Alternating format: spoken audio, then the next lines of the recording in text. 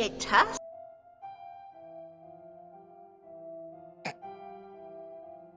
Shit. Shit. Yo. What's up? How are you? Welcome back to fucking Dark Souls 2. Hey, what's going on? How's your day been? What you been up to? Oh wait, the Twitch emotes actually animate on screen now? Really? Seriously? Is that a new update? Hold on, post the dancing emote. I mean, I have it customized so that like Pogona Pop will always have it work because I actually made a workaround for that. It's context sensitive and you can actually make it so like if you say a specific phrase in chat, it'll post a GIF into the overlay thing. Nah, it looks like it's not fully working. Okay, that means I need to work on like the dancing emote. I gotta like make a workaround for that too. I don't know why Stream Elements doesn't like tap into the API and let the official emotes animate, but then like all the third-party ones do, but whatever. It's a third-party overlay. Yeah, no, Pogona Arrive is animated. I set that up. But, yeah, hey, what's up? Let's continue the adventures of dearest Pongo in the land of Dragolech. I just beat all of the Lord Soul Carriers, and I guess Aldia showed up, and now we have to go to Drangolake Castle, which is through the Shrine of Winter. Gotta go, I think, over to where the Shaded Woods was, but I'm pretty sure that's all I really need to do today in terms of, like, where I need to go, but I'm trying to remember, do I need to, like, go back and do anything I missed? I feel like I've been missing a lot of things in this run. There are so many things to do in this goddamn game. Like, no, I definitely am, because I haven't even fought, like, Dragon Rider. Or, well, not Dragon Rider, the fucking Dragon Armor. The Dragon Slayer Armor, dude, the goddamn Ornstein. We gotta go back and fight him. I have to do this now. Otherwise, it's not gonna be fun later. Because I'll be way too strong, and I probably already am. Yeah, the entrance to Drangolake Castle is by the Shaded Woods. How much longer is this game? This is like the halfway point, if not even. This is a super long, super dense Soulsborne game. I think this might have the most content I've ever seen in any Dark Souls game, other than like maybe like Elden Ring. There's a fuck ton to do. There's so many areas to go to. It's kind of insane how ambitious this game was, how much they wanted to do with it. And I can see like why there is so much cut content regarding this release. It is filled with it. These are not good weapons to take against these dudes. Whoa. Where the fuck are my flasks? Oh, there we go. Wow, what is this setup? What am I doing? Get poisoned. Oh, shit. Okay, well, that works. That takes care of one of them. Yeah, the DLCs are huge in this, too. Like, actually substantially large. I've been doing them in the original version, and they are enormous. I really hope they wind up doing some DLC for Elden Ring. We got a huge update today. Finally, Elden Ring has actually fully embraced PvP scaling, specifically for PvP only and not like going over into PvE. So finally, we can have our PvE abilities that are super overpowered for PvE, but not bring them over into PvP where they wind up stopping players unfairly. Good work, From. You finally fucking did it. It only took you 10 years. God damn. I saw them dabbling with it near the start of Elden Ring, and they've done it a few times throughout, like, DS3, but they really have shied away from that shit for, like, forever. And I'm really not sure why, but I'm just very glad we finally have them fully embracing it now. And we no longer have to play this guessing game of will they ever fucking actually implement it, like, properly. So I'm looking forward to seeing what the hell they're gonna do with the meta. It needs some serious cleaning up because they literally can't have their cake and eat it too if they want to have like ridiculous anime bullshit PvE and then also fair like PvP. You really can't have both unless you wind up scaling things differently for the player base versus the actual enemy AI. Oh yeah, I know there's like DLC data mine shit. Like, there's 2 new major maps that Zoli and like Vadi and a couple others found. There's one that's definitely like supposed to be a giant main world, and then there's one that's might be a legacy dungeon. That's all we really know though, but there's nothing else in the game that can tell us really what they are other than the fact that they're new IDs and they exist. So, I have a feeling that we're probably gonna see what the hell that continent is that's like way off the map. It's like on the northwest like part of the game. It's totally out of bounds, but it's there. It's a big empty area. It has nothing in it. It's just one giant landmass, but it's totally empty. It's totally barren, totally low definition, everything. I have a feeling that's gonna be the new map. Whether or not it's where it is on the like overworld now, I have no idea. But I could see them doing like, I don't know, one of the many other lands that have been talked about throughout the story. Something like that. What if they just added empty data to the game as a joke? I would say FromSoft is not clever enough to do this. I wish they would be that clever, but they're not. I don't think they've ever like done like a Jape update to fuck with people. That's something Sakurai would do though.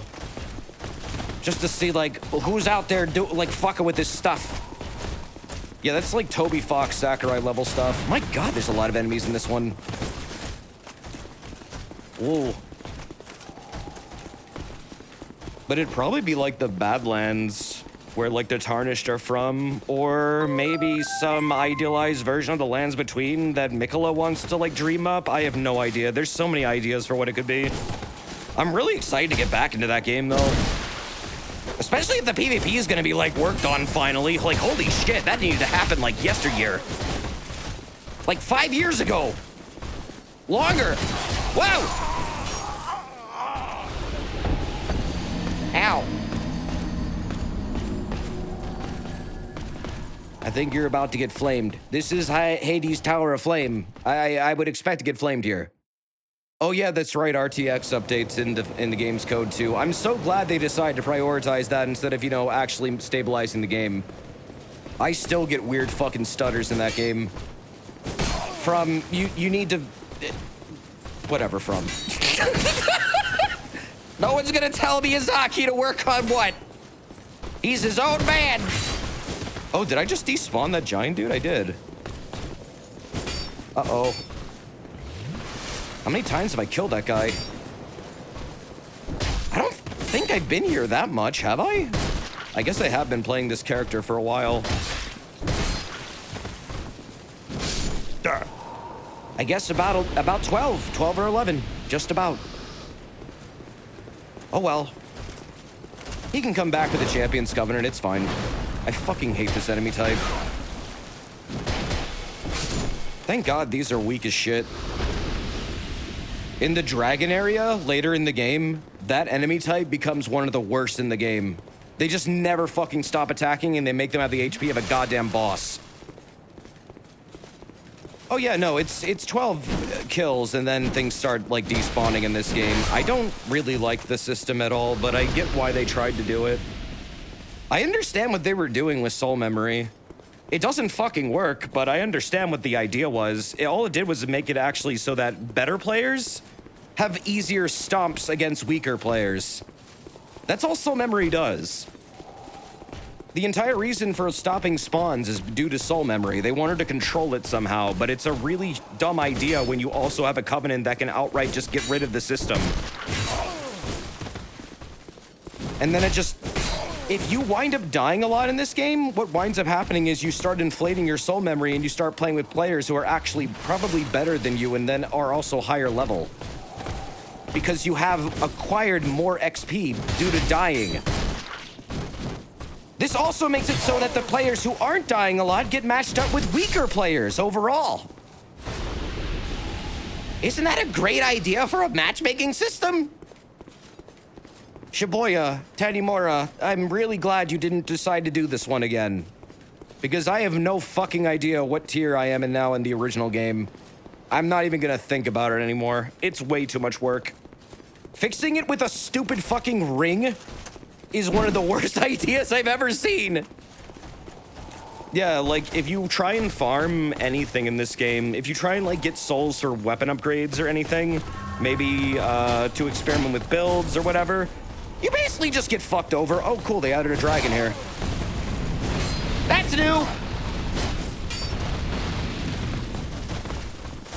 Wow, everyone's here!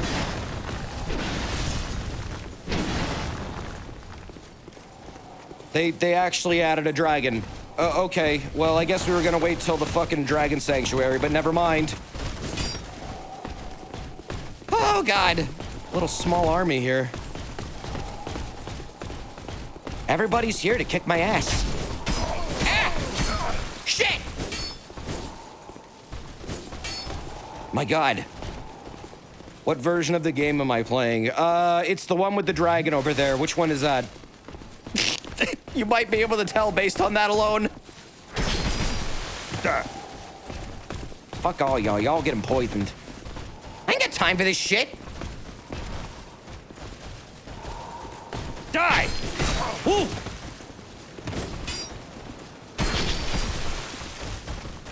There we go. All right, that one's taken care of, and then I need to get the other one. Die. I don't know if these big dudes can get poisoned. I guess they can. They're not golems. They're just giant dudes. Unless they can't be poisoned. Oh, fuck. Why are there so many? This is one of the first areas of the game. Good Lord. This is the Tanimura edition. The Tanimura cut. He decided this area needed to be substantially harder. No, we need small armies wherever we go. Yeah, in the base game, this area is significantly easier. All the Haida Knights are like Heidi Knights. They're really fucking making this brutal. It adds a whole nother layer of like difficulty. In the original game, it's just the big dudes, and they're really easy to, like, manage and kite. Yeah, the Heidi Knights, now they're all they're all woken up now, so now they're aggroing. I don't know what determines what they aggro over, but a switch has been flipped, and now they all hate me. You say difficult, I say bullshit. I mean, it's not unbeatable. I just did it. The thing about this game that's different from the other Soulsborne games is it expects you to actually take your time and take out every single enemy on your route to wherever you're trying to go. The game does not like you skipping over things, and it will actively punish you for doing so. Once you try and play this game on its own terms, it begins to make more sense and you start dying less. But if you're coming from any other Soulsborne, this is a highly abrasive way of like playing the game. Most of the time in Dark Souls, you're able to assess challenges, and whether or not you want to engage them, you can usually go the other way or around them. This game says fuck you if you do that. It will make your life as hellish as possible. With the effort, the sole effort, all the game can think about is killing you. To punish you for daring to try and get past whatever the hell it has in store for you. By overwhelming you with excessive amounts of enemies that have ridiculous range for their aggro. But basically, you're supposed to take them out one at a time or figure out how to take on groups. In some ways, I kind of like this game being so different because I do get a little bit bored of the traditional Soulsborne formula, but honestly, that doesn't really excuse the fact that it's incredibly different to the point where it's abrasive. I do get why people like it over some other games, though, if that's what they prefer to play like. Some people, they like this. It's fine. I don't really mind it too much now that I understand how to play it, but at the same time, this is like the first area of the game. There are two first areas of the game. It's this and then the Lost Giant Forest place. To put a fucking dragon there? That's some serious shit. That's supposed to be like one of the first bosses! damn! You hate the capes, they don't function good. In this game, they hadn't really done good capes yet. I think the capes get a lot better in the later games. Yeah, the physics aren't as good. But then again, there are some items in armor sets that actually do have really, really thought out cape physics as the entries went on. I don't know if this game has any, but I think DS3 had a couple armor sets that had really flowing capes. Desert, that's a wyvern. You're right. I'm sorry. It's a wyvern. However, in this series, wyverns and dragons are pretty much the same fucking thing. They don't have the distinction like Monster Hunter does. They don't really give a shit. If it's scaled and flies around, it's likely related to stone dragons, and that's all that really matters. Doesn't matter what we call it. It'll do whatever the hell it wants. You're not gonna stop it. Bitch is immortal. Until it's not. Drakes are like... So wait, there's like drakes, which I don't understand. They're like tinier versions of wyverns in this game. The wyverns are like hellkites or your typical like two-legged and like two-winged dragons, but sometimes they're not too. Sometimes they have four limbs. It's weird. And then sometimes they call like the two-limbed ones dragons. It's strange. And then there's all these different kinds of dragons, too. Basically, all you need to know is that every fucking dragon in the series is just a living form of rock, and it doesn't matter what the hell they look like. Also, if it's reptilian, it's probably a dragon. That includes basilisks. It is most likely... It is actually pretty likely that basilisks are dragons of some kind. Some kind. I don't know what kind, but they've never really clarified. But the fact that Aldia is researching Basilisk when he wants to research dragons in order to study immortality to get out of the cycle of fire because dragons literally live outside of it says a lot about basilisks. He wouldn't be studying them otherwise. What about worms? I do believe they use the word worm once or twice, but not really in the sense where it would tell you a whole lot about their biology. Yeah, dragons in this series are related to rock.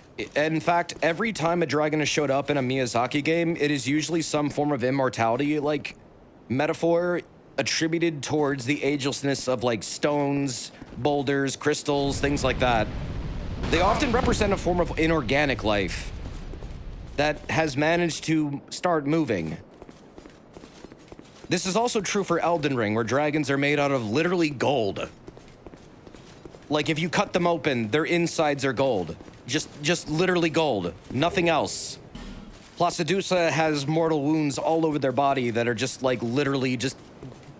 It's like striking a gold vein. That's what their insides are like. And then all the membranous tissue of the regular dragons are also gold. This guy's a nightmare to fight after you wake him up. Yeah, I can tell. This is gonna be fucking awful. Okay, do we got a heater shield or something? Because this is going to piss me the fuck off. 80. Oh, boy. Do I have flash sweat? What a shitty place to put a fucking dragon in a first area. Come on! Come on now! Oh, shit, germ shield. Wait, how much is that? 32? Well, my strength will double if I equip it, so... And then two-hand it, right? Yeah. This should protect me.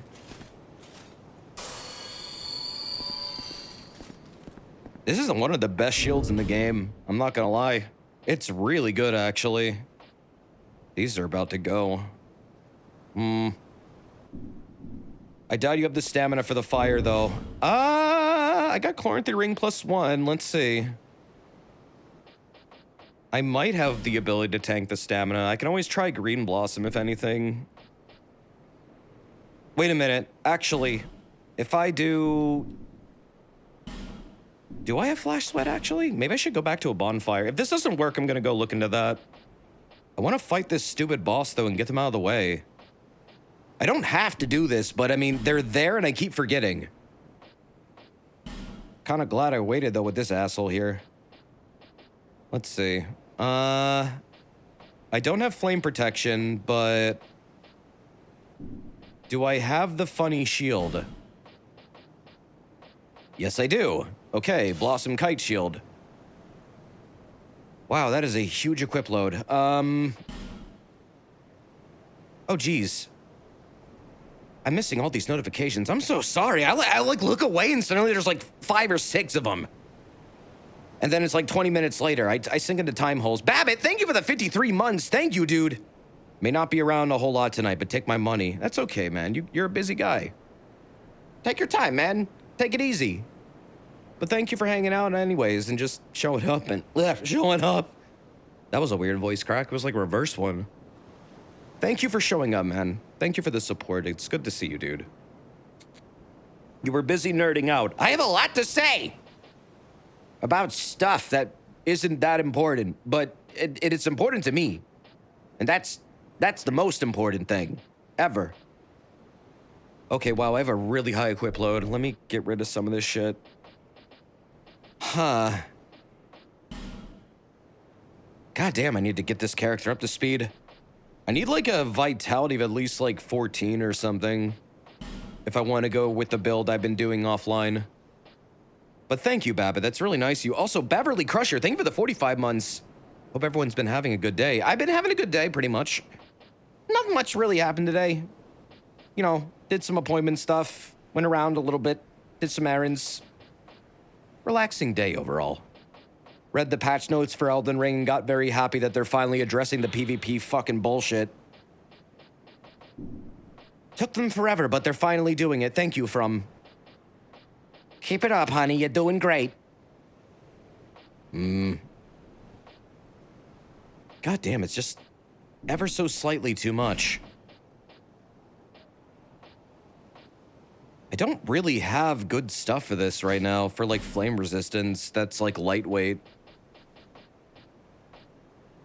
If only I had... Do I have the Hexer stuff, actually? No? Oh, fuck. I don't even have Hexer's gear? Well, shit! That explained a lot. That's like some of the best elemental shit in the game. I rock that stuff so much. Well, I'm not gonna have good flame defense. Might as well just try this. Probably gonna get my ass whooped. I do not have good healing either. God damn it. You didn't talk to Falcon. No, I talked to them. I just haven't gone back and talked to them. They haven't, like, given me their free stuff. That doesn't happen for a little while later. Until you, like, have, what, 20 or something in each stat? It's a level requirement, not so much a talking requirement. Also, Amethyst, thank you for the 21 months. Thanks for all the last smiles and fun deep dives into lore and video games. Keep rocking on the funny... Listen, man. I'm trying, dude. Thank you for the support. That's very nice of you. I'm gonna fucking die. Oh, shit. Well, that worked. Ha! Okay, power stance. Let's go.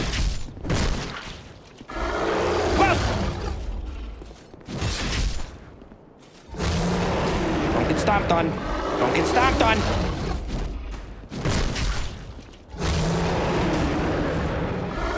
Whoa! I am pretty sure this thing can stomp me to death.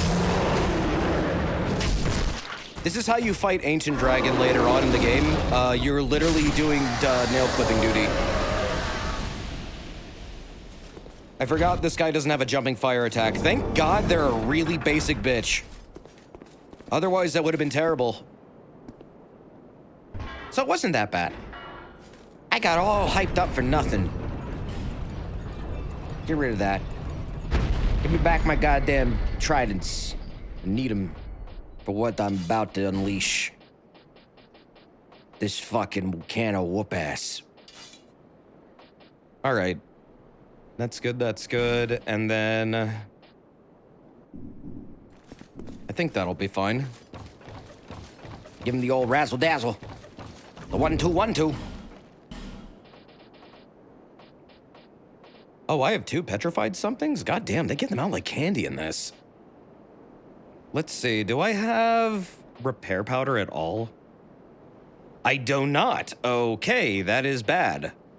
Why do I not have repair powder on this character that heavily needs it for whatever the fuck they're trying to do always?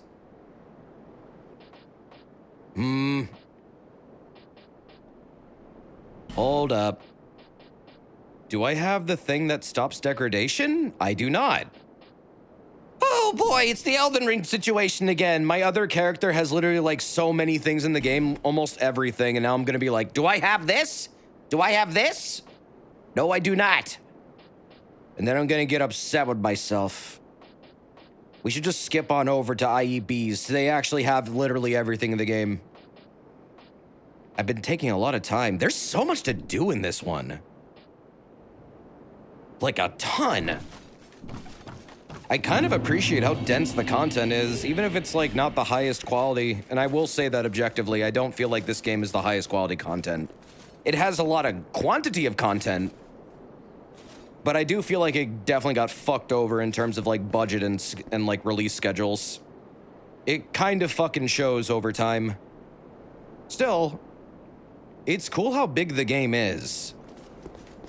And once you get used to the game's like general flow, you really start to enjoy it a bunch, but yeah, you gotta temper your expectations compared to the other games. They wanted to do way too much with way too little resources. However, that ambition did empower the rest of the series, so I mean, I'm grateful for this game still. Yeah, I mean, there's low points in this game. I think they get pretty fucking low at times. I'm looking specifically at the Consecrated Snowfields beta and the Gank Squad in the DLC. Whoever the fuck decided those are okay, Miyazaki must have not been in the office that day because I know he had a hand in those DLCs. What the fuck? Who the hell said that was all right? I don't think even Tanimura knew about that one. He's not even that bad. It really just feels like they just decided to go, well, you know what? This DLC was really good. We need to fuck it up somehow. Let's have the player fight a fucking super unfair gank with AI that never stops, like, tracking them. Ever. That was cool. Also, invisible enemies that pop up in the middle of blizzards and then I'll have, like, boss damage and HP. Also, very nice. Good job, Miyazaki. You're going to no-hit Sir alone, right? I don't know if I'm going to be able to do that, but I think it's very funny that he will commit seppuku if you wind up doing that. I've gotten close. He's actually kind of difficult for me. I didn't find Fume Knight that hard. Honestly, I found him pretty manageable and, like, easy. But then, like, Sir alone is the one that's actually giving me the most trouble. Even, like, Smelter Demon, old Smelter Demon, was not that bad for me. It's interesting that that's, like, the boss that actually winds up being difficult. It's fucking Sir alone, and they're, like, constant samurai clashes. It's because his attacks are very, very, like, brief. And you have to do it a whole bunch and, like, clash with him. Yeah, Fume Knight is pretty predictable. I mean, honestly, once you understand their hitboxes and, like, where to move when they do a specific move and how to, like, get out of dodge of that one, like, big flame sword where the blind spots are. Bye, Ornstein. They're not that bad. Their phase 2 is pretty overblown, in my opinion. It's interesting, the lore of that last boss I just did. There are two beliefs. One, it's a memory of Ornstein, or two, it's an alternate timeline Ornstein that gave up lightning, embraced the dragon riders who now ride dragons instead of slay them, and then embraced dark while keeping his dragon rider, like, you know, skills intact, just combining him with dark magic now. There's been a couple timelines where Smog and Ornstein have, like, been inserted into the game. And I don't believe it's out of the question that that was just a totally different Ornstein from the one you met in DS1. And I'm very positive the one in DS3 is absolutely from a different timeline. Even though you never got to meet him, he was still alive, and so is Smog.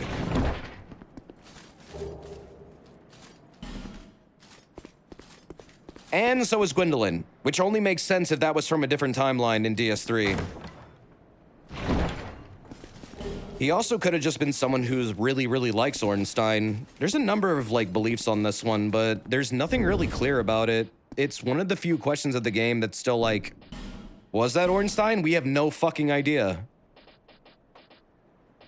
Maybe it was just another Dark Souls 1 reference. God, this game makes so many. I think it's a terrible game because of that. It should make its own story. People who hate DS3 say this so much, and I don't understand it. The old dragon slayer is reminiscent of a certain knight that appears in old legends. Reminiscent is a key word, but then again, this game was really shittily translated, so I don't even know if that's meant to be there. You know how bad this game's translation is? They outright get things wrong.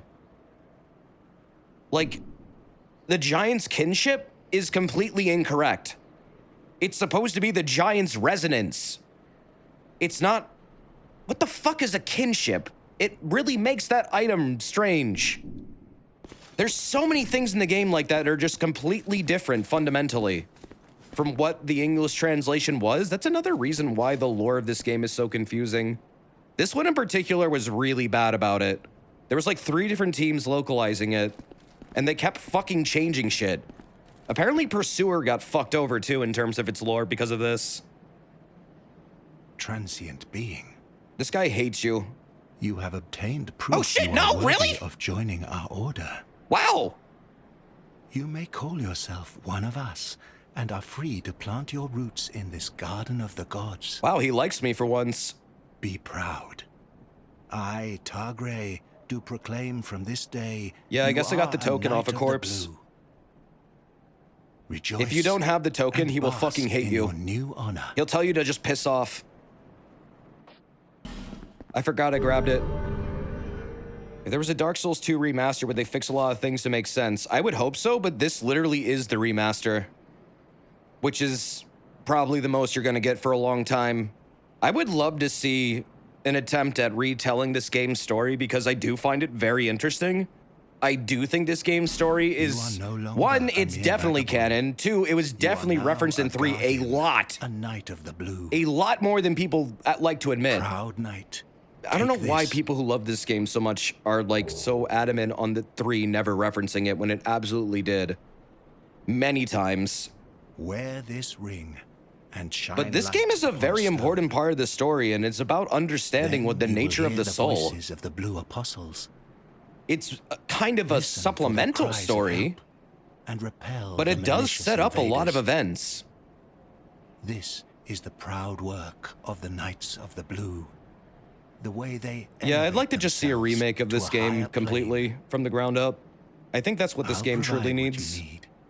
You may visit me at any time. I appreciate the Dark Souls remaster. I know it wasn't really done by FromSoft, but being able to play Dark Souls at like any resolution I want, at any frame rate I want, is a really big deal. And that's for some reason something From still hasn't figured out even with Elden Ring. What is the nature of a soul? Well, it depends. You want like real life or the game? Because I have the answers to both. Proud knight. You might not be ready You for the may real come one. to me, Targray, for help. Teach me how to dual bow. Isn't it true if you use this against Sir Alone, he'll bow back or something? I've been trying it, but he doesn't do it. Is it this gesture or is it a different one? I've been reading that like all over the place, and yet I can't get it to happen.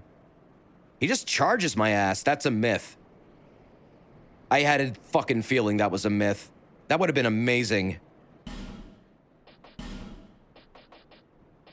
I mean, this would be the game to do it. They did a lot of weird experimental stuff like that with like NPCs emoting and shit like that.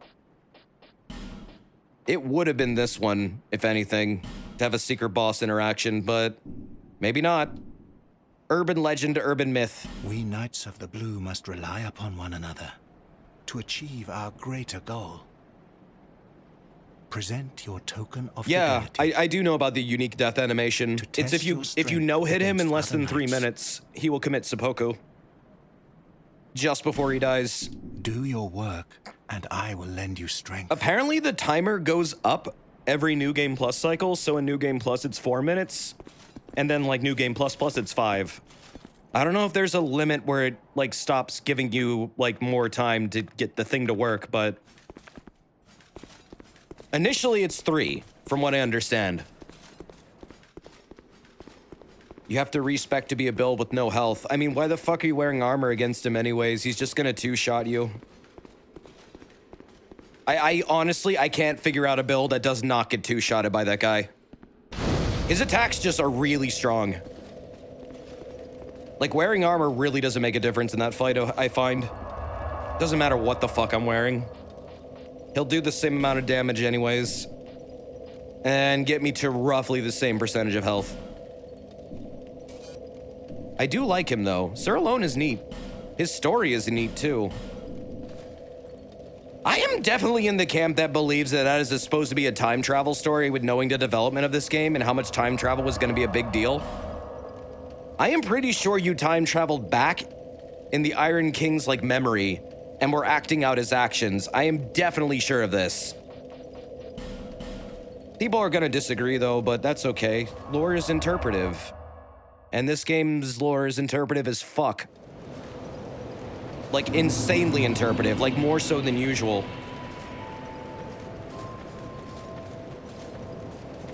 Do you have enough room in your PC for a 4090? Probably, but I'm not gonna get one. Why would I get one? I have a 3080. 4090 is overkill. 3080 is already overkill for most things. Seek souls. I have a massive case, dude. Larger, more powerful souls. Seek I the think my king. computer case might be like That is 100 the pounds. only way. It's huge, but I need it to Lest be. this land swallow you whole, as it has I have a many. lot of components in there. It's also like, you know, my work. So I invest a lot into it.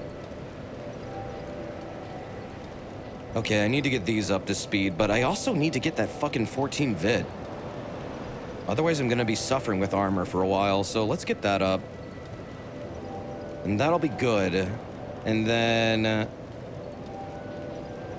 I'm not sure what kind of build I'm going for. I might get this up to 30 and this to 45.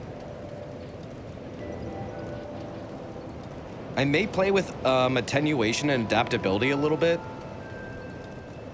And I don't know what else beyond that. I mean, I want to get these up for the dark damage for sure.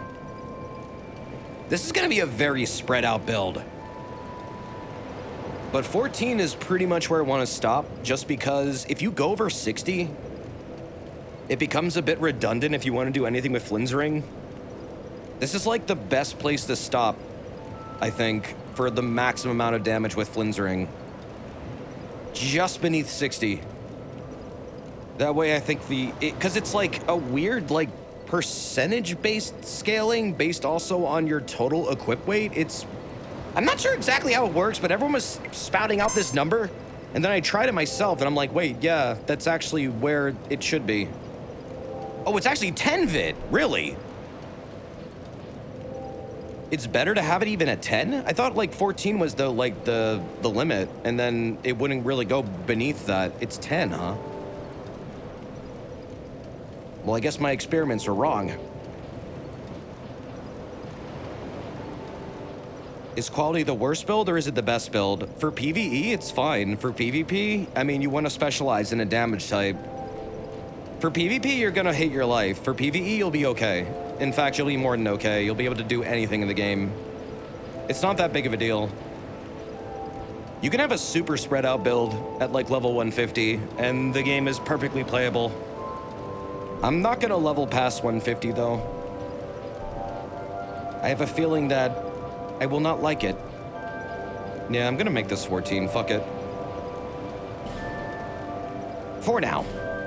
40 strength, 40 dex is amazing for PvP. Well, yeah, I mean, like, if you're gonna go straight up quality, but you can't go, like, quality hex, that you're just gonna have too much split damage otherwise, but, I mean, that also would take into account people who are limiting their soul level, which this game fucks over, so, you know what, it doesn't matter. It doesn't matter at all.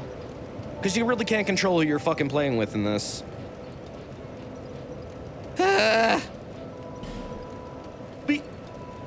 Also, Koivap, thank you for the 22 months. Thank you. Thank you very, very much. It's almost 2 years, Koivap. And low to you. And Cuddles, thank you for the 42. 42 months, that's 4.6666 babies. Wait, who's having the baby though? Not me. I can't have babies. I don't want any. Also, what happened to like 0.4 of that other baby? Like, well, hold on a second here. If 42 months is 4.6 babies, then where is 0.4 of the last baby? Did it just get devoured by the time squid or something? Like, what happened? Purgatory. Oh. Oh, baby. That's very sad. You'll never have a baby with that attitude, Desert. Well, thank God. I'll keep this attitude up then. No, thank you. Oh, I don't want that equipped. I want to get a lot of this bloat off me, actually. Half this shit I don't need. That's better. And also, Scorpios, thank you for the 42 months, dude. 3.5 years. Yeah, that is 3.5 years. You're right. You and Cuddles both. Still remember the first Pogona beat stream I watched. Glad to see you improving and going strong. I'm trying, dude. Glad to see you improving, too. Your art's gotten really good as well. It's good to see you, man. I still remember all those cool arts you were setting, like, back when you first showed up and you were doing, like, birthday stuff for, like, Leonard. With his butt out. I remember that shit. Leonard used to sleep in a log a lot with his butt out all the time, and people would draw and make fun of it. Uh-oh, where the bot? Is Pogona bot not fucking here again?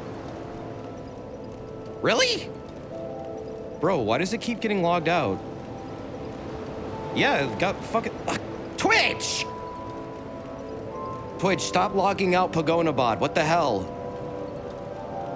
No, they need to get authenticated again. It's fine. You know what? Actually, I appreciate it. It's better that they log it out and, like, make me re-authenticated pretty often. Otherwise, someone could just hijack it. So... Hey, better security practices. It used to never log me out. Which, honestly, that's kind of a concern. I'm glad they fixed it. When I really objectively think about it.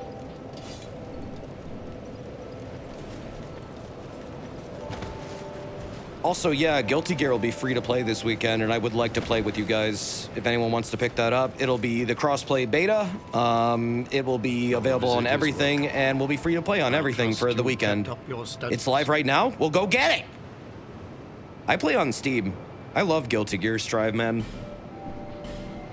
I'm a Kai Kisk main, which also means I main one of the worst characters in the game, but it's okay. I enjoy it. For some reason. I don't know why. Maybe someone else knows why, because I don't have the answer at all. I need fire seeds. One day, my teachings will save.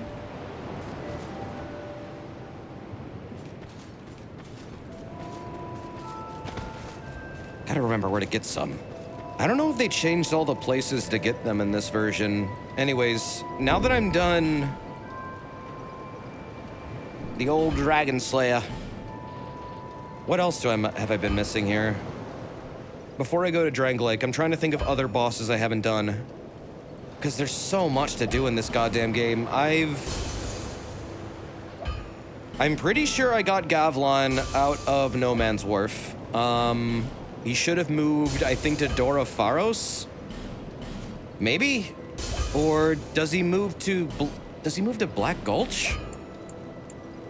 Where would he be now?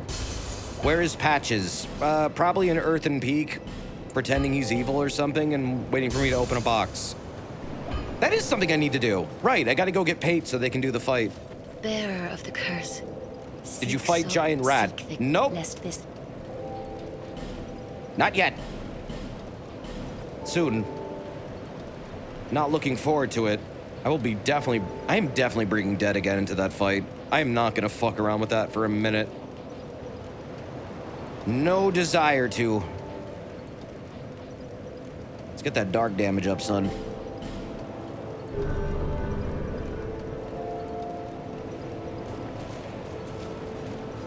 Yeah, where does Govlon move in this version after No Man's Wharf? I'm trying to remember where he moved to in the original game. He eventually winds up at Door of Pharaohs, but I think there's another location he shows up at before then.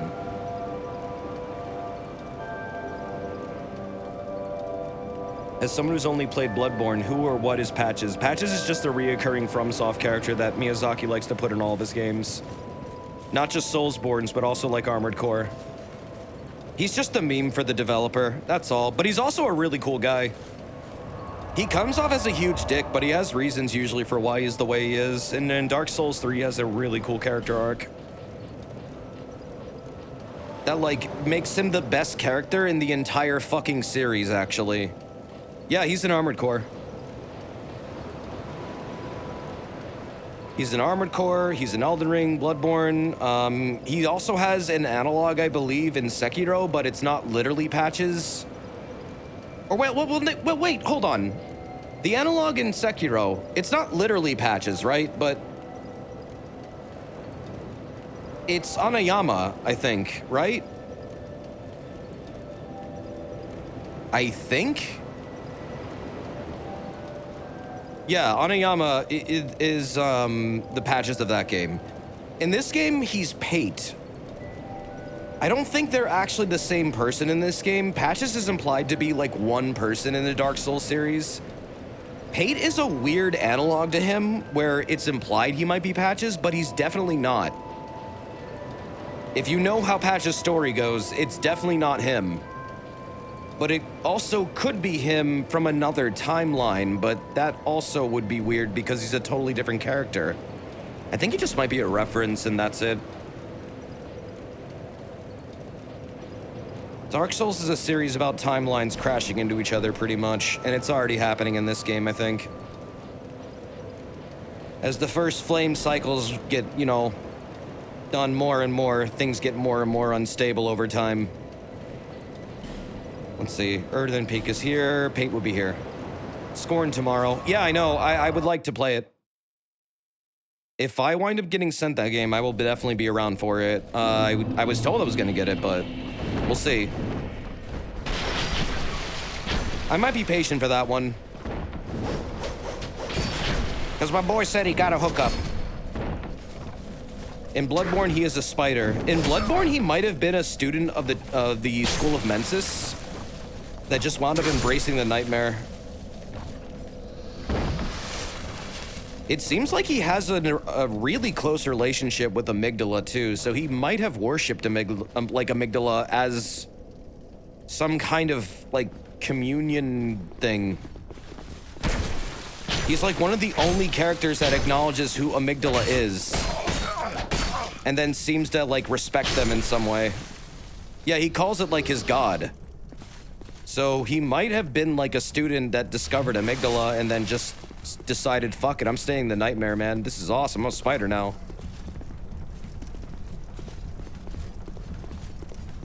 Amygdala was the giant brain, right? No, Amygdala, you're thinking the brain of Mensis. Amygdala was the giant, like, demon thing that would pick you up sometimes and teleport you places or just crush your brains with its brain.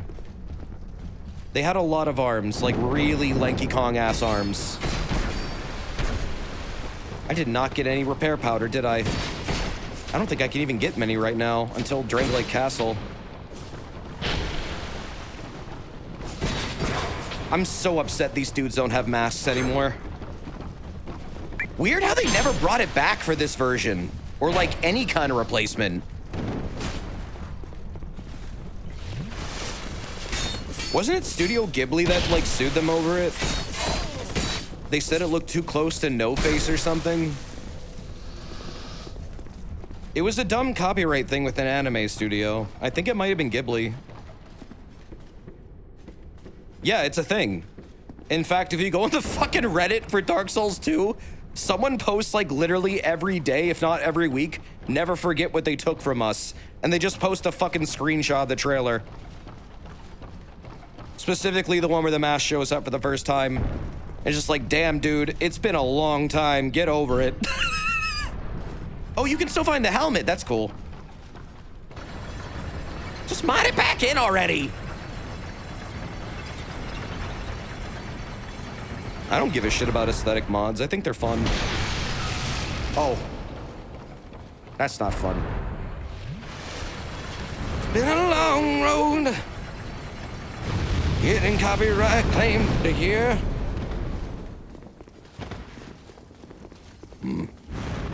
Okay. Yep, Pate is still fucking here. I did not exhaust his dialogue. There we go. Also, DLC. Thank you for the bits, dude. First learned of you back during Bug Fables, and to this day, your V, Kabu, and Leaf voices are my headcanon. Bug Fables was such a good fucking game. Well, we meet again. There's treasure this way, but I have a bad feeling about it. Thank you for that, though. I don't quite. If you've have never the played guts Bug Fables, go myself. get it. Go play it. The devs are really cool, and it's the best Paper Mario game I've played in the last decade. Well, we meet. There's treasure. All right, I he don't- wants me to get the treasure, and then he'll be done here. Got it. Oh. It's a super good RPG that innovates upon, like, Thousand Year Doors, like, combat. It lets you, like, utilize 3 characters instead of just 2. The writing is really good as well. The music is a fucking bop. And Gino is a level 1000 Angie in Guilty Gear Strive. That is one of the lead devs for the game. I do not know why they are so good at fighting games, but my god, they are great at kicking my ass. There's another Paper Mario style game coming out soon too, and it's spooky themed. Really? I haven't heard of that one. I did not know. What the fuck is breaking shit? Wow! Stop! Okay, bye. You gonna die? You dead? No? Duh.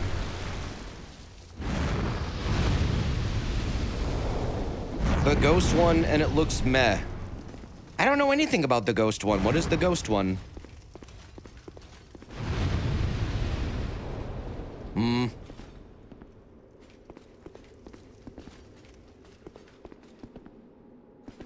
Gotta drop down there.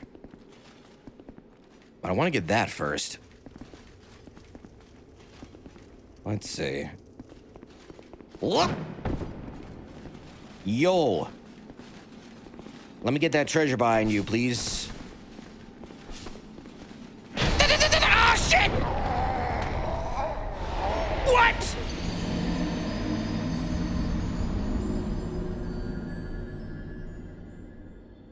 Huh?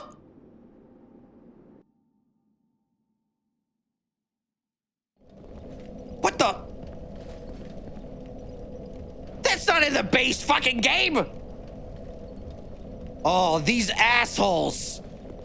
Tadimora, what the fuck, man? Why? Why, Taddy? Taddy, baby, what's going on? Why you gotta add a fucking death trap there? You fell for Pate's prank. That wasn't Pate. Pate wanted me to go somewhere else completely. I was just going there as a detour. That was Tanimora's, like, little trick. He was like, oh, you know this jump, don't you? Well, guess what? Now you don't! Ugh. God damn it, Pate. There's so many dudes! Jeez, fuck!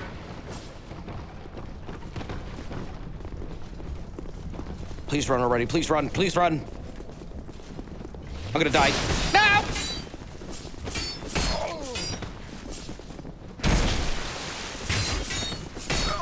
Ah! Christ!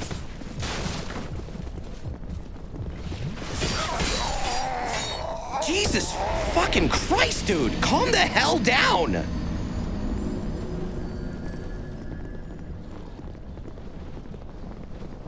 Just like, on your ass all the time. That combo is, like, not that hard to deal with, but then when there's 2 of them doing it over top of each other, that's when it gets stupid.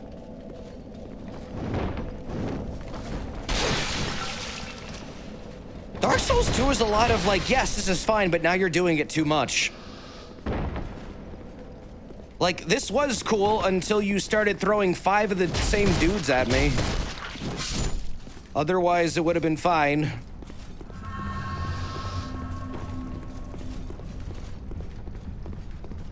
Jesus.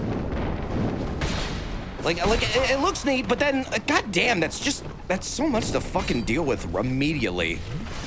You walk into the room, fuck you, get poisoned. Take all your damage. There you go. Take them out one by one. Ah, dude. It's okay, we're getting there. I'll get back to where I was, hopefully.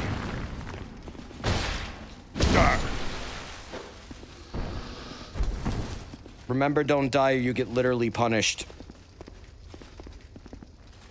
What, with like the health drain thing? Honestly, in this game, the health drain being gradual is actually easier than every other entry. I've never understood that argument. As someone who like actually has things to complain about with this game, the health drain thing has never made sense to me. That's not an argument, because literally the other games have done it way more, like, way worse. Even Dark Souls 1 did it way worse. Curse in Dark Souls 1 was infinitely worse than this game's death, like, penalties. Anything like it. Just being in hollow mode reduced your health severely.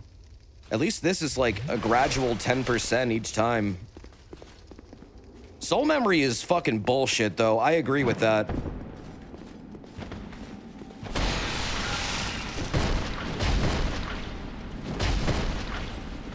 That is actually how you get punished more when you die. Soul memory is actually the more of the punishment than it is like getting health drained.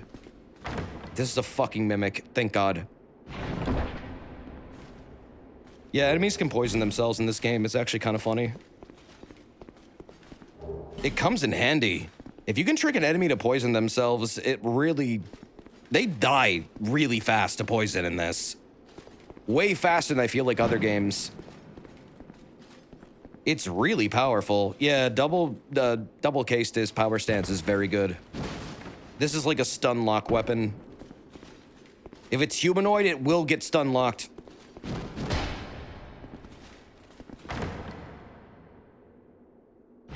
Yeah, the big hammer dudes run this shit a lot. They'll run right through those poison pots and immediately die. Okay, open the door. Well, good to see that you survived. Perhaps you're more rugged than I thought. In any case, the treasure is yours. Manslayer is a good weapon. The katanas in this are really, really good. They're always really, really good, though. I prefer a more cautious approach. It's hard to know who to even trust these days. For instance, I've heard that a man is out for my life. Now, what misunderstanding could have ever led to that? The You're a poor dick? man must have quite an imagination. You be careful too, my friend. Trust can be a dangerous thing. He's right, you know. Don't trust him. He'll fucking kill you. Yeah, I've heard Alone's katana is really good.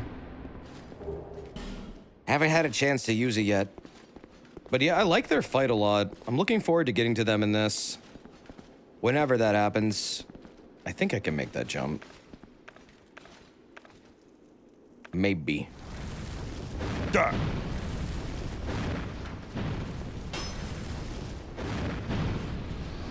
Burn! Okay. Ugh. Gotta angle this right, otherwise I might shoot the fuck off and die. Okay, I think that's good. Yep. Nice.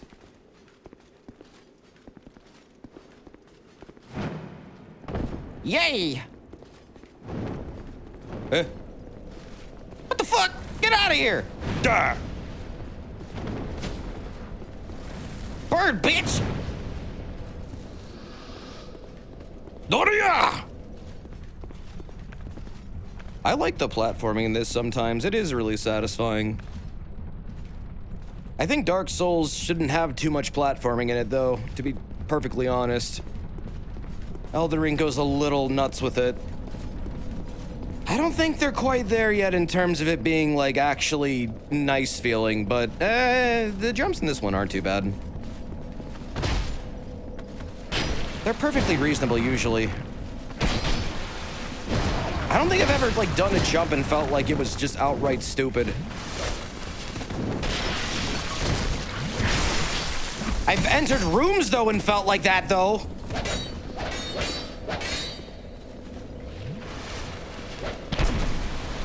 Quite often.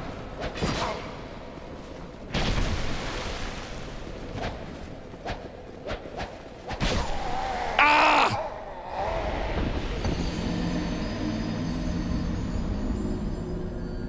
Ugh. Alone's katana has the most unique movement for katanas, like Black Iron has a different R2, but not much else. The Black Iron Katana's R2 is really, really strong. That thing does, like, fucking double damage if you do it right. I have no reason to be here now. Pate's already gone. And I do not care about 2,000 souls. And I'm pretty sure I got all the treasure I needed here, so I'm fucking out. I'm going over here now. Did I not get the bonfire? I did not. Didn't get several of them. Or at least one. Time to go to church? Time to pick which one's your favorite. Chat. P or C? You must pick. B or C? Kill both. How did you know?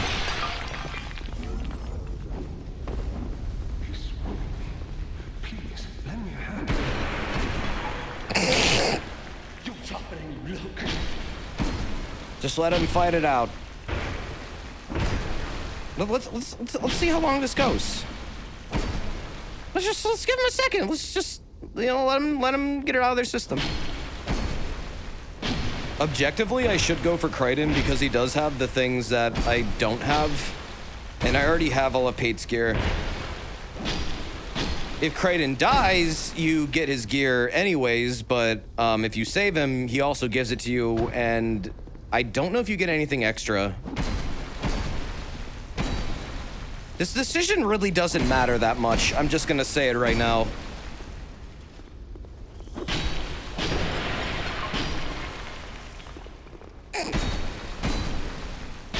Kill each other.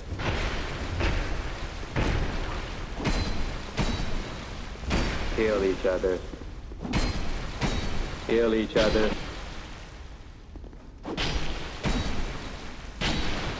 They're gonna do it. Kill Pate. Crichton is best boy. Have you found the pickaxe yet? No, I have not. I'm just gonna take this really quick. You guys are making a mess. Who will win, chat? I mean, it's looking to me like Pate's gonna win. I don't know. That fucking spear is really giving him an edge here. Those pokes are fucking deadly. And I mean, Crichton did not bring a shield to this absolute slugfest, and that is going to fuck him over big time. You're gonna see in the second half, how will he ever recover that much HP? He's lacking the stamina. He's lacking the accuracy. Come on, man. Get in there, Crichton.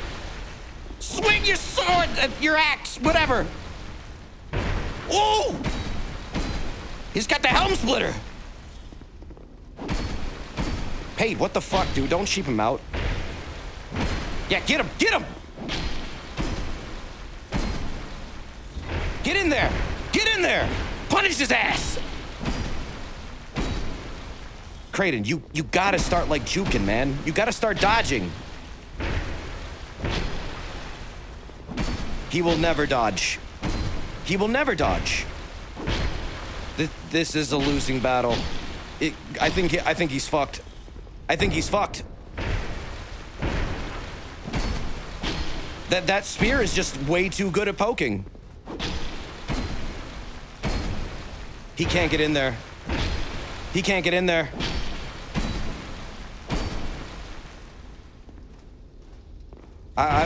Chat, this might be settled. Oh! I don't know if there was a bet. Was there a bet? And we have a winner! Oh! There was not a bet. To the victor goes the spoils. The victor is me. It's okay, you can get all his stuff anyways. What was he thinking? I don't know. I haven't done a thing. You didn't? You didn't do anything? What was he? I haven't. They literally just both disappear after this, right? Wait a minute. What? I haven't. So now I kill him, right? To get the key? You didn't help, so you didn't get his key. Oh, fuck! You have to help to get the key? You didn't contribute. Whatever. Yeah. Well, I wish I had known that going in. I thought one of them was just gonna acknowledge me and just be like, oh, hey, thanks for the help. Key gone. Well, that would have been great knowledge to have. What a fucking oddly specific thing. I forget what you even get for this stupid key. It opens up a random door that has like a booby trap chest and then something else, but whatever. We tried to tell you. I didn't see anyone say anything, but I don't care. I legitimately don't care. You get a gloves item that increases critical hits and normal attacks. Oh, wait, yeah, that's his gloves. Yeah, I remember now. If people were saying I needed to help to get the key, I did not catch that message at all. If, like, maybe one person said it, that's easily gonna get ignored. And just completely overrun by other messages in chat. Oh, cool, that's the bonfire room. I can't even get in there. Bro, I fucking hate this area.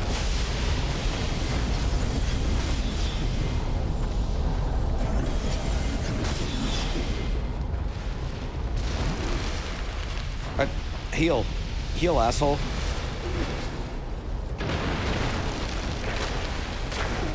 What the fuck is this? Really? Oh, that's some bullshit. Crossbow man. No, it's more like 50 spiders in this room where there wasn't that many before. Ever. What the hell? Did they need to make this area harder? Because it already sucked.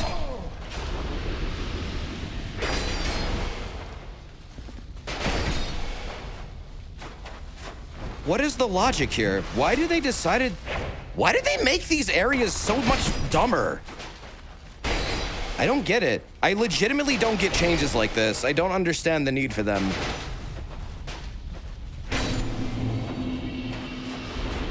Why add like 20 more spiders into that room when there doesn't need to be that many? That's an insane thing to have your player get like fucking manage on top of an invasion. Is this a mod or something? Nope. Dark Souls 2, Scholars of the First Sin just has fuck tons of enemies in every goddamn room. I mean, the base game already had a lot.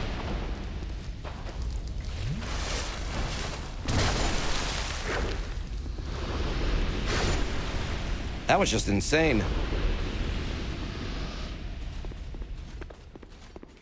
Yeah, I have no idea how they change up the DLCs for this version.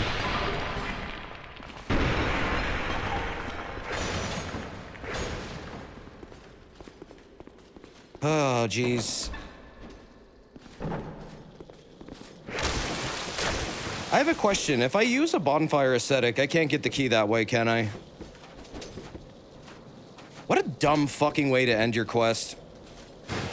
I legitimately wanted to see who would kill who. Really wish I had known I had to attack one of them.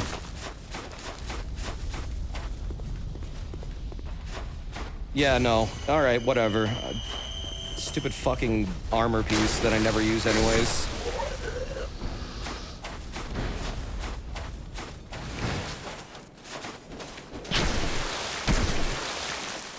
Would have been cool to go in there, though. No idea why they don't just drop it anyways. Whatever. It would be in here.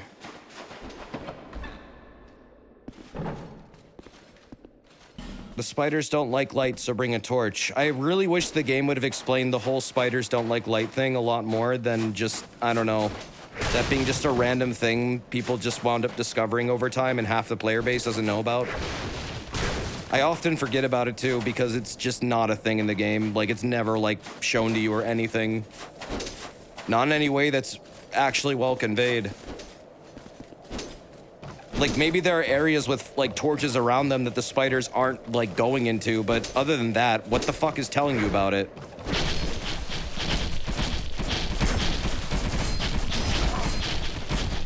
Just one of the very many weird decisions that this game does. Just buttloads of confusing mechanics.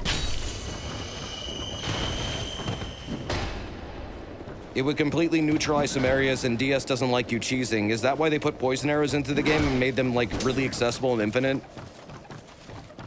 This game encourages cheesing more than any other Soulsborne. Like, look at this shit!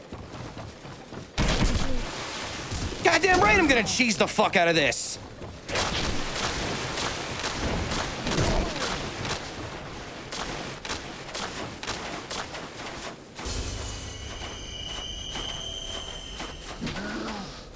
It's like sometimes I feel like the only option for some areas is literally to cheese them or to, like, use very specific items to, like, I don't know, lure enemies around the area or something.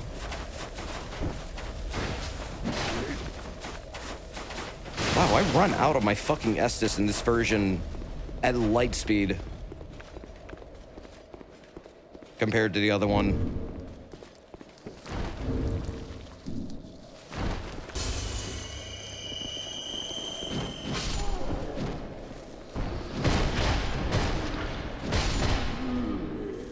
Jesus.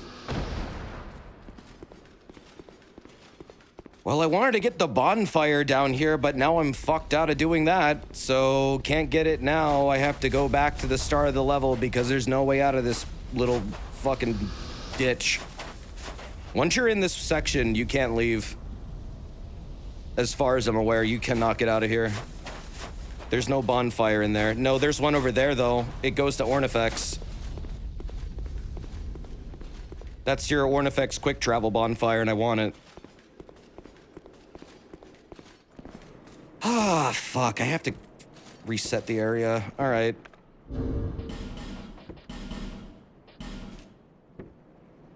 You can always burn aesthetic for the quest. No, you can't.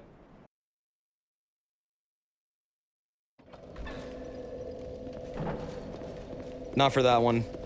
Not for NPC interactions like that. If it was a boss fight, yeah, you could, but that's not a boss fight. That's a very hyper-specific thing.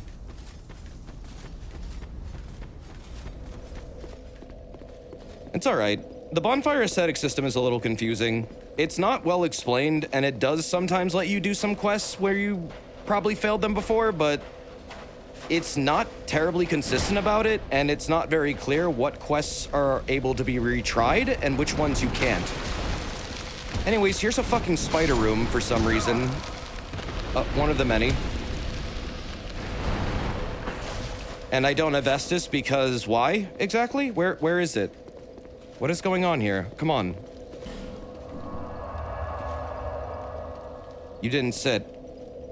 If I fucking teleport, just give me full Estus. God damn.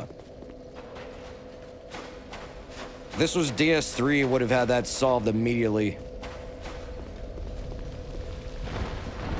You don't rest when you quick travel. Yeah, yes, I'm aware. It's a part of the game I fucking hate. It's tedious and annoying. There's no reason why they didn't just give you Estus upon traveling, because literally it should be treating you like you just sat at one. But whatever.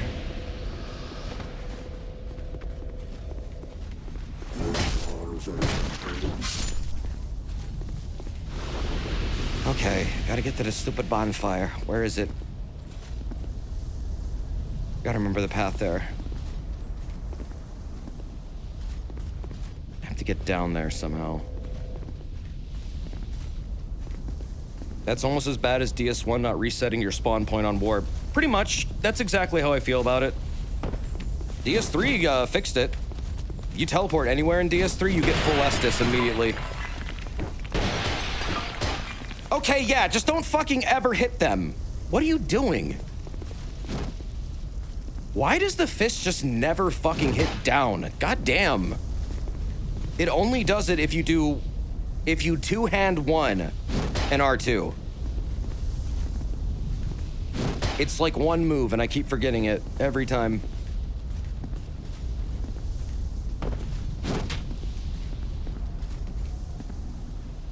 I do not feel like I've made the right choice. I think I have... Yep, I fucked up. This will not get me where I wanted to be. I hate this area so fucking much. I hate this area so fucking much! Good lord! What a trash area!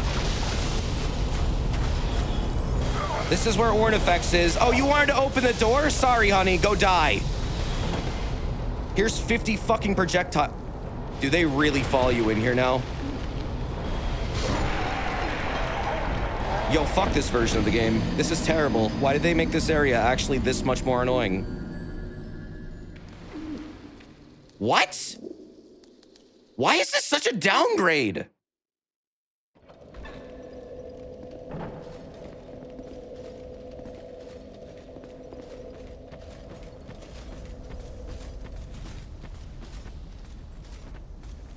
Like, what the fuck? There was a zip line there in vanilla, now you have to drop from up top. Yeah, I guess you do. You're right, there was a zip line there in the other version. I remember now. What the... This is yet another change? I don't understand. Why would you change that? What was the need for it? Why would you make that infinitely more confusing for your player? It was fine before. What the hell?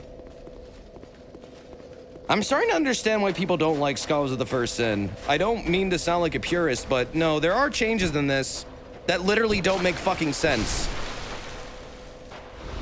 And don't really do anything but make an area more annoying to navigate.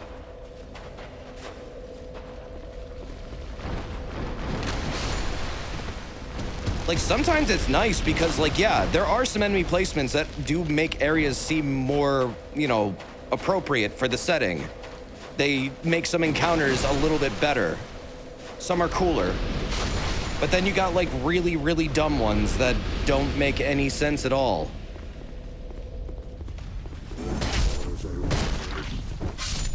Because the zipline was a trap? I never got trapped by it or anything like that. It was? I don't remember anything bad happening whenever I used it.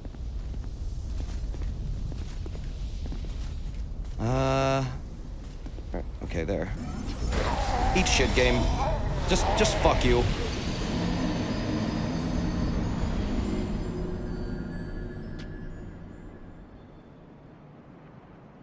I love Dark Souls for its difficulty, but only because its difficulty presents fair challenges that are not easily, but like you can overcome without, you know, ripping your hair out. People don't think that's real, but no, really, the rest of the series is not like this. I don't know what the hell they were doing for this game, especially this version.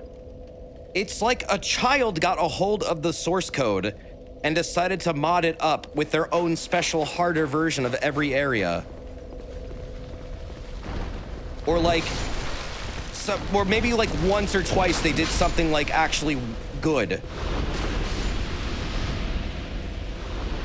But yeah, it does come off, I never thought I'd actually agree with this, but no, it is starting to come off as ROM hack difficulty.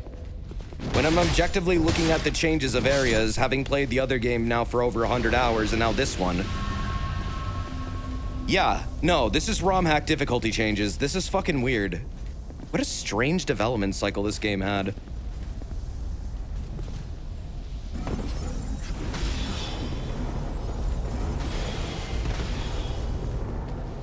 I don't think there's anything wrong with what I'm saying. I think if people are not accepting of that, what game are you fucking playing? Because it ain't this one.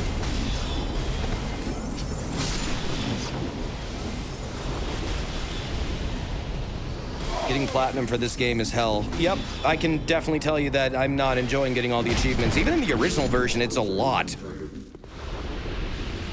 I don't know if I'll go platinum for this one. I might just stop at the original and then just be done.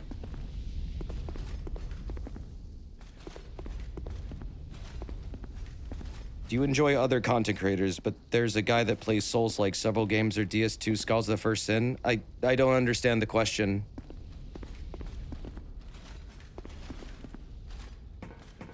Do I enjoy other people who play this game? I don't really watch many people, actually.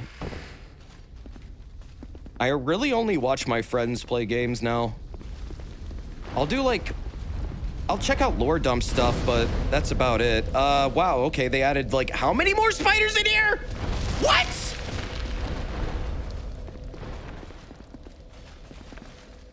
I mean, if you, like, yeah, all the ones that everyone knows, I probably have seen, yes.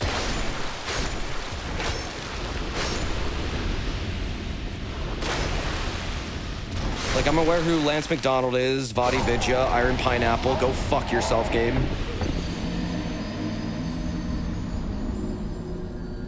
Why? In the bonfire room. No, the game literally wasn't letting me rest because there was too many enemies. I could not rest there. The game said, no, go fuck yourself. Here's a million spiders that weren't in this room before in the other version of the game. Also, this area is fucking tiny and they can do a shit ton of damage to you. This is stupid as hell. What? The fuck?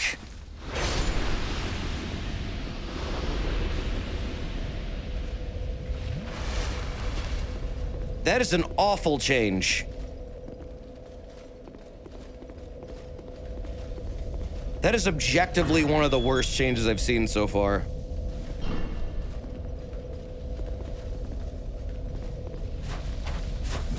It's just they don't make sense sometimes. Like, seriously, I don't know what the hell is happening with some of these changes.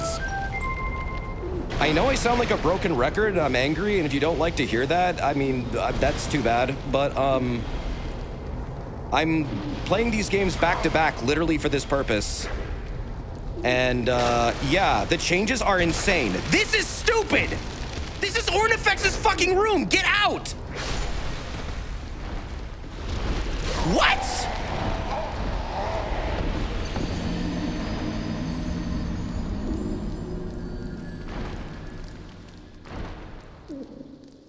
Bro. Were they on crack cocaine? She took damage. Well, she's going to fucking take damage if they want to put like 50 spiders in there. What the hell? It was already stupid annoying to get in there. Like every time you wanted to visit her. Now I have to do this? You're shitting me. This is objectively terrible.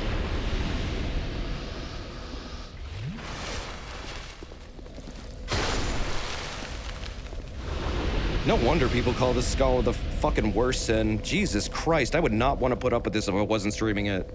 If I wasn't trying to see like all the changes between both versions, so I could actually experience why people don't like Skulls of the First Sin versus the original game and understand it more, which at first I liked this version. Slowly I'm starting to realize I think I fucking hate it compared to the original because of stuff like this. This isn't in the original game. It is never this bad.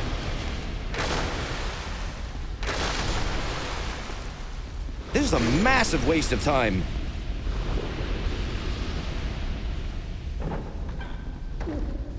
I don't even think it's about my damage, dude. It's literally the amount of enemies they're shoving into this area. Damage is whatever. It's fucking PvE.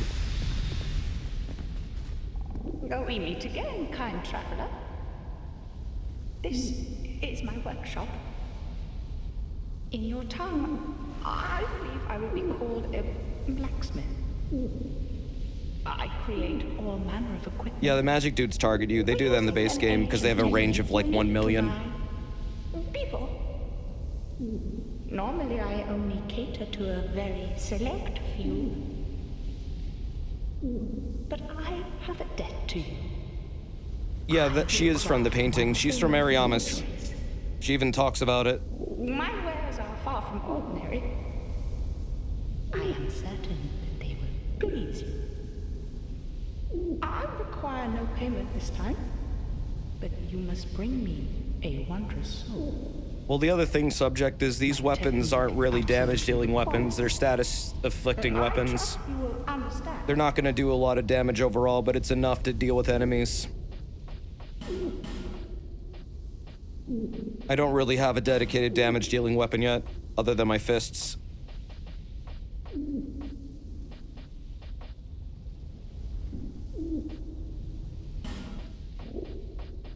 I don't have half the shit I really want yet. So this is where you trade a lot of boss souls for weapons. She gets a ton of them.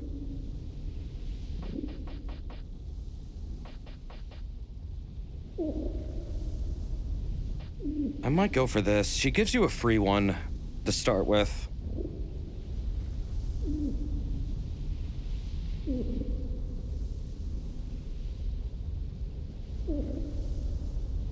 Yeah, even the base game like to spawn things really stupidly close to the bonfire where they'll just like automatically aggro to over to you. There's a couple locations in the first game that are notoriously annoying for it.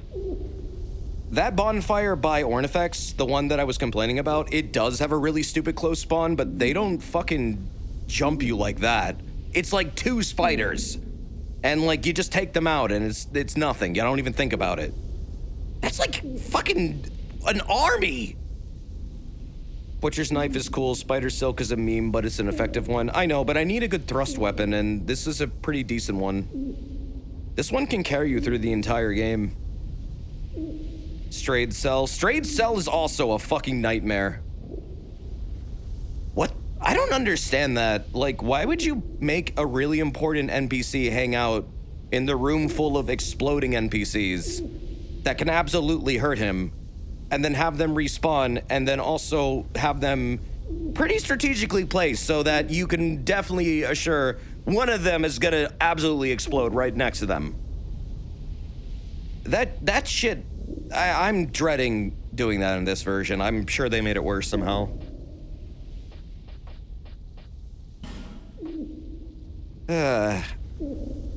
Man, when the fucking sore elements of this game stick out, my god did they stick out. Otherwise I love it, but like moments like I just had with the spiders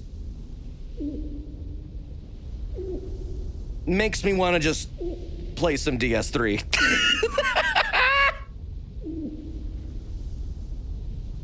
Dragon Slayer needs Dex Faith to work well. Well, I mean, I'm gonna get Dex probably up to like 45. And then it's lightning, so I mean, I'll have probably at least 20 faith. If anything, I want to go Dark Spear because I'm going more for that, but yeah, maybe that wouldn't be a wise investment right now. This is the sword that hurts you. I could try Butcher's Knife, but I'm not really a strength main. Right now I'm quality. What are the sounds you're hearing? Crow sounds.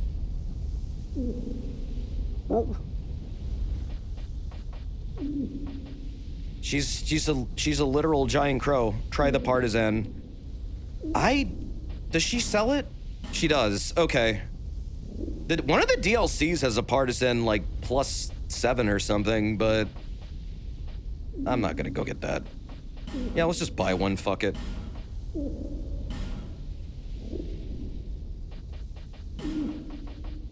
Probably want one of these two, even though they drop. Actually, wait. Nah, let's upgrade the partisan. I do need a weapon like this for like just general damage dealing. Because I don't have the black silver spear. Okay, paid spear, partisan. Yeah, the S scaling is nice. I'll pump this up. I already know I like weapons like this. +4. Okay, we need large Titanite shards. I should be able to get more of those back in the main town. The nature of an item is greatly influenced by the soul that was used to create it. They can be tricky to use, but when wielded properly, are extremely You've seen Art of Ornifex once. Now you have that cursed knowledge. is what I meant by I've seen art of this specific enemy since Dark Souls 1 on the PS3. ordinary folk. Like, that's... they're just lifted from that game. It's hard to believe now. Yeah, I know. People are horny for the birds. I know. A flourishing I know. Its king It's literally fucking naked. came close to unlocking the essence of the soul. What a dazzling soul he truly I like had. Ornifex, though. It's nice to be able to talk to them for once instead of them trying to rip your brains out. Such a powerful soul. She is confirmed from Ariamis, though. She talks about It it. is said that our technique originates Here we go. from a strange being that inhabited this land. A pale beast that lived long, long ago. We don't even know what exactly it was. Seethe. If you find a wondrous soul, bring it by for me to have a look. What's your Dark Soul Sona? IEBs? The King? Ragalag? On my other playthrough. There, my Dark Soul Sona. Actually, my Dark Soul Sona is Creamy Steve, but you have to watch the DS3 playthrough for that. Do you find Or Professor Gummy, but that's not Dark Souls, that's Bloodborne. you humans are always this way? The way you glare at any unfamiliar creature. That mix of curiosity, fear, and revulsion. The lore of Professor Gummy is that he is a hematologist and was studying blood in Yarnum. Until, I guess he got a bad infusion because he's a wacky doctor and things got fucking wacky real quick. He accidentally got a little ketamine in his last infusion. Started seeing demons. Before you do it, he was running around Yarnum, buck naked, swinging around his fancy cane sword, Come back again if you find another soul. looking for slugs to stick in his mouth and infect his brain.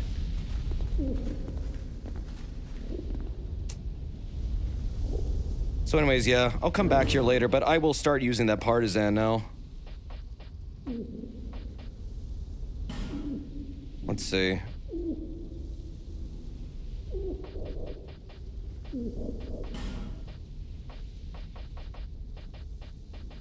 If only I had a second spear. Actually, hold on a second. Which is more powerful at the moment? Okay, partisan is definitely more powerful. All right. I could have the poison one in the offhand. That would be useful. And then have my strike damage as well. Just looking at my weight requirements. We're at 62.4. These barely weigh anything. They're like 0.5 each. Okay, that's good. 63.9, 42.2. I can actually wear a fucking helmet. For once. I need a good, like, Fashion Souls helmet to look like Ganon. Why not put on the better Pyro Hand? The other Pyro Hand is fucking dog shit. The amount of damage gain you get from the +10 version of the Dark Pyromancy Flame is negligible. But you make yourself significantly weaker as a result. Maybe you'll get like a few percentages after that, but it's not really good at all. It's definitely not worth the fucking investment, in my opinion. I've been experimenting a ton with them.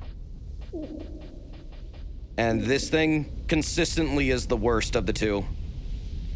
It sounds cooler, like that seems like a good idea, but it's actually poop. If you're not like half dead, this thing does fuck all for damage. And then when you are half dead, it does like maybe 5 more than this thing fully upgraded. It's just dumb. I don't get the point of it at all. Other than, I guess, feeling like you beat the shit out of something at half health.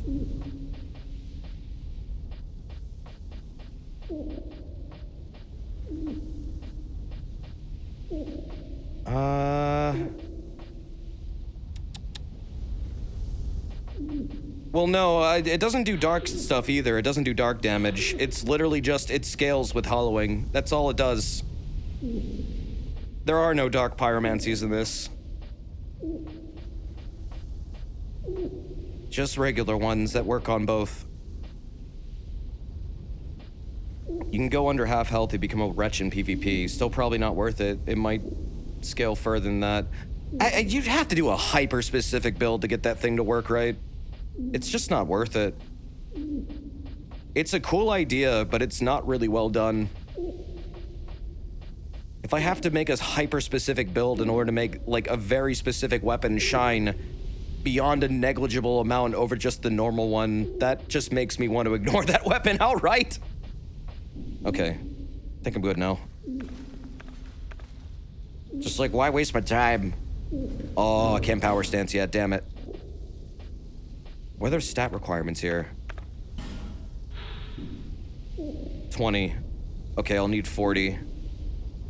What is that, 40 and about 30 something. Will you stop crowing already? Jeez.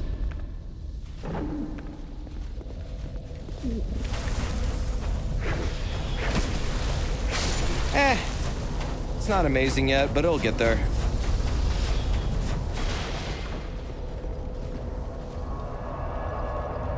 There's some cool headgear that increases soul gain if you want some fashion souls. It's like a deer skull or something. I want something that makes it look like Ganondorf. Right now, nothing really works. I don't have a lot of good armor yet. Like, this is not really good for the look. That's just nothing. That ain't Ganon. Yeah, I need to get one of the crowns. I know where to get one, but I need to do a lot of stuff first. Wait a minute. Can't you get a crown from the Bone Boys? Strayed might have a crown for me. Does Kraid have the fucking Bone Lord armor set at all? Or, no, wait, no, that'd be Moglin. I think. The Lion Warrior helm that's asked to get. Well, I mean, there's also the Bone Lord one. He has a helmet too, or like a crown.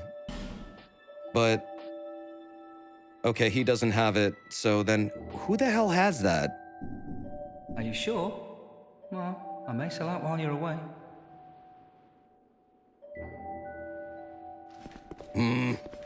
Yeah, who has Bone Lord gear? I can only think of Strayed. Kraid? No, not Kraid, Strayed. They yell at me that I'm feeble, and then they, I don't know, do like a magic trick. They pull a rabbit out of a hat. They're always attacking my insecurities. They're kind of a jerk. Let's see. Strayed would be here, I think.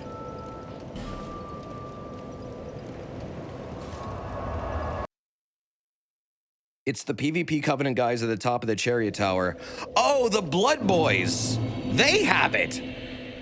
Oh, yeah, I have to do the Chariot, too. That's right. That's the boss I was trying to think of before I want to go to Dranglade Castle. I want to do that one.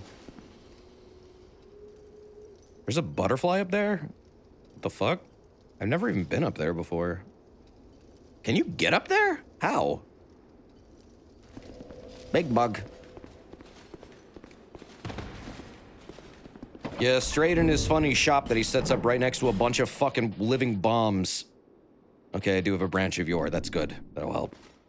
That will definitely come in handy. Use a throwable? Well, I'm just wondering if you can go up there. Like if there's stuff. Straight is a bit of an asshole, but he's a cool asshole. He gives you stuff, you know. That makes him neat. Ah! Yeah, so they do that. These are the dudes that are by Strayed, and I hate them.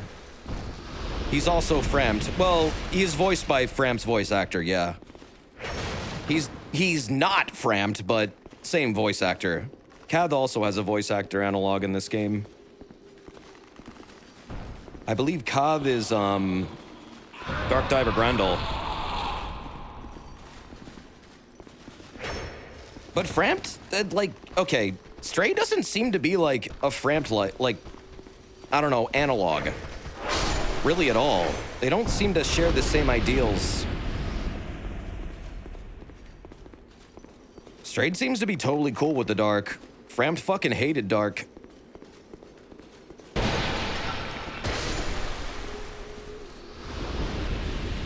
I don't think they aggro you in Strayed's room for some reason unless you attack them, just a heads up. In this version, because they definitely do in the original, they like bum rush you every time. It's super annoying. In this version, they don't. Okay, well that's appreciated. If they don't rush you, then that's a good change. See, that's another, that is a good change. So sometimes they do good changes. Sometimes they do changes that make me want to rip my hair out. There's not really a middle ground. Open door. A Framped-like? Yeah, a Framped-like. Like someone who would like be a Framped, but like not really. An analog to Framped. Most characters in this game are analogs of other characters. Open Spumoni! But they're not literally them. Oh, cool, Pursuer Knight. Fucking Pursuer's here! Hi. You wanted to get in your daily ass kicking, bro? Ow. Hold up. Wait a minute. Okay, I'm ready. Let's go.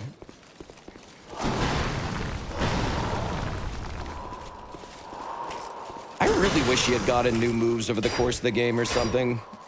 It feels like a missed opportunity that he doesn't get anything new.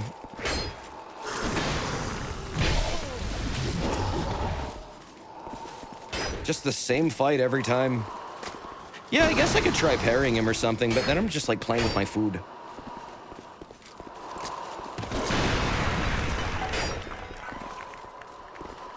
I do think this guy is a golem, though. Like Vendrick made to, like, I don't know, grab all the cursed dudes, bring them here, hunt you down, too. But he's also probably just acting on his own now and not really responding to anything. I think he does shoot out those black magic spells that he doesn't use in his first fight, that attack. Yeah, that's like the only new attack he has, but then, like, once you see it, he doesn't add anything else to it.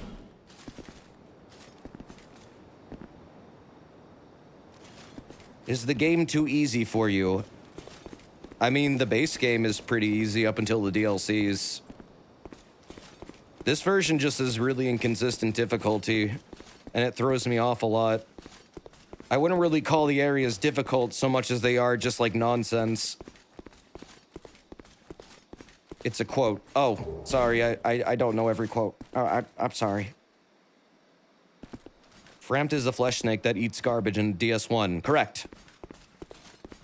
He's also featured on the Shield of Wand in this game. Same with Kath.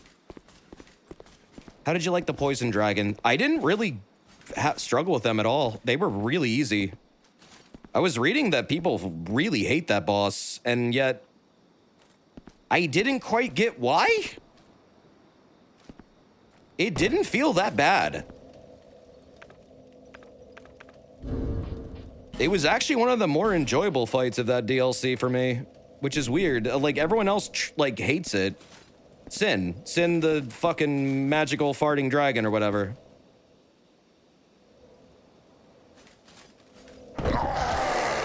Oh! They made that higher up, I think. Good.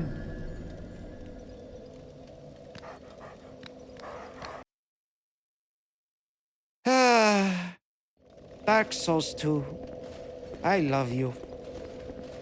Yeah, Sin's lore is cool. They literally just found this random-ass dragon sleeping under a city and started worshipping it like assholes.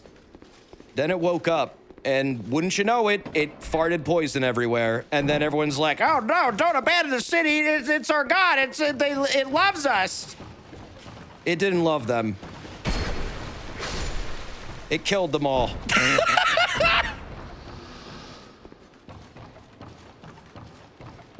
Stop fighting, dragon! Stop fighting! Stop fucking fighting!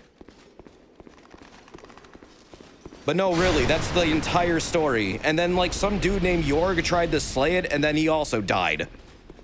There was, like, a whole company of knights that came there to try and, I guess, get the dragon's, like, power or something to study immortality, similar to what Aldia is doing.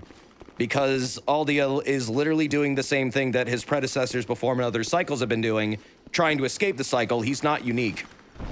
However, he is the first one to actually manage to link himself to a flame, so I guess he did get somewhere with it. Regardless, he's not the first of... This is not the first society to attempt what he's doing. They tried it in the Sunken Capital. Or whatever the fuck it's called. Sanctum.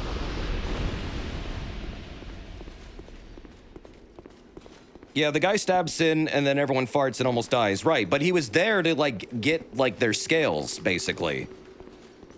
To study immortality. Like, all those Dragon Knights are there for that reason. But now they're all fucked up and dead because, well, Sin vomited and farted and shitted and pissed everywhere. Ow!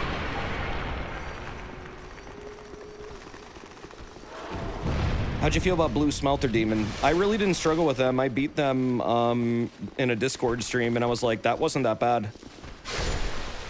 Maybe I died to them like 3 times. Even the run-up wasn't that bad. I don't know why people hate that run-up so much. I didn't really... Like, I get it being annoying, but there are way worse ones, man. Like, infinitely worse. I think the fucking Dragon Airy, Dragon Sanctum fucking place, the stupid run-up to Ancient Dragon is like 1,000,000 times worse than that. After suffering through that fucking little area meant nothing to me. Like, nothing compares to Ancient Dragon Run. I think I need to be, like, recalibrated. If that is seriously a super hated run, I've gotten fucked up.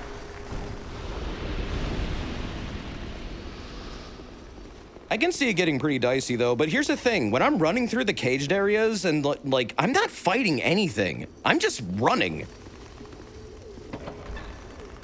The entire point is to run from things. Why would you try and engage all the things when you're trying to get through the very narrow window of time that exists to get through the damn cage? Okay, cool. They are all passive. That's very nice. Wake up. Ancient Dragon Run is super bad in the original.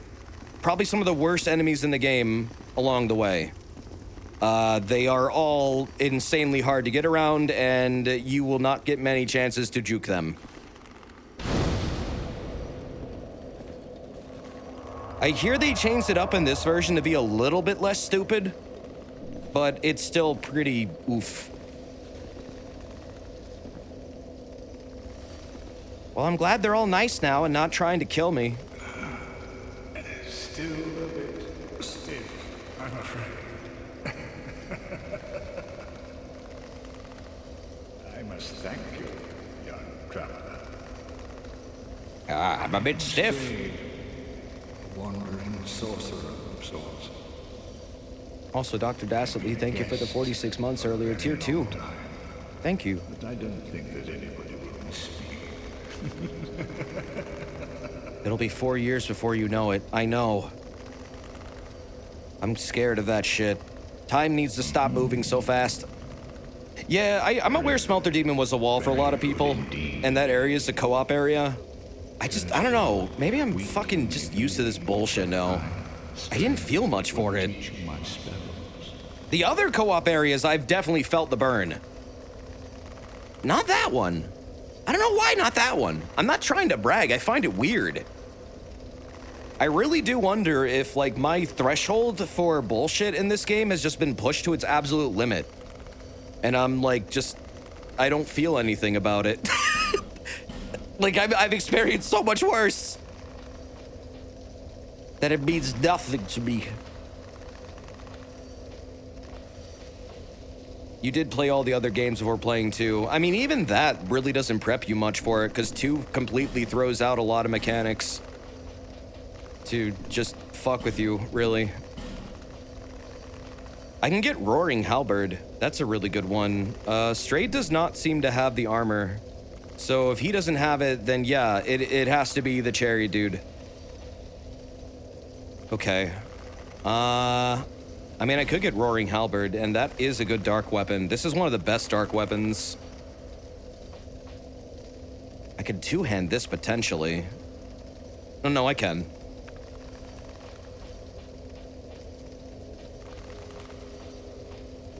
Yeah, I know, I still, as much as I'm heavily criticizing this game and saying, like, it does this bad, it does that bad, it fucked this up, it fucked that up, I still really like it.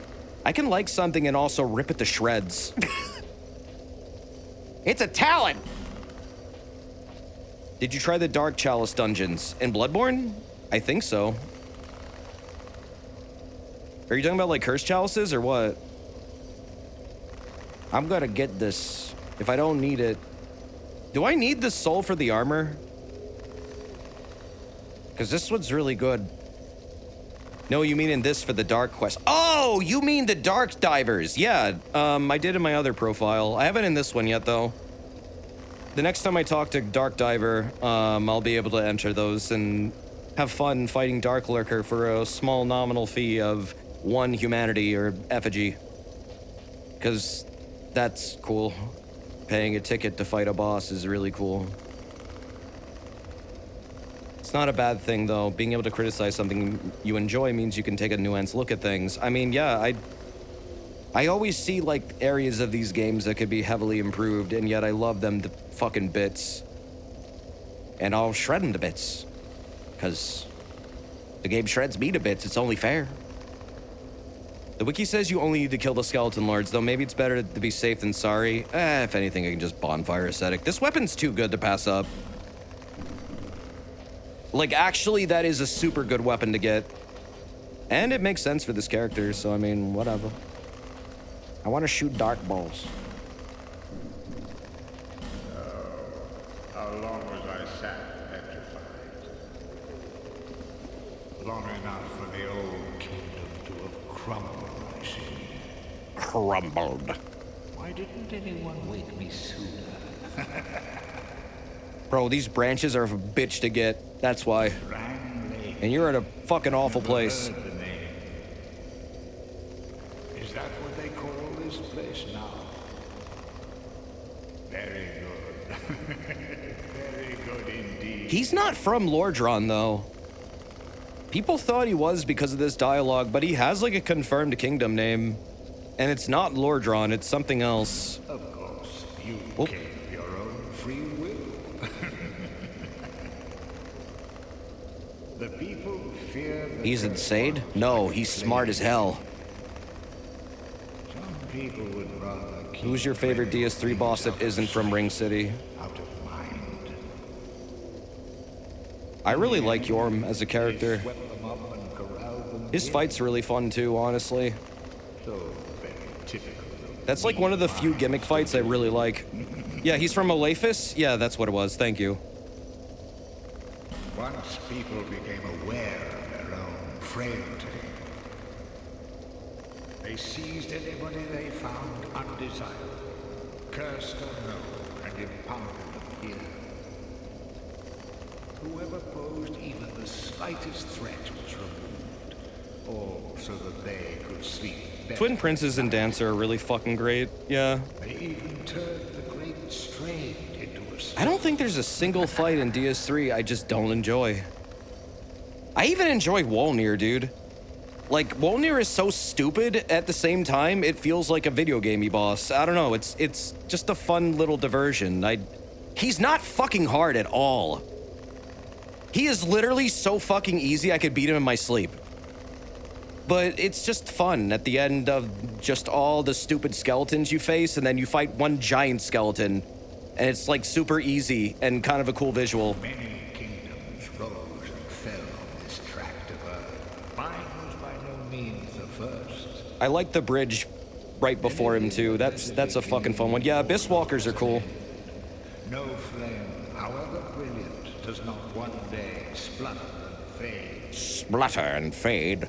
But then, from the ashes, the flame reignites, and a new Walkers, Watchers, yeah, Abyss Watchers. Not Walkers, sorry. It is all a curse. No, I like the Abyss Watchers because it's a fight that actually rewards you for taking your time with it and studying the enemy, because then they'll start fucking killing each other, and it's great. That's gotta be one of the most interesting fights in the entire series, just because the lore implications behind it, but also how the boss will literally fight itself for you. And yet not completely. The ones that are like turning on the boss, they will also attack you, and will eventually, but it's also like, I don't know, you can take advantage of that in interesting ways, and it's just a really wild, wacky fight. The song is really good, the visuals are cool. I love Artorias. I don't care if it's another Artorias rehash, but now there's more of them. It's like, it's done so interestingly well that it actually works and is one of the strongest bosses, I think, in the game. Pyromancy was created by the ancient witch of fire. It's actually funny, too, because they, like, worship Artorias, and yet Artorias is a fucking fraud. Melded it into pyromancy. The witch led her He never daughters did what into they war thought he'd do. against the old ones. But legends are legends. And a lie is a lie. What are you prepared to believe?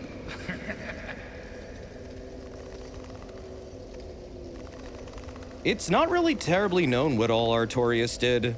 He might have done something in New Londo where he fought like Dark Lurkers, but not Dark Lurkers, sorry, Dark Wraiths, but the timeline is incredibly confusing for that. There is still a massive amount of disagreement whether or not he went to Ulasil first. Well, no, wait. Okay. There's a belief that he never was there at all, and they're confusing the chosen undead for him. There's another belief where he did go there before Ulasil and fought Dark Wraiths, but that wouldn't make sense. Why would there be a wild abyss there otherwise? And then there's also, how much later did the New Londo fucking catastrophe happen after Ulasil if it came after? It wouldn't make sense for him to be there because he would have literally been corrupted and just standing around Ulasil, just, I don't know, farting out dark. So, it's not really known what all he did.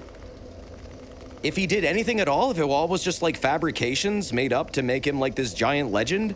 But then, like, Ingwe says he acts like he knows him.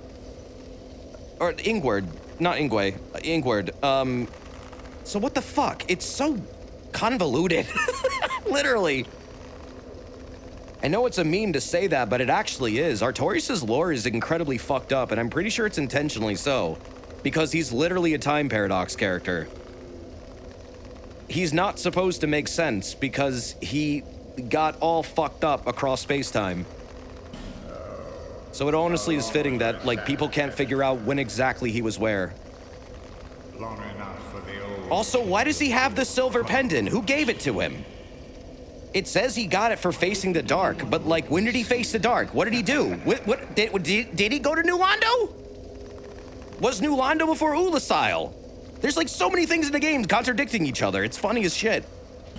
And the community still argues about it. Why are there 2 other knights with him? Oh, Artorias?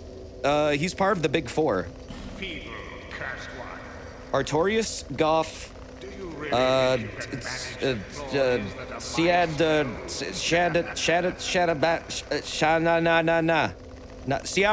Sharon. Goff, Sharon, Ornstein, and Artorias were the Big Four of Gwyn's Knights. Goff and Sharon went to Ulasile to handle the dark, and they all fucking failed. I don't know why the fuck Shara, like, just fucks off. She doesn't seem like she needed to, but she does. And Goff got locked up in a tower for some reason. I don't remember why exactly, but he did. Fucking snipes the shit out of Calamite, though. That was cool.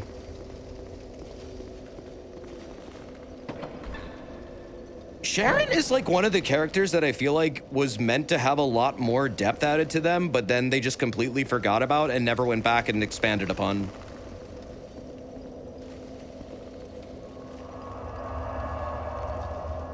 But she's implied to be someone who is in love with Artorias. She was one of Gwyn's big knights, and she also may not have been human. She might have been one of Gwyn's race, which means she might have had a Lord soul, or like a fragment of Gwyn's soul. Which, that would kind of make sense. I actually assume Artorias may have had one as well. But then again, when you get Artorias' soul, is the icon white or is it black? Because I would imagine it would be black.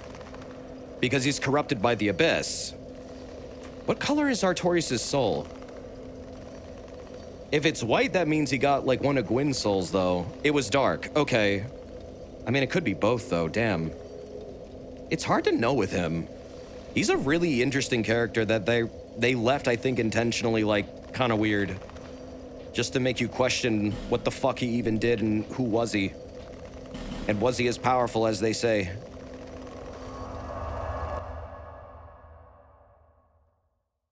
It's dark, but there's a bit of light in there. Yeah, I mean, there's also... We've talked about this before, and I fucking poorly explained this. Every living thing in this world does have, like, the... I guess the term would be white soul, or, like... soul stuff. There's, like, a life essence that exists in all things, which is the tiny little souls that you collect throughout the game. They're not really related to the Dark Soul or the Lord Souls, but they do exist in all forms of life, and they probably existed before the Lord Souls were found. But it's almost like they're just a fundamental thing, and I've often like attributed them to, like, I don't know, your body needs like sodium or other electrolytes and stuff like that in order to function. It's kind of the same idea, but more on like a meta level. Yeah, I've come around to thinking that's definitely a thing, but that just makes up like the body pretty much. Like that makes it so like a thing can exist in a tangible form, like a hollow. They have that form of life energy in them, so when you kill a hollow, that's what you get from them. But they don't have an actual soul. They haven't crafted one of their own, and they don't have one anymore. That's why they're hollow. So you don't get like a named soul from them, usually. Unless it's like Vendrick, which actually, even with Vendrick, he removed his. That's why he's also hollow. So, I don't know. It gets interesting, because that means that things can have more than one soul in some way if you refer to the life force things as souls, which the game does, and it also calls them liquid. They are a liquid, quantifiable thing. And the number is very much so an in-universe number. It's not just some video game number like 680 there. I have 680 units of soul. Souls are... The units of souls are souls, so 680 souls. One soul is one liquid unit of soul, and they are referred to as a strange kind of liquid that tastes like bad chicken. So people have even eaten these things. When did you become such a huge Souls nerd? 10 years ago? I just been holding it in. And now I'm unleashing it, and you should all be very afraid. I don't know. I like this universe. I like the rules and just the strangeness of it all. It's very fascinating, and it's really well made. Even like the confusing games like this one, which get all kinds of fucked up because they wanted to do a time travel plot, and that didn't happen. Did you know there was going to be 3 versions of Majula? In different time periods? That got tossed out. That was during the Shibuya years.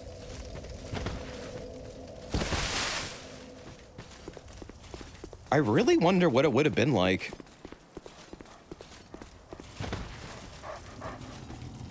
Yeah, you were going to time travel across, like, different versions of every map or something, and it was going to be insanely ambitious, and they just did not have the means for it. I think time travel plots are really fucking cool, especially in this series, how they do them.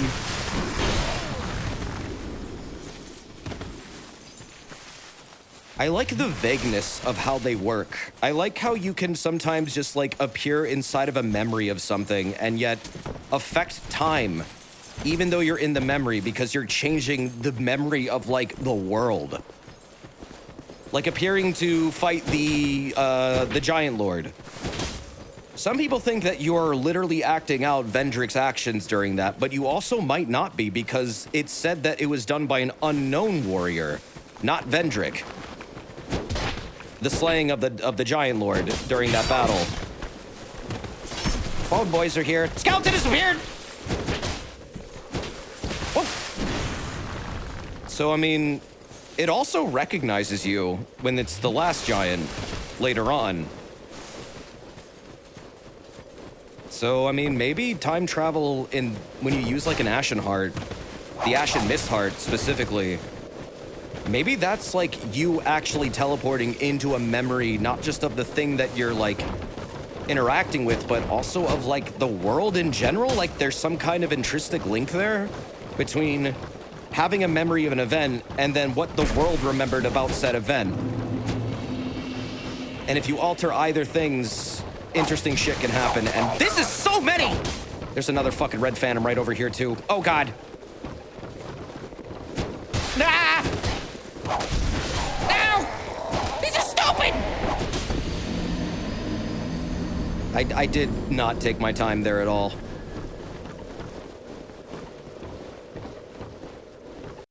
There's also belief that Ancient Dragon could have been Aldea. Like, in some kind of weird way. Maybe they actually planted their soul into the dragon, but I don't really believe that one. I'm pretty sure they removed their soul completely and tied it to the fire. And that's why they can teleport between bonfires, but also can't really exist beyond them.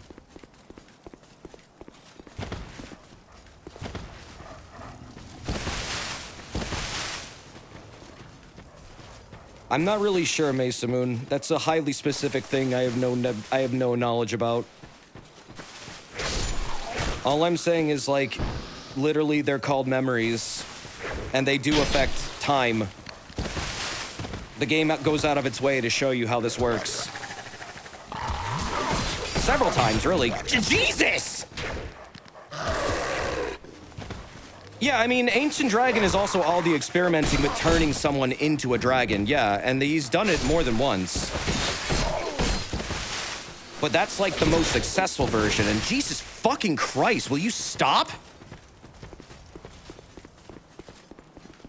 What's your favorite and least favorite area of this game? Least favorite is hard to pick because there are so many. Favorite is hard to pick because there are so many. I would say least favorite is the run up to Ancient Dragon, though, definitely. Most favorite, I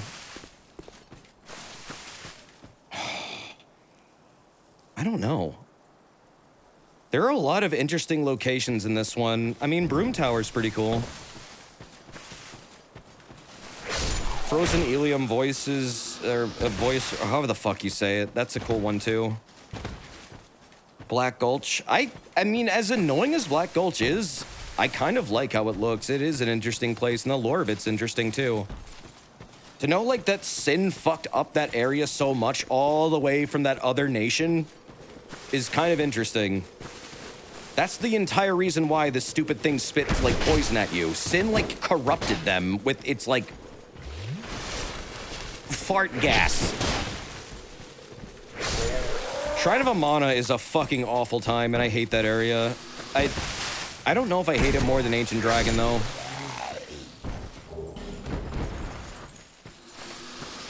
Shrine of Amana is bullshit, but once you, like, start using a bow throughout it, it becomes kind of tedious and annoying at best, but not really aggravating. It just feels like work. It looks cool, though.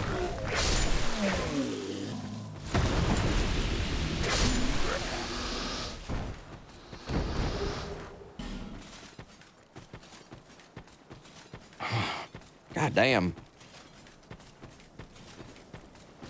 But I mean, yeah, there are definitely areas I actively dislike in this game that I have no desire to go back to. That I will have to go back to. And that stupid run to Ancient Dragon is 100% one.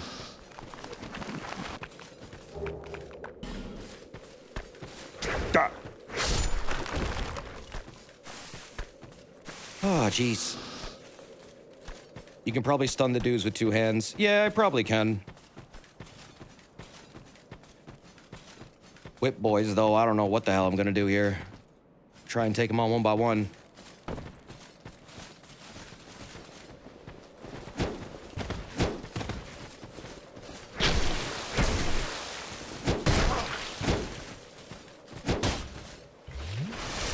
I think the DLCs have infinitely better level design than the base game did, simply because they actually wound up like understanding how to make environments that don't look stupid and don't feel incredibly cramped and yet still are reminiscent of a dungeon. There's a lot of areas in the base game that are just incredibly cramped. When did you switch off Champions Covenant? I was not in Champions Covenant yet. I have no reason to be in that yet. What do you mean? When was I in Champions Covenant? Unless I was, like, grinding for something specifically, I don't think I did that on stream. I haven't been in with this character. Did you in vanilla? Oh, all the time. It's, like, literally almost required if you want to farm, like, fucking anything.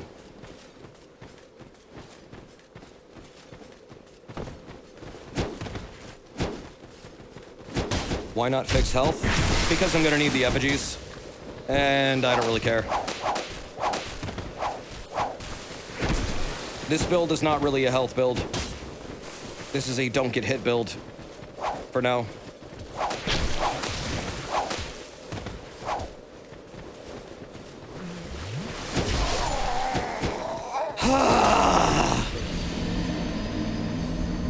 Even at full health, that would have killed me.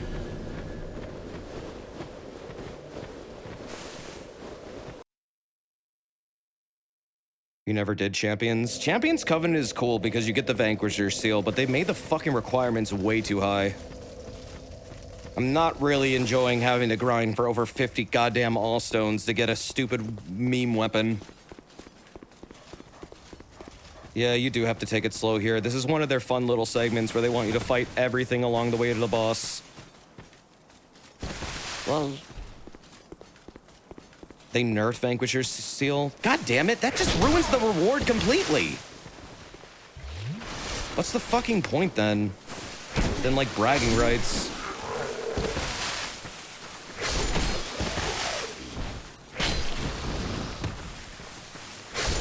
I've heard that co-op for this game is really fun, but Soul Memory completely screws it up.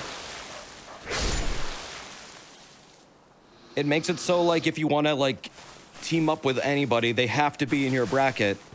Or, I guess you are just out of luck, son. Go grind or something. Use the ring to make it work. The god ring? I guess. It kind of sucks that you need a ring in order to make it work, instead of it just working without that, like every other game.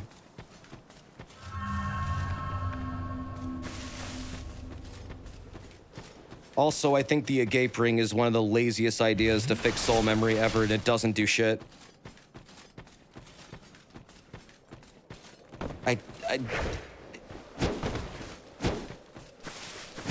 Man, there's a lot of weird decisions for this game's development. Like, just so many. Wow, just aggro the entire world. Take one step. Oh, God. This fucking area.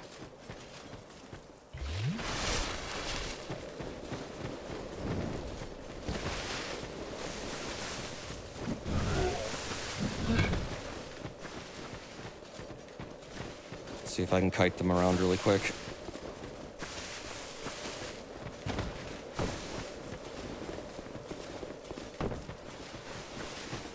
I assume you'll now fully understand why some people don't like the game. Oh, I've understood for a while. I totally get why some people fucking dunk on this game and don't like it. I mean, I literally... There are a lot of things in this game that actually actively piss me off that I really don't fucking get. And you're looking at one of them right now. What the fuck is up with this aggro range? Why are there so many of them? Literally 2 would have been more than enough.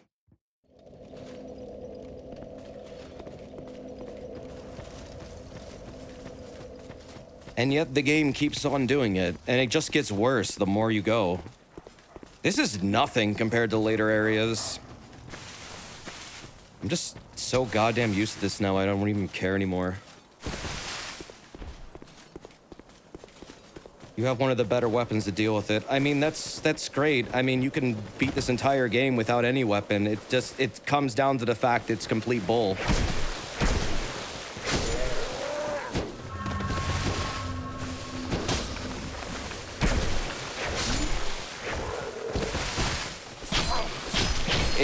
These are not well-designed encounters.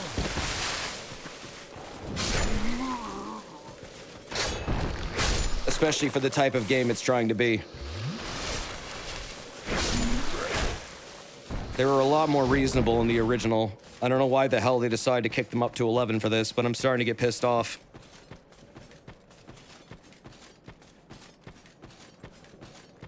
I've beaten DS2's original version now. Like, outside of like a few DLC bosses, I'm pretty much done the base game, the original version. I'm just doing a lot of other shit now and that. Running around trying to, like, get a platinum or something. Yeah, I mean, they added a few things. It feels like this run is slightly more brutal. I definitely feel like there's more enemies here, but I'm not sure. My memory might be wrong.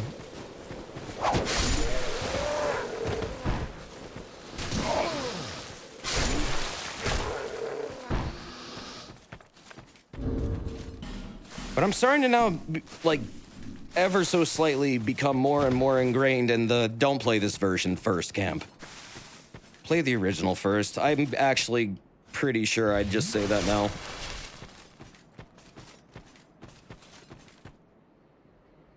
This just feels like a fucking hard mode.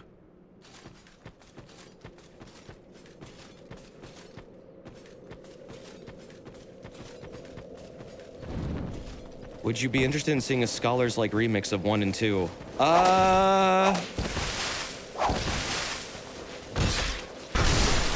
wait, you mean 3? No. I think they should leave those games alone unless they're going to completely modernize and remake them from the ground up. Of which they both do not need it. I think 1 is perfectly fine. And I think 3 is literally perfect.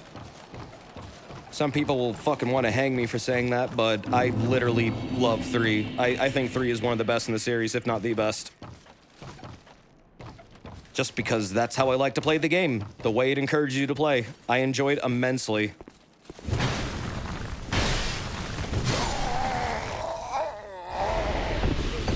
I don't understand how iframes work even over 100 hours into this game, though.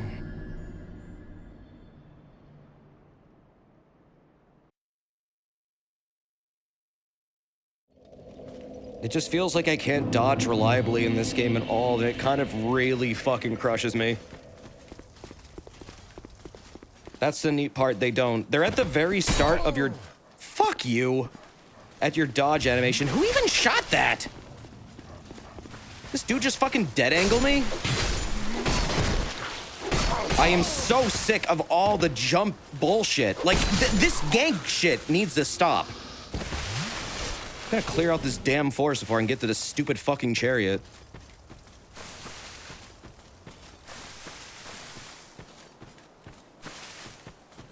I mean, yeah, some people play this game with, like, literally 80 agility, and they do it just fine. I do not like how the agility works. I do not like the agility system. I think the iframes in this game are fucking terrible. I think it is one of the biggest things they fucked up. And it took me a long time to get used to it, and even then, I still don't really know how it works right.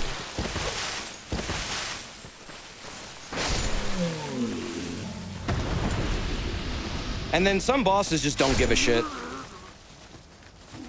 Some bosses can just hit you a fucking football field away. Invisibly. Because, fuck you, I guess.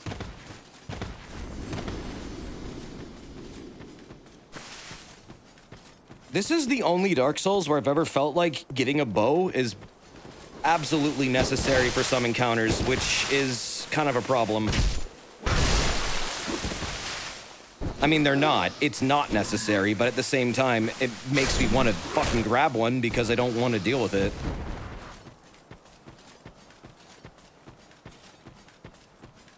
I'm about to succumb to that pressure now because I'm getting tired of this run in particular.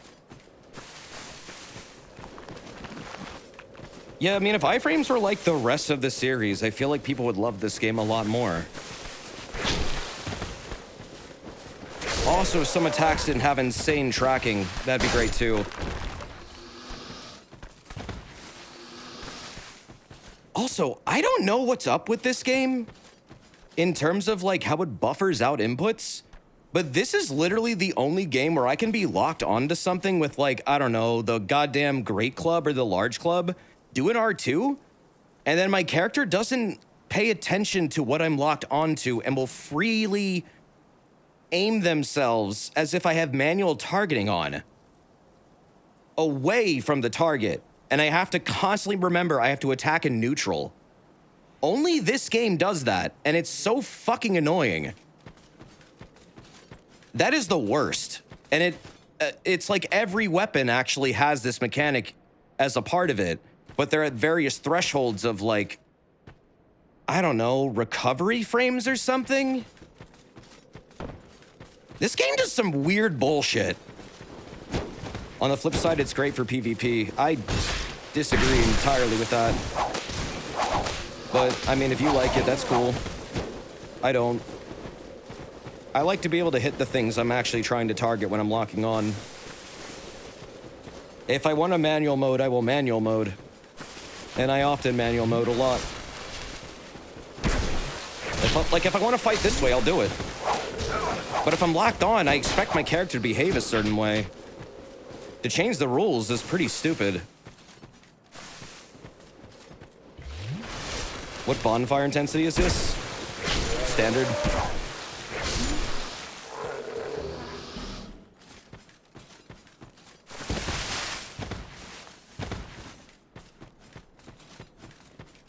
Well, I mean, yeah, if you're manual aiming intentionally, that's great. That's exactly how you should be using colossal weapons. No, I agree with that. What I'm saying is, if I'm locked on to, say, this dickhead, and I attack, I expect my attack to go towards him, right? No matter what direction I'm holding. This is working right now. But if I pull out the fucking... Do I even have it? Oh, I do. If I pull this thing out... I wonder if it happens in this version, actually. Yup.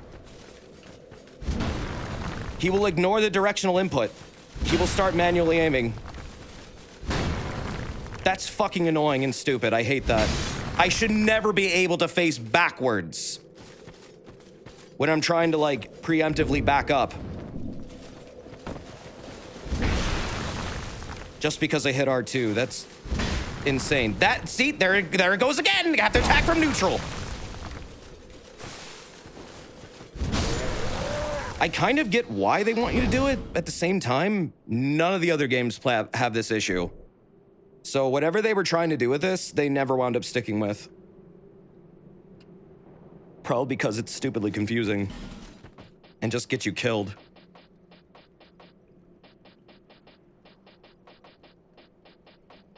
Hi, I'm Desert P. I'm gonna rip this game apart, even though I actually love it a lot. I'm going to do it while sounding angry, because I am a gamer, and I have many, many rage inside me. So many. I can't even count. I tried once, and I hurt my brain. Why is this in my right hand? That should never be my right hand. What the fuck?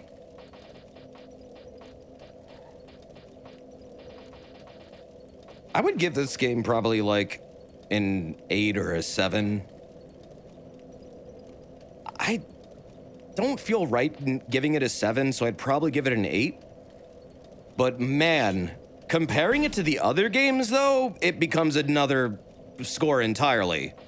You mean vanilla or this version? Probably vanilla. I would give like an 8, maybe an 8.5. If I had to like really think about it, because I am really enjoying it, but there are aspects of it I really fucking don't like. And I'm glad are no longer that way. Shield, right. This version? I don't even know yet. It's so inconsistent and wild compared to the original that I almost feel like I can't rate this version at all. Did Pogona bot break? No. They're right there. I think this game would actually, I would rate this version lower. I'd probably give this like a 7. I don't understand half the changes that they made. Outside of like lore ones, I don't get why you would suddenly feel the need to fill a room with like 3 times more spiders than it had originally. What is that adding beyond frustration and just being completely unnecessary? Pogonabot is logged in as desert. Are you fucking joking? Oh my god, it is. Twitch, I don't know what the hell you just did, but alright, I'm fixing this. Why is it? Oh my god. Yeah, it keeps trying to log me in as... Oh my... I love fixing things in the middle of a stream! That's so cool, Twitch. That's so fucking cool. Why? Why is this happening? Why can't I log in normally? Oh, now I have to log out of Twitch entirely? Oh, okay. What? What the fuck is going on here? It keeps logging me into my account and not Pogonabot. What the fuck? I'm not doing this right now. This is actually stupid. Sorry, Pogonabot's off for today. Oh, cool. I can't even log in now.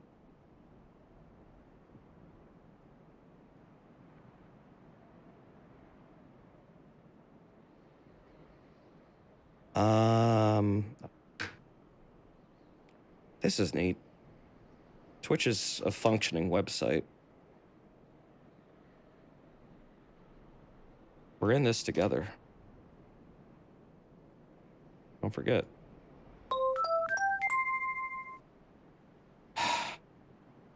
No idea why it's making me fucking log in normally. Yeah, I don't know what the hell's happening here. This is pissing me off like a lot.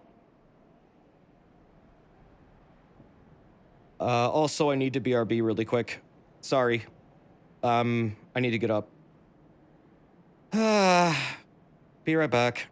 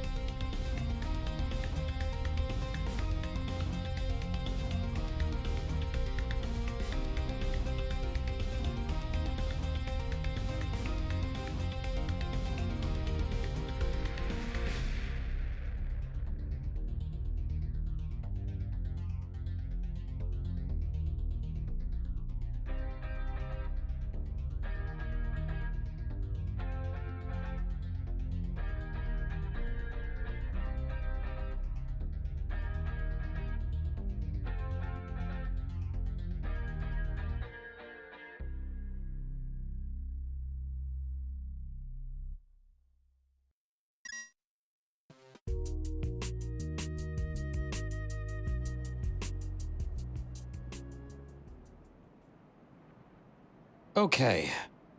I think I'm back now. Sorry, I had to fix Pogona bot. It was like logging me out of my own accounts. It was, I don't know what the fuck just happened.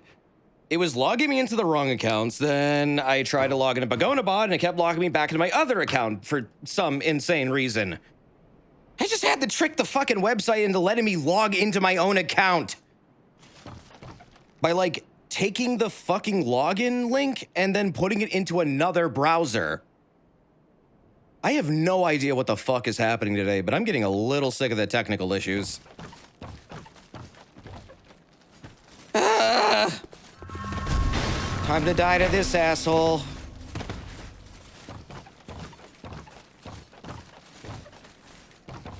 Yeah, I guess it's fixed now. Also, Leon, thank you very much for the 34 months, man. Thank you. Shit! Sorry! Fuck! Oh, come on now!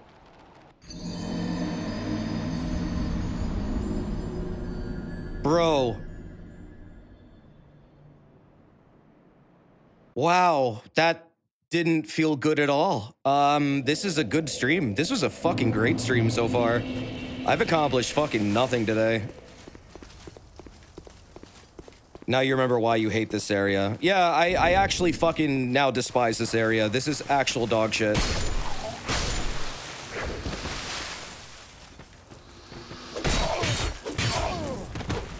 That's a really cool combo. Why is it so fucking painful?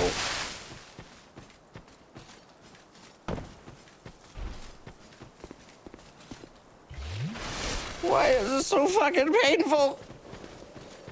I would be entertained if I could make progress, Jolixter. That would be entertaining to me!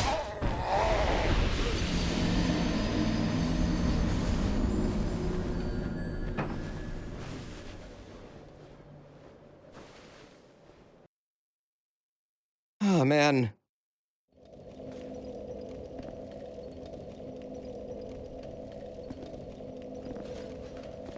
Dying to the left, dying to the right.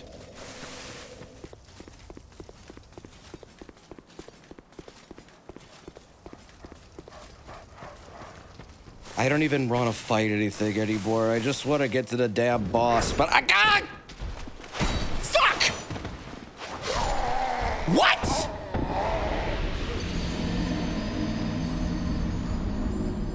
Huh?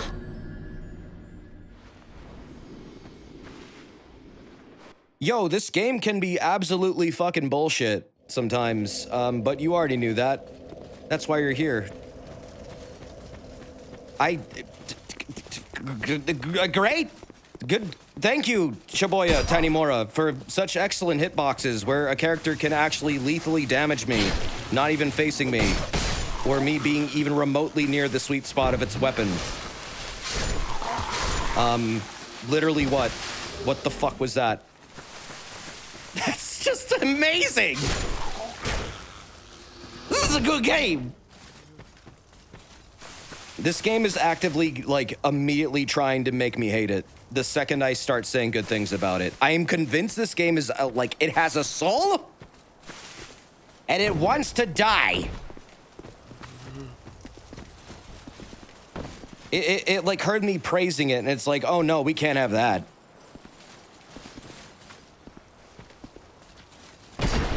I love this game. I fucking hate this game.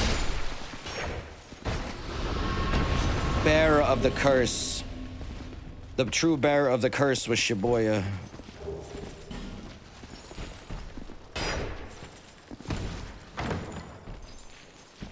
What the fuck is jumping around up there? Got the sublab dode. Oh, whoa, what? Didn't expect you of all people to drop in. Seek less this, bitch. This area is goddamn painful. For those wondering why I don't have any effigies, I'm trying to save them as, well, why I'm not using one, I'm trying to save them as much as possible. because they are a fucking resource later in the game that you need to fight a specific boss, and I am streaming the game, therefore I'm going to die a lot to said boss. I need as many effigies as I possibly can have if I want to fight Dark Lurker at all, because they decide to make it a fucking boss that you need to pay a toll in order to, like, fight. I fucking hate... I think that decision ruins Dark Lurker. I like their fight. I fucking hate getting to Dark Lurker. Bro.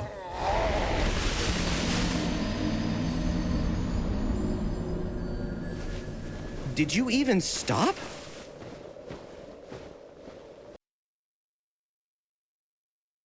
Was there even a single pause in those attack animations? God damn, that was like 5 in a row. Do you have access to the reverse hollowing ring? I mean, it gives you like, what, a little bit of HP for a whole ring slot? I'm good. I don't have enough HP to warrant it. It's like 10 HP. It's really not gonna do anything. Which one is Dark Lurker? Dark Lurker is the boss where you go into the abyss 3 times, light the 3 torches, and then suddenly they jump you when you're trying to leave the 3rd time. And then you have to pay an effigy every time you want a rematch, but you also have to kill everything in the abyss again. Every single time until they're all, like, not spawning anymore. Or they just won't let you fight the boss because there's a fucking fog wall up that has an enemy death requirement. It's like they made a really cool boss and then they immediately surrounded it with some of the worst decisions I've ever seen. Just let me fucking rematch the damn boss. Why even make me spend a goddamn resource? Like, I get the lore idea behind it, but at the same time, they made them, like, really rare. You have to, like, farm them if you die too much. So, in order to fight a boss, if I die too much to it, I have to start farming effigies and, like, Shrine of Amana. Otherwise, I guess I'll come back in 40 hours when I finally naturally have enough effigies to, like, maybe take it on a little bit more. I love the Dark Lurker fight. Why did they surround it with such awful ideas? Is PvP dead for this game? Absolutely not. This game is one of the most active PvP scenes in the entire, like, series. On PC, it's dead, but that's because Bandai Namco has killed the servers and they don't seem to be reactivating them anytime soon, even though they said they would. It's been now 2-3 months since they revived Dark Souls 3's servers. Those immediately went down, like, in less than a month. They're back up again, but they're clearly unstable. Also, they have done nothing to stop hacking. And 1 and this game still don't have servers up, and I have no idea if they're going to do both versions of this game, and I would not cross your fingers. It's fucking FromSoft. And Bandai Namco. That's a double whammy of, like, negligence towards their online.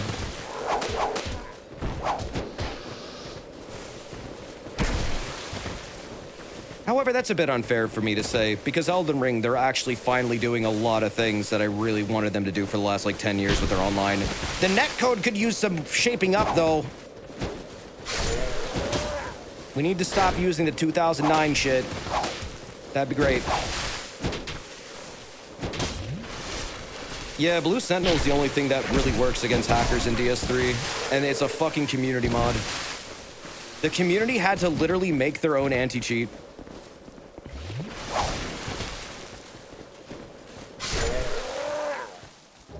Does it still feel like you're fighting ghosts in Elden Ring? You mean with all the phantom hits? That's just a natural part of their netcode being terrible. That exists in every single one. It's just really unpredictable in Elden Ring because there's so much more to their netcode that it has to account for, where it's not fucking built for it.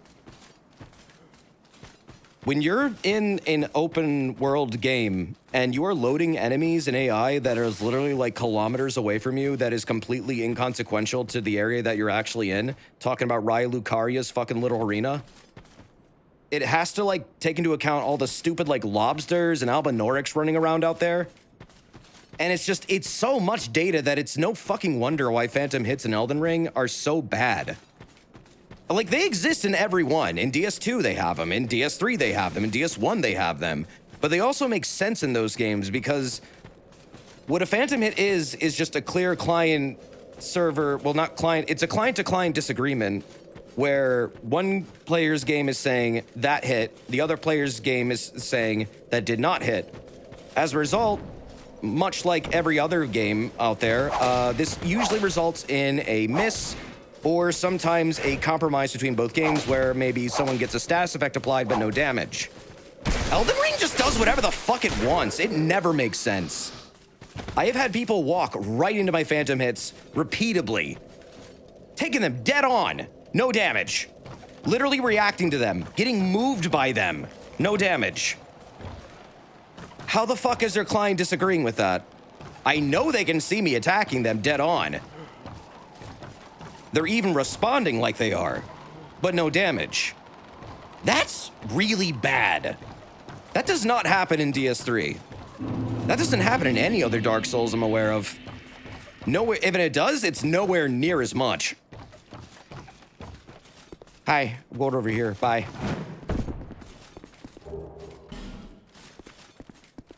Like, normally I can tell what's going on when I get a phantom hit in DS3. I totally know what's going on. I feel they're fair. They are comprehensible. You can absolutely see, like, okay, yeah, that person definitely hit me that time. I was definitely in that spot. It wasn't an unfair lag strike. I get it. It just doesn't fucking happen, man. In Elden Ring. Good rollback in a Souls game would be amazing. I think there's too much going on for rollback. It's especially like when they start doing open world shit. Rollback only really works in incredibly focused environments. I'm going to tell you, though, there are ways for them to sync it up. Monster Hunter definitely figured it out, but FromSoft is, for some reason, very adamant on not fixing that one.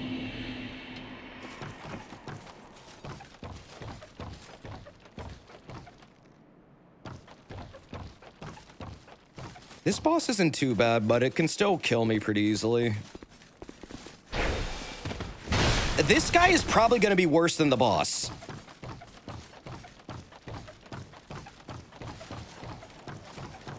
Ah, jeez.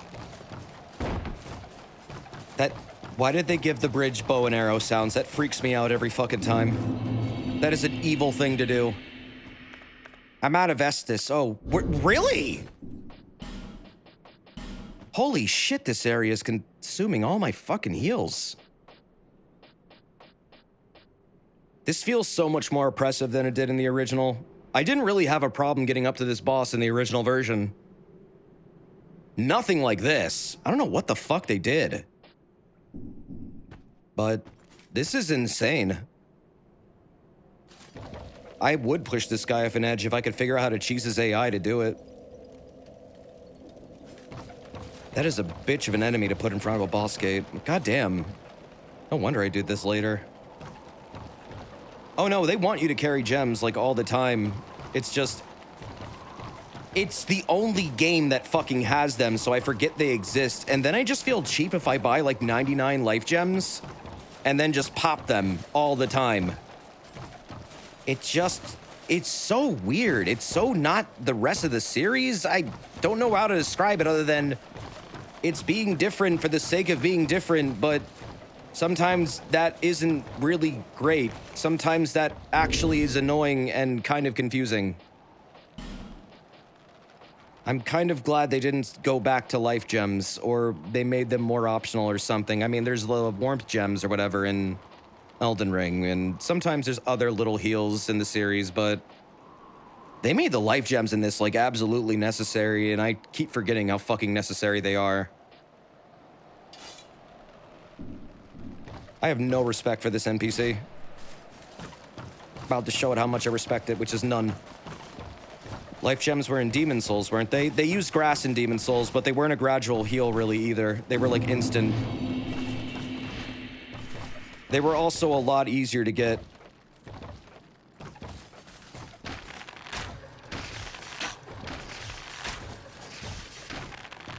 I don't think I ever really felt like I was running out of, like, gems, or not gems, grass in Demon Souls. Like, I always had a fuck ton on me, no matter what.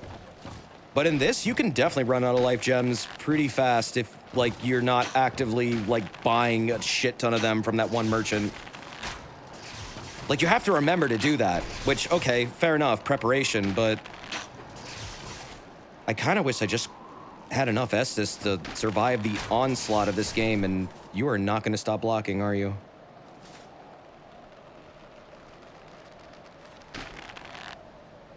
No, you're not.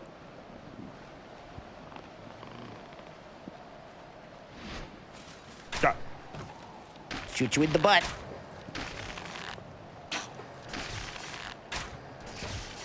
Yeah, that's right. Hold your fucking sword out like that, you fucking idiot. Yes! And now we wait. Yeah, I mean, the start of Demon Souls, you feel like the grass is pretty rare, but then, like, you play it more, and then you suddenly realize they're giving out the grass like goddamn candy. And then Patches shows up with, like, every kind of grass for super cheap. But it's easy to remember that Patches is, like, the merchant dude, because he's fucking Patches. He has a fucking presence. I keep forgetting the merchant lady sells life gems. She doesn't really have a presence in the game. She's just kind of there. No drop? Oh, God, no. You kidding me? You get, like, an effigy. That's it. Maybe.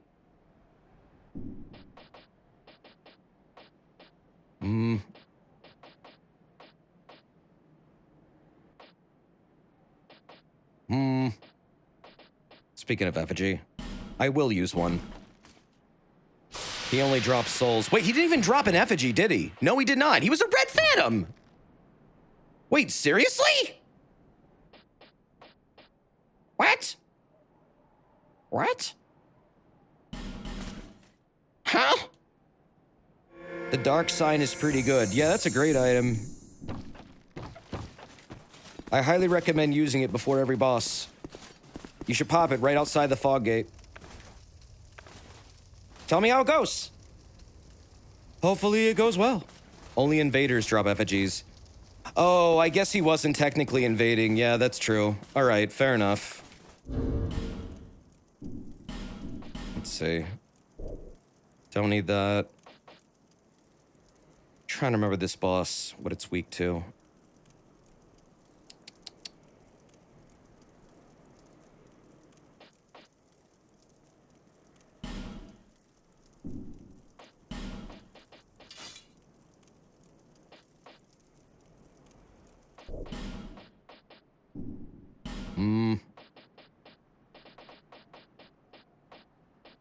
I don't think the Red Phantom will respawn.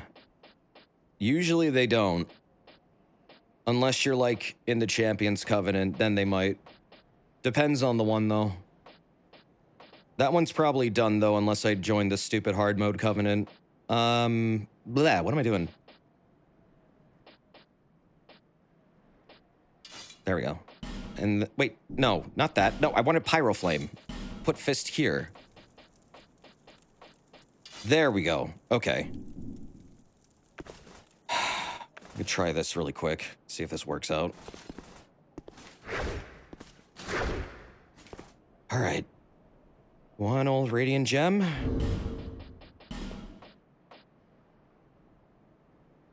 I really don't want to have to fucking start using these, but I might. Just to make it so the stupid walk doesn't have to happen again.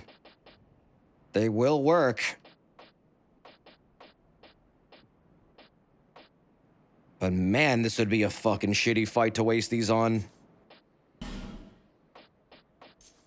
I don't find myself popping green blossoms in the middle of fights. I never really had a problem, like, getting to kill the boss. Honestly, I normally only die to, like, complete stupid bullshit in this. Once you do this once, it's not that bad. But watch me fucking die immediately now. Here we go!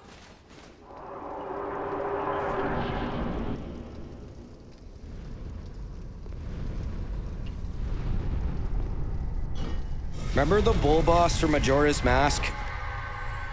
Did you like them?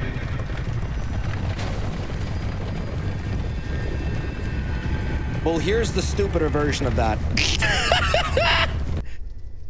Fucking go!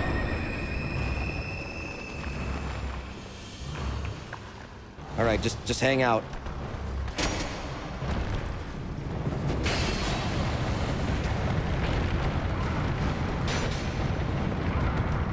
Out! Shit! Oh, God damn it. I'm gonna die to this shit, if anything. Damn it! It's the skeletons that get me killed. That's what I mean by stupid bullshit. You have to hide in the little corners so the boss doesn't outright run you over, because it's the literal chariot from Elden Ring that, like, goddamn does truckloads of damage every time it does it. Then, you also have to manage the fucking skeletons, which never stop coming for you. Yeah, tridents aren't gonna help me here. I was just seeing if it worked, but then I realized in the middle of that, no. Nah, I'm gonna fight this how I did it offline. Faced. Faced. Hand in faced. Thoughts on Gavlan? He be wheeling, he be dealing, he be my best friend, and I thank God every day for him because he gave me poison arrows. And poison arrows are good for you.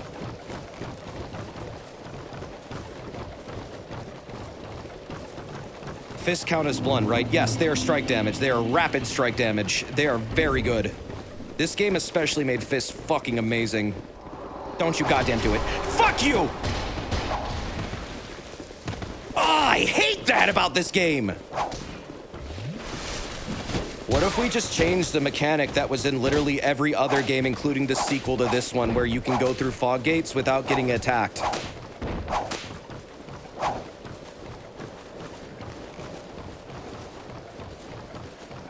What if I try to enter a gate and it just interrupted me completely because some stupid asshole decided to spank me?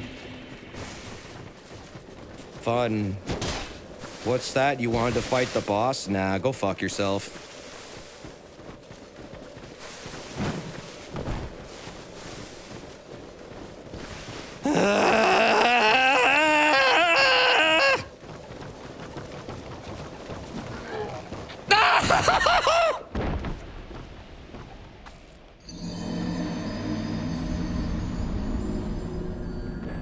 Why is this area so fucking awful?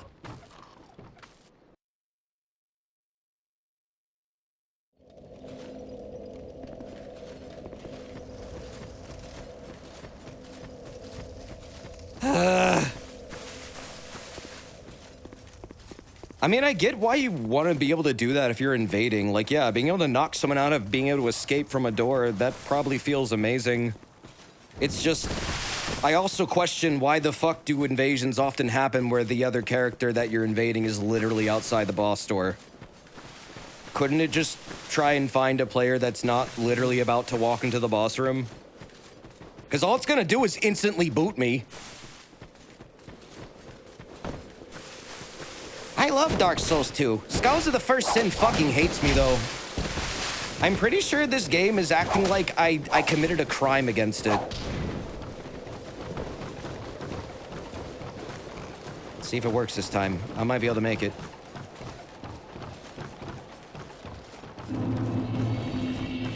Cowards tend to run to the boss anyways when losing. They do. No, I know. I've seen it. You're not wrong. There we go. All right, let's do this right. If this doesn't work, I'm grabbing a fucking shield. Just face the damn enemy! Face your fears! Run. Here he comes. Oh yeah, that's right, there's shitty little necromancers too.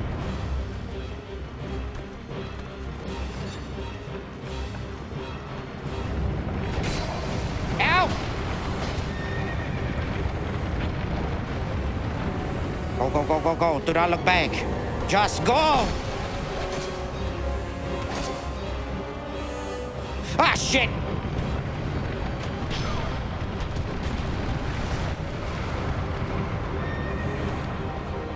Keep going, keep going, keep going, keep going, baby. Yeah! Pull it! Fuck you! Eat a dick. Okay, let's go somewhere empty like Goku and Vegeta. Come on, man. Now your little fun ride is done. Actually, wait, he doesn't get it back, does he? I've never actually seen if he does. I never let him live that long. No, he does not. Okay, good.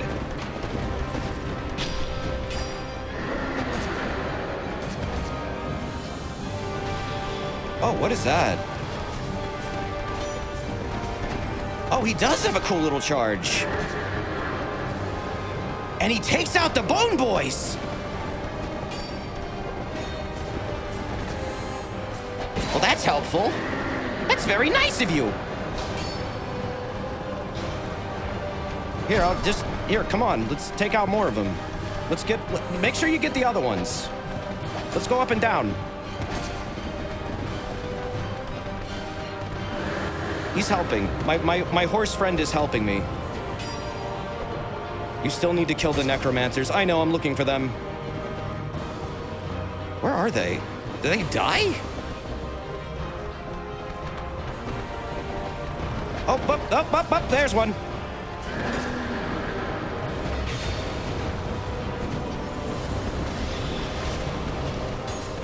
Whoa.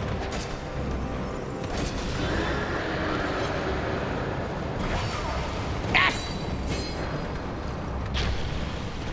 Would love to fight the boss now, if that's okay.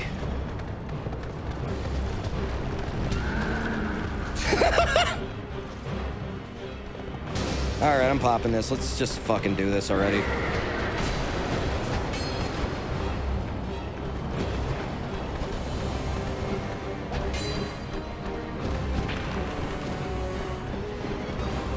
Come on, big horsey boy. Oh, there's a necromancer. I'm not gonna have time to fight him. Oh.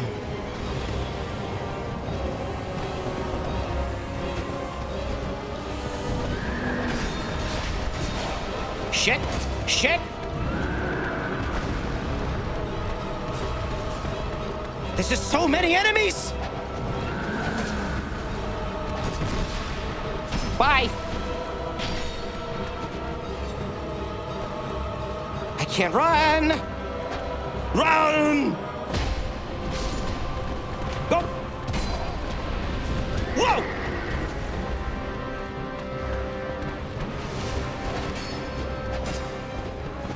Stick knife in me! Run! Okay, is there any other necromancer? There was one like over here. You! Oh shit! What? You got it over here so fast! My God, it really is Shadowfax to show us the meaning of fuck you!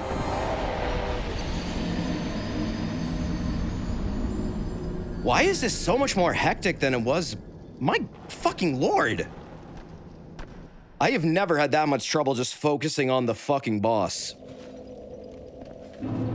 Did they add more skeletons to this? Like, serious question. Did they? If you actually don't know, don't answer. Everyone's gonna fucking just say yes, so why am I even asking? Probably they didn't. Why does this feel so much more aggressive? It's the same. I did not struggle like this before. Weird. It could just be this boss is fucking stupid.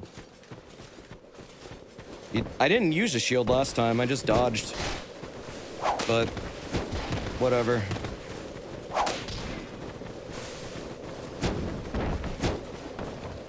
guy just would not fucking leave me alone for even a second.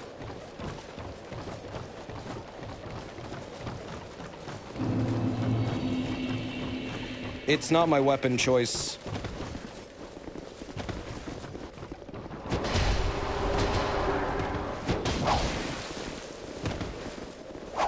Fucking ridiculous.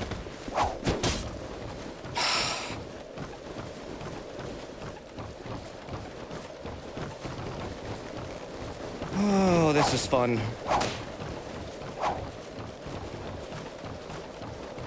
You didn't know I could cancel out of fog gating. Oh, I can't, but they can cancel me out of it. No. This game wants you to, like, fight literally everything. And if you dare ever try and run around something because you can do that in every other game, fuck you, I guess, because the game said no. So I'm just gonna stand here and wait for them all to de-aggro because that's literally how I deal with this situation.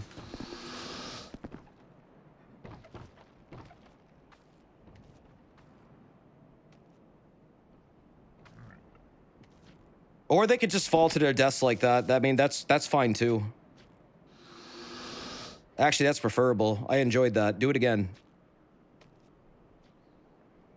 Okay, cool. Now I can enter the boss.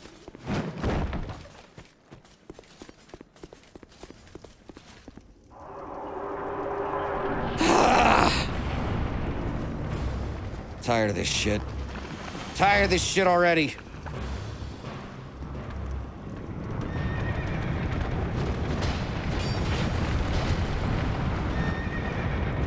Let me out, please.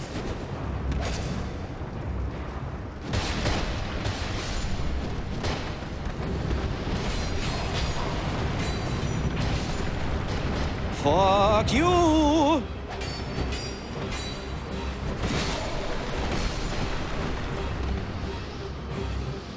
I will now take out all the skeletons because I'm not letting that last thing happen again. I am on a seek and destroy mission now.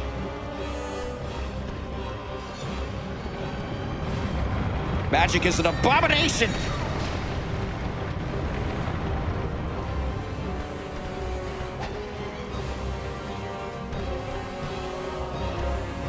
There you are. That'll make this way more manageable. These necromancers drop the rarest staff in the game. I will never see it. What? What even fucking just did that? No more bone boys.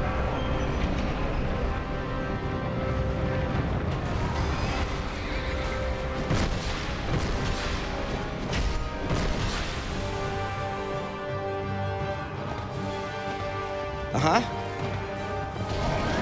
Oh!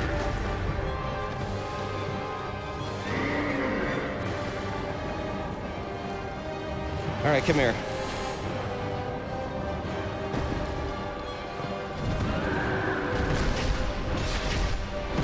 What to? What to?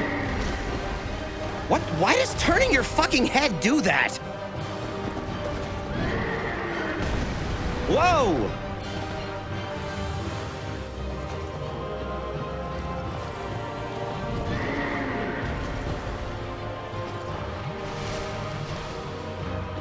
Some Monster Hunter fucking hitboxes, yeah, for real.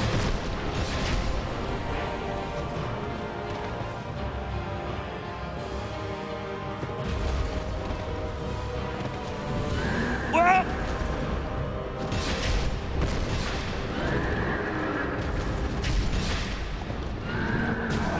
Oh! Crimson water time!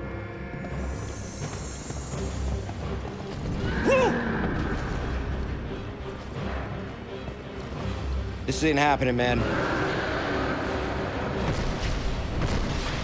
Fuck you! Turn into glue!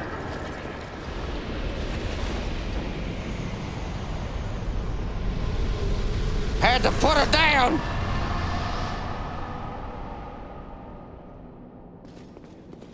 Oh my god. What a paltry amount of souls! Was it worth all the frustration and energy in the last hour and a half of me just hating everything? Yes. Bad horse is gone. Until I bonfire ascetic. It is all right, though. I have won. I fished at the boss. I threw hands, and the boss caught all of them.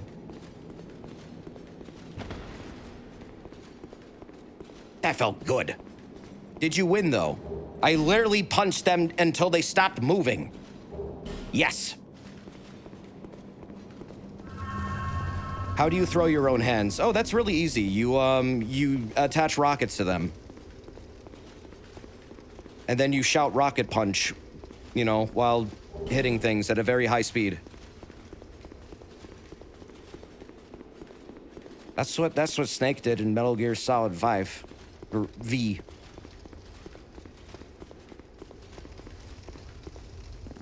Whoa.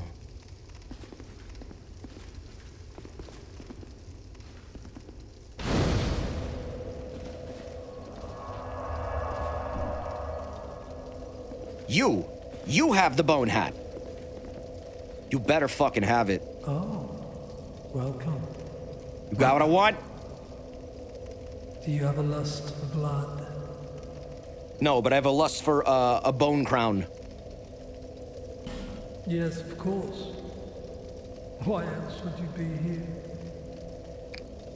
Do you give yourself the honor? Little mains. So wait, is this dude a homunculi too? Are they like the bell keepers, or are they just short? I don't actually know. Because the bell keepers are homunculi. Undead. And they kind of have the same model. He's just small. Okay. But it's not as easy as you think.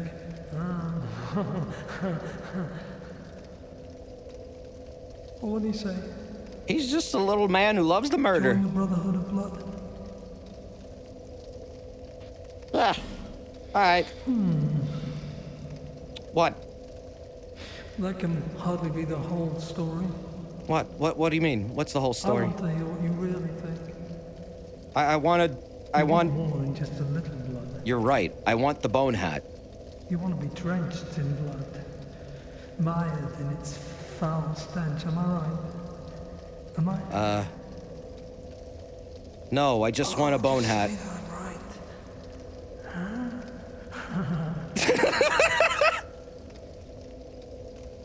It's like Carl Pilkington if he was like in his goth phase. Abandon your covenant and join the Brotherhood of Blood. Yeah, sure, whatever. Does he have spider legs on his back? Yes. I knew it. I knew it.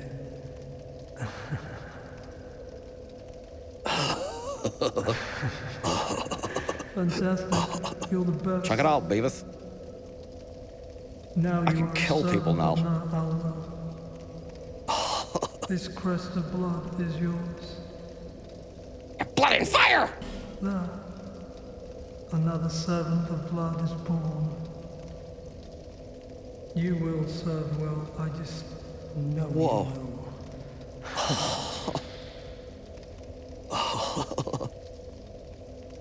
Well, how are we? Whatever you need, I've got it for you. Blood is cool. Give me your fucking hat. Give me the hat. Where is it? Yes! Hat obtained.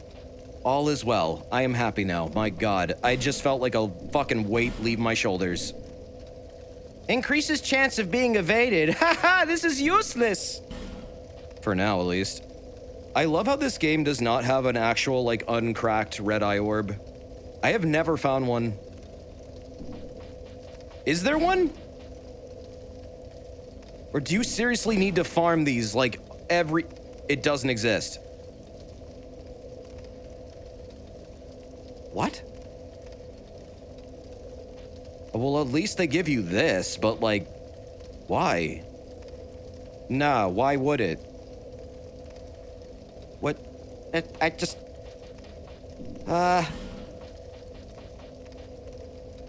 I don't get that. Why would they not have that? Why make your... Especially because there is, like, soul memory in this game. Making players farm for an invasion item is pretty counter-fucking-intuitive. I just don't get it. They put the soul memory system in, but then they surrounded it with, like, grinding. Why? It's not encouraged. No, it is. This covenant rewards you for it. Like, literally, there's several PvP covenants that reward you for invading. Like, that's a huge part of the game. This is the PvP Dark Souls game. It has much more thought out PvP covenants than I think even 3 does, when I objectively look at it. But at the same time, the systems are counterintuitive because they literally... One system wants you to not grind, and the other one does want you to grind. There's a lot of dueling, but not a lot of invasion. Okay, yeah, fair enough. They are different, fundamentally. High dark defense. Oh, really? This armor ain't half bad, actually. It's pretty, like, mid-level. It's very lightweight. Bone King Cuff.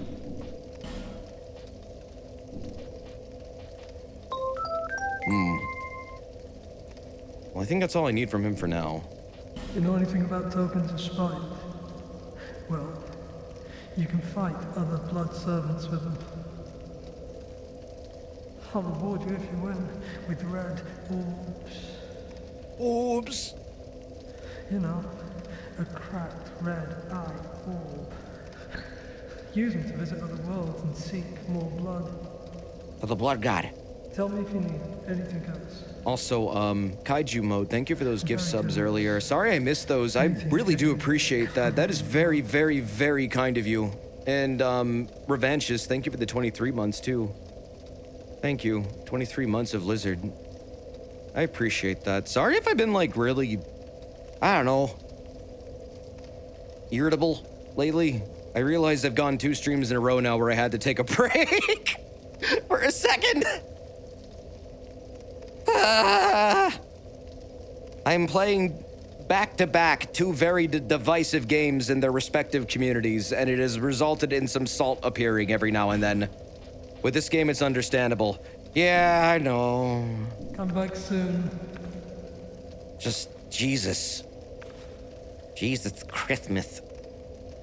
Thanks for being cool, Desert. You too, chat. Your streams are always good to look forward to, and I'm glad to be part of your community. Please know that we are always here for you. Also, can you say that wizard came from the moon in Meatwad's voice? That wizard came from the moon!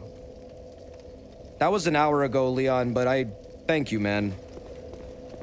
There you go. There's your Meatwad. Sorry, dude. Sorry I didn't get to that in time.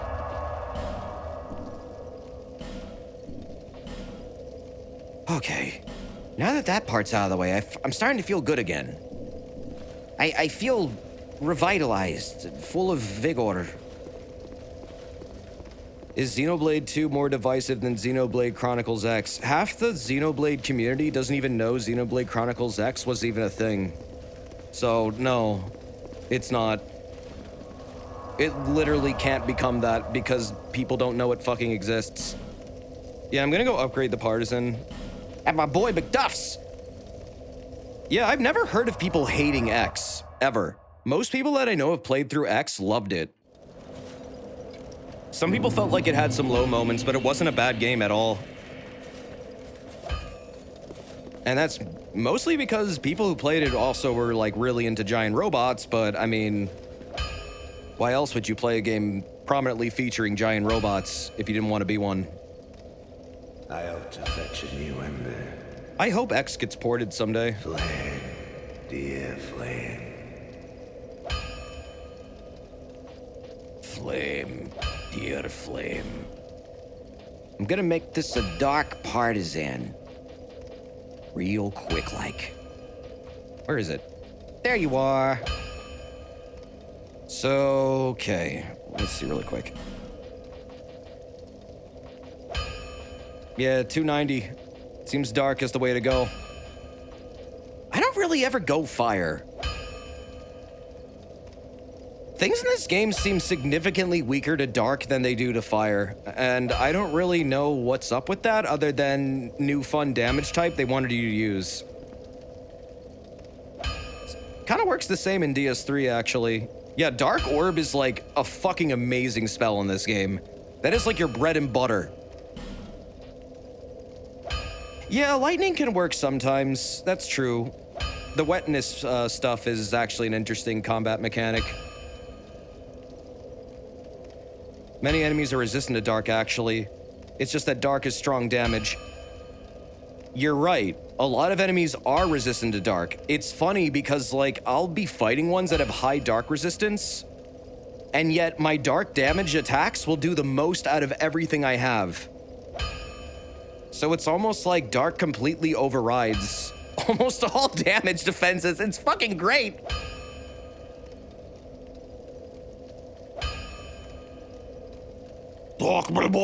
Yeah, it is great for PvP. In this game and in 3, because most armor doesn't account for dark. It's like a funny little fun fact that they wanted you to learn through dying. There you go. Funny little fun fact.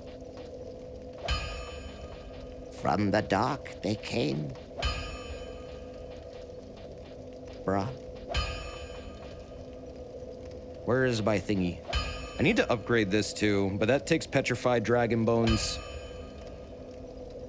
How many petrified dragon bones is to upgrade one full weapon? Is it 5 or is it more? So, chunks, huh? 15. Okay. Damn it. We're gonna be here for a while. Fuck.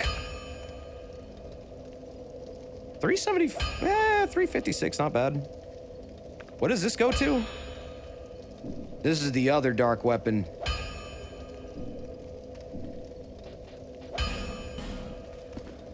Flame. Dear flame. I think Grandel's cool. He's like Gandalf, but he loves the lights being out. Also, I like how he doesn't really explain to you what's going on or what his mission is in terms of like lighting the goddamn like Lord Vessel things in the dark. But you're clearly agitating it and trying to draw out the Dark Lurker, who is some malevolent invading force in the abyss, and is probably the dude closing all the portals he keeps opening up with effigies. He like sends you out on a hit mission and doesn't even fucking tell you about it. It just kind of happens. Oh, hey, Johnny, what's up, man? You're doing well. I think he's a fascinating character. Also because he's voiced by, Kaz's voice actor. So it's like, he kind of is the Kaz presence of the game.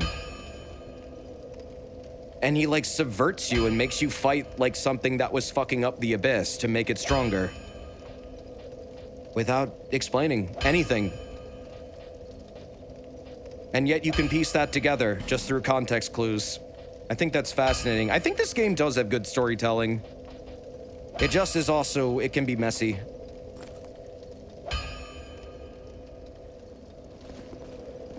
It's like I took like a bunch of barbed wire and just wrapped it around my head and called it a day. That's the fucking crown! Man, that is so sad. I can't wait till I get the big crown. There's like 4 of them. No, wait, no. Yeah, there's 4. There's 4 other crowns, and they actually do fun things with stats.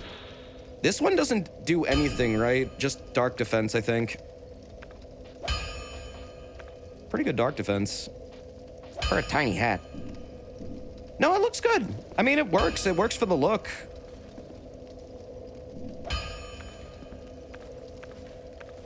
I need that bone fist for the wizard punch, though. And then I will truly be Ganon.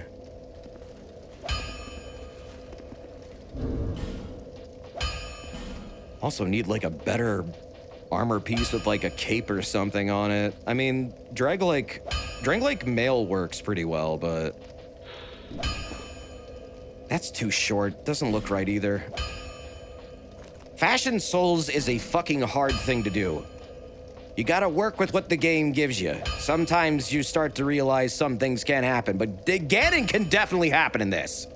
Yeah, the King set might be really good. That's true. I don't know why the hell I'm wearing these right now. Other than I wear them all the time with my other character, and it's just a bad habit to equip them. They're not leveled up at all. Mad Warrior gauntlets. Those aren't very Ganon-y gauntlets. What kind of gauntlet would Ganon have? He would have something like Regal, like Dragolite gauntlets. Throne Defender set. Yeah, we're not gonna get that for a while, though. Oh, I can actually do some more stuff. Whoops. Pop some souls. Yo, McDuff fucking put in work over there. What is he hammering? What if Ganondorf wore a pretty silk dress? It would be very funny. I wish I could see that. I mean, he kind of does in the Two Towers. I mean, that fucking white robe he's got at the end of the movie, that's some good-looking shit. Fucking looking nice in that. That's got to have been like silk or something, man.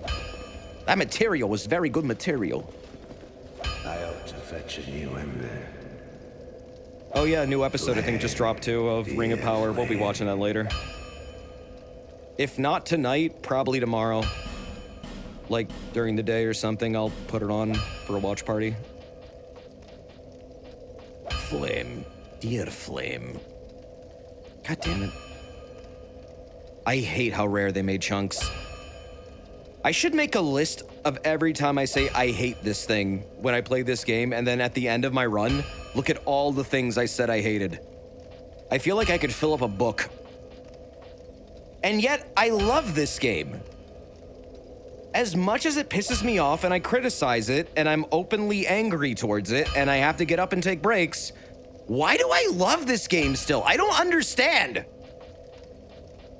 And it's like such a more deep seething anger than normal for these games.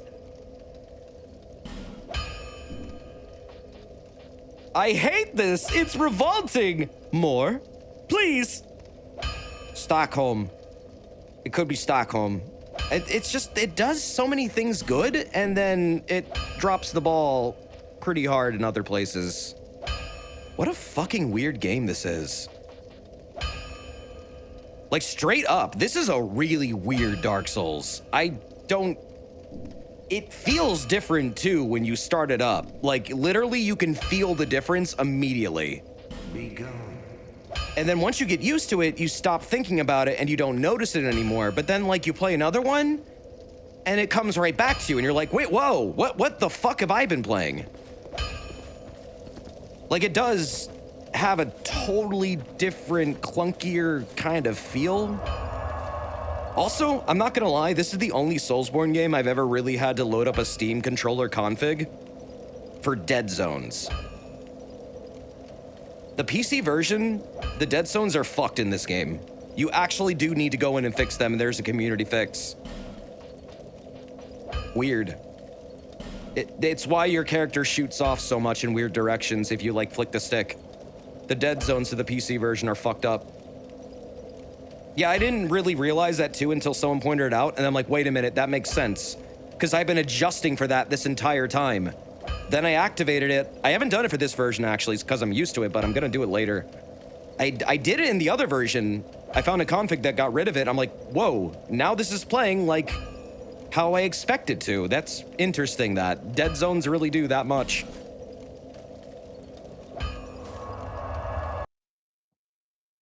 Yeah, it's weird. You either notice it or you don't notice it at all. And then once it gets pointed out to you, you might notice it really hard. But if you're used to it, it's probably not going to affect you. But if you're just coming in from like maybe 3 or 1, you might notice it a lot more. Seek souls. Oh, Aqueous, if you're having drifting issues with like a Pro Controller or something, I actually learned how to fix those. That is the only way. Lest this land swallow you whole. It's not a really bad issue. It's just interesting that it's specifically this version people say that exists in. I haven't tried the other ones. But I did notice it. When I started the game up, I noticed it the first time.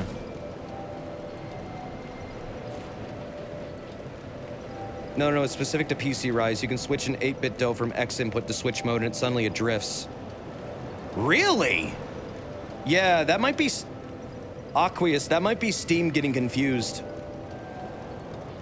Because if anything, Steam is likely the one setting up, like, the dead zones and stuff for your controller if you're letting it manage it. There might be something you can do in the configs there. Maybe. Yeah, I wanna invest more in dark weapon stuff. I want to get these up to like 20 or something, maybe 19. But probably 20 or 21. That's usually a pretty modern amount. Hey, Servy. How you doing? What you up to? How's Iroh? Okay, so Chariot's done. Dragon Slayer guy's done. The Ornstein look-alike man.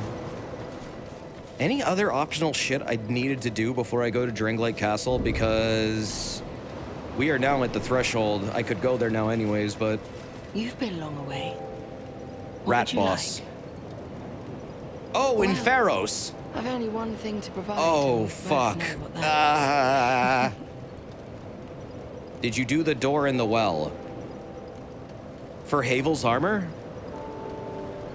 Which door? I do need to do rat... That's Vanguard, right? No, or is that Authority? The fucking awful Sith look-alike fight with the stupid rat ads. Did you get Grandol and Black Gulch? I did. I have to get him in Dranglake as the final one. I haven't gone there yet, so he's currently on standby. The big hole door here in Majula. Well, wait, yeah, at the bottom of it, right? Oh, wait, I need to pay for the ladder. Suit yourself.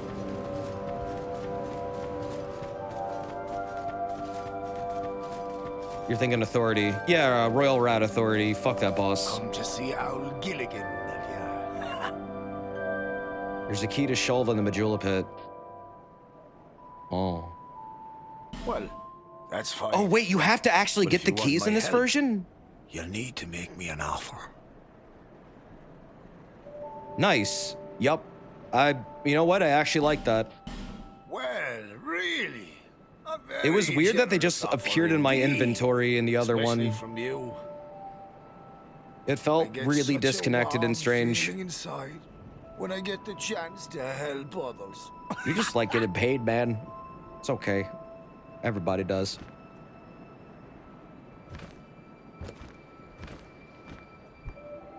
It's something to do with Rise, but respecting the default dead zones or something, but only if Steam reports your controller as a Switch controller. Setting the dead zones manually fixes it. I forget if you have to make them wider than the default or not, but it works just fine for me now. Oh god, yeah, that's controller shenanigans. I know exactly what you're talking about. This ladder's not for sale. The only things I sell are miniatures. I mean, if that tickles your fancy, you can buy as many as you like. That's adorable. He literally has a little ladder miniature that he can sell you.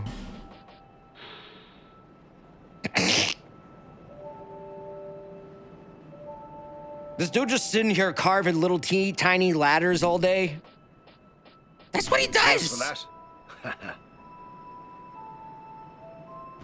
What a silly little thing. The price changes too. I've seen it like go up and down, I think. It does change, right? I've seen it go up. I swear I've seen it go up.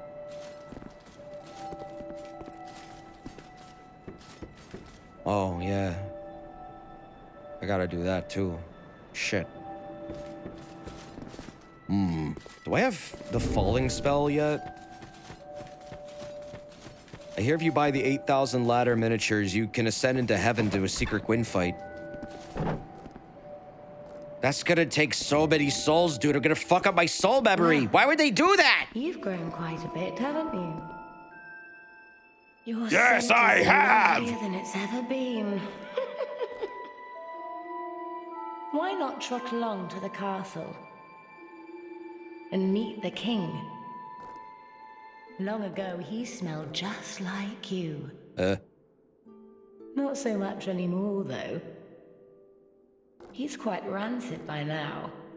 The ladder thing was cheaper in We Earthen Peak. cats Okay, love that's what I noticed then. You It's raised an the price. acquired taste.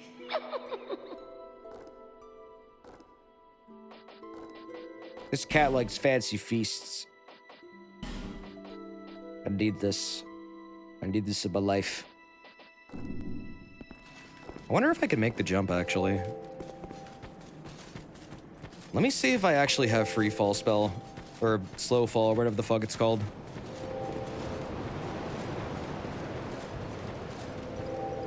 Yeah, it is amazing how soul memory works against, like, literally everything else in the game that the game wants you to do. It's like punishment for playing the game. It's really fucking weird. It has gotta be one of the most, like, counterintuitive things I've seen in a game.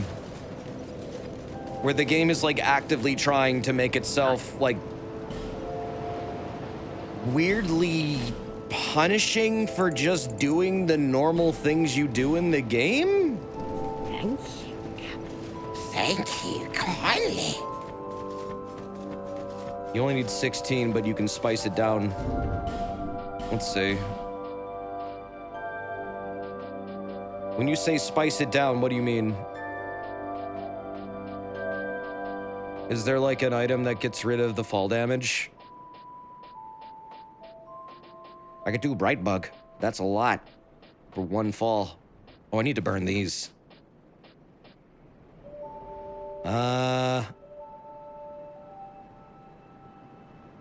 Yeah, the incense, right. Oh, yeah, I don't have any of that right now.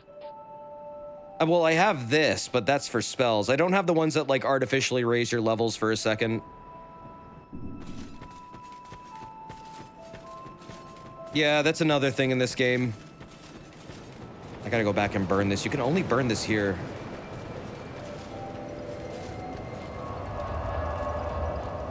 But I don't have the spell, so I need to go get it. I forget where it is. Someone has it. Someone sells it. The spice mechanic is cool. I think it's interesting that you can take, like, endgame spells and, like, use an item to artificially make it easier to cast for a character that's more lower level.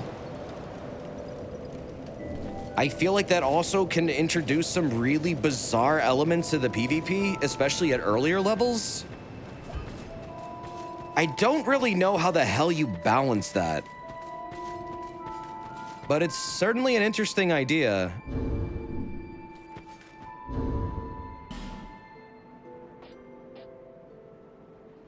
There's a bug in Skull of the First Sin that if you pop a bright bug, it will never lose its effect as long as you're wet and don't die. So the Pharaoh's Mask just lets you have infinite duration bright bugs. Really? I'm not gonna make that fucking fall. I only got 10. That's ridiculous, though. Oh, wait, this isn't the long one. No, I want the good ladder. Let's not use this one. Let's use the good one. Yeah, it's dumb. Don't use bright bugs. I've never actually popped one. They feel like elixirs. I'm always, like, wondering if it's just, like, not a good time to use it, and then I've gone the whole game without using it. How have you doing? How have you done today, Desert? I'm doing okay. I'm doing good. But I'm also getting kind of frustrated at the baby game. But you knew that. It's Dark Souls. What else would I be doing? How are you doing, though? You doing okay? You doing good, Foxy? Oh, yeah, this door. Why did I forget this door exists? Yo. Dragon Talon. Guides one to an unknown land. Legend has it that the deepest reaches of the Black Gulch behind a locked door from the inside is a magnificent city built for a great slumbering dragon. This talon clearly dates to an ancient time, but great vitality emanates from it still. I could go to the DLC now and get poisoned! That's not the Iron King. That's Sunken King. That's Shoulder. Close enough, though. You got Sin's toenail.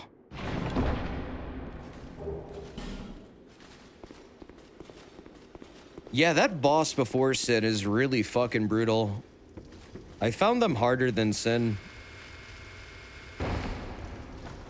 Just because they can summon, like, literally, Veldstad or whatever. Like, just randomly in the middle of the fight. I was not ready for that. I mean, I did it. But Jesus Christ. That's a hell of a thing to just add. Just like, oh, by the way, here's a surprise returning boss. Just, you know, because we hate you. And I go, wow, thanks, Danny Mora. Thanks, Saboya. Thanks, Miyazaki. I love pain. I don't know why she can specifically summon him. It's really weird. Maybe it's just because she's summoning the dead? It's implied the queens always come for the cities after everyone is already dead. At least I think that's what's going on. It seems like that's what they do. Like, the entire thing is like, the kings are part of this cycle where their kingdoms will fall to ruin, and then the Mana Shard queens will, like, swoop in and take over and try and corrupt everything and make it dark. They were there way before the cities got fucked. I've always seen, like, a fucking argument about that. Some people think they weren't there before and they definitely came after, but then some people think they came before, but then it's like, which is it? Only the Iron King was gone when the Queen got there. I was hearing that for Shulva, actually.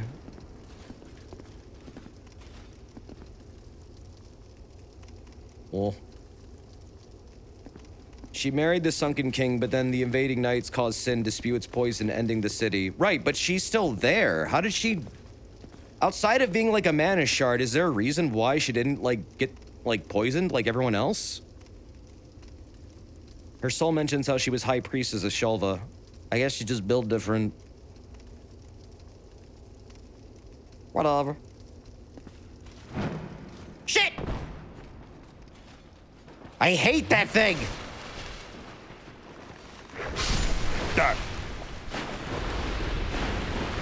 Yeah, alright, she's a shard of mana, sure, why not?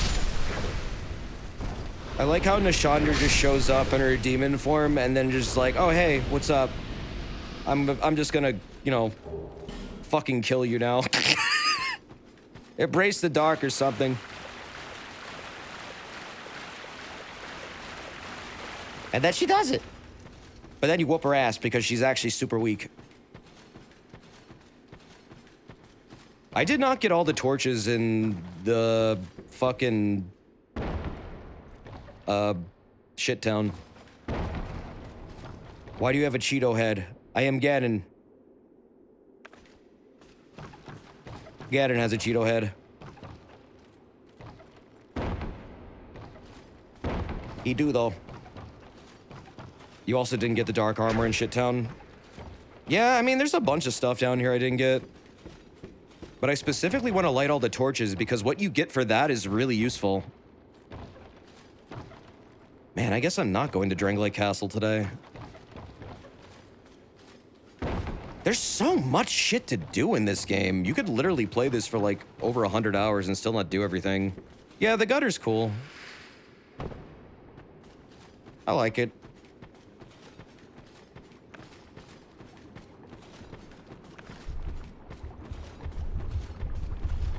It's an interesting idea. It's like the slums in FF7.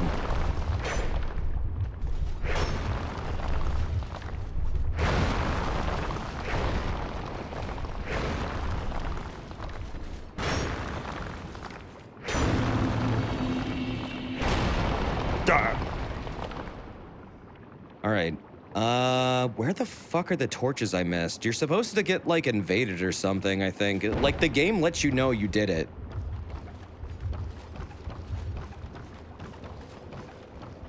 But I'm missing some.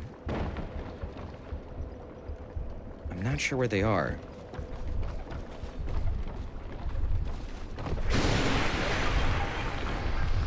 Stop breaking the pottery. No! I have to be sure that it is broken and shattered. It's like a nervous tick. Have you found the zip line? I'm aware of several in the other version of the city, but not in this one.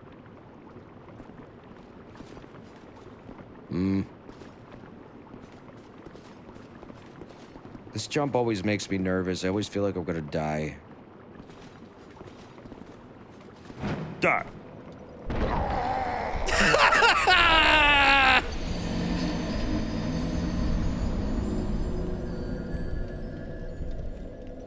Yeah! Yeah, boy! What the fuck is the fall damage? Yes! Bearer, seek, splat.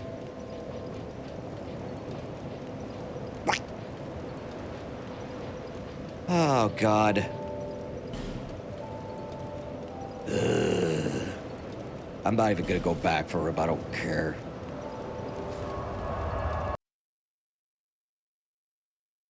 DS2 is the most unforgiving fall damage. Elden Ring has the most forgiving. That's funny because one time in Elden Ring, I literally died from hovering in the air too long. 2 feet above the ground. I love how there's no check for that. That was the funniest and most bullshit way to die ever. Don't they all do that? Yup. It's because the game requires you to hit ground before a timer goes up. Doesn't matter if you're even a teeny tiny inch above. That timer runs out, you are dead, son.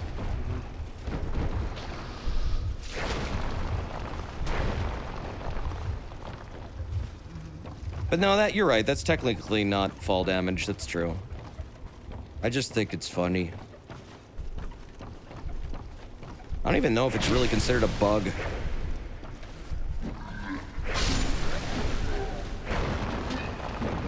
I just know one time I was standing on top of Alexander's head because it looks like you should be able to stand on it since it's a giant circular flat surface, and the answer is no, you can't do that. You will die. The game says, fuck you. Stop doing that. Stop being silly and having fun. Get off his head. And then it kills you if you don't listen. It's pretty adamant about it. I think I got all the torches over here. There's definitely some, like, in another part that I didn't get. I think on the way down to the middle section.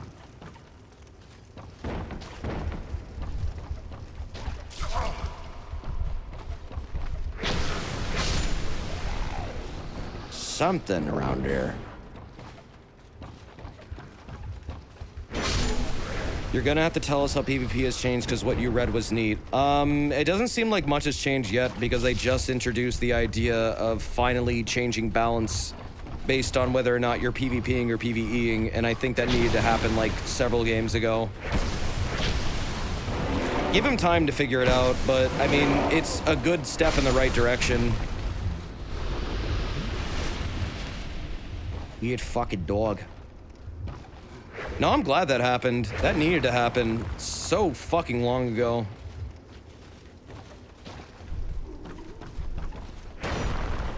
Hopefully this means that fights in Elden Ring will now last longer than 30 fucking seconds. Or less.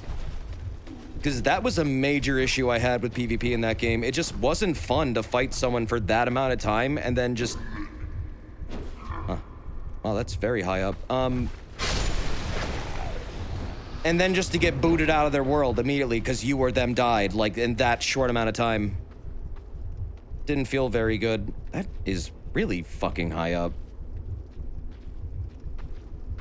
Huh. Bleed and other statuses weren't nerfed. Yes, they weren't, but a lot of things were actually buffed. Like, literally almost every fucking move in the game was buffed. If it wasn't an Ash of War. I mean, Discus of Light got buffed, and that was already insanely useful. That's like my favorite spell in the game now.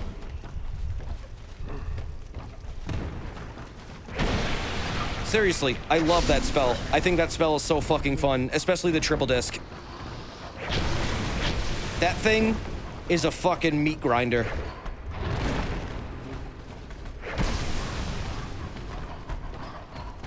triple disc into Erd Tree Great Shield, you're a literal walking tank. Have fun shooting lasers that become other lasers.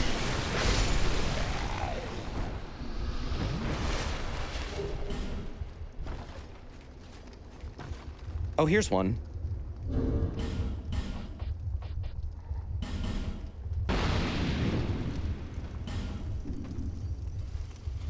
I've tried to be a Those Who Live in Death sorcerer in Elden Ring.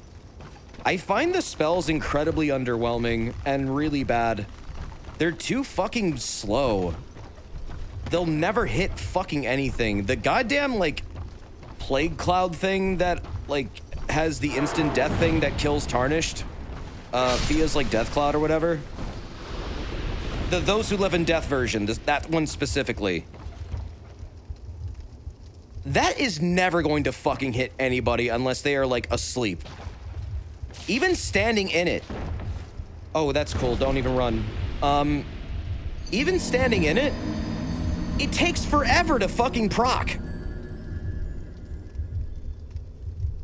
It's at most like a choking point tool. Like, I usually use it to make people go where I want them to go so they walk into something else. Kind of like an area management thing. Because no one wants to touch the spooky gas, but then it's like, yeah, but I'm also leading you towards where I want you to be. I don't think that's the intended use of it, but, I mean, it definitely works. Ancient Rancor Call is really good. That's a good Those Who Live in Death spell. I agree with that. It just, I really wish there was more than, like, just one that actually had good usage.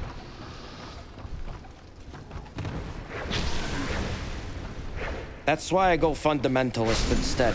There's way more fun things to use there. Can you get up there? It looks like you can. There's like dudes up there.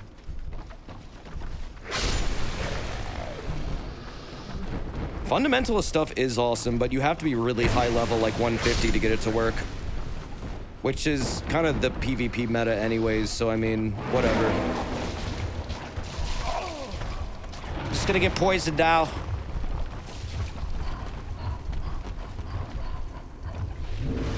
Hell yeah, I'm a fundamentalist. I love throwing a discus into my Erd Tree Great Shield and shooting off laser beams like it's nobody's business. Doing 6k damage for fucking bolt. That thing is busted. And yet they keep it the way it is. It makes sense, honestly, for one of the Mikola spells to have that kind of interaction. Like, canonically, that makes sense. That's definitely intended. One of the most hyper-specific interactions in the game, too. The skeleton spell is so fucking hilariously worthless. I have no idea what the fuck they were thinking with that one, but my god, does it make me crack up every time I see it. No one runs that spell seriously. No one. It is absolutely stupid. Two skeletons appear at the distance and then, as slow as a fucking snail, swipe their swords.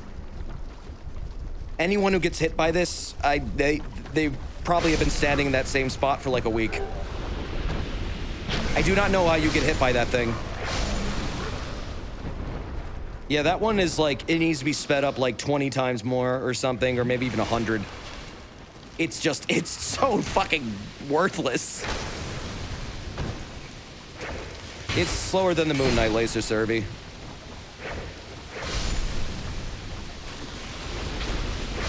If you die to that thing, you might genuinely need to uninstall the game.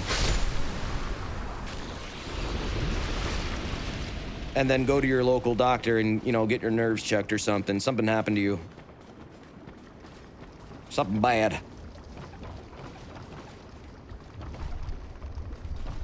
Something woke your brain.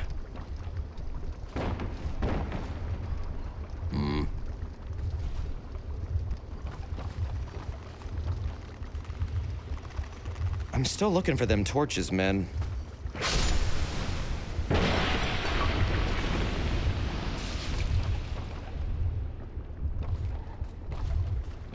That's not the...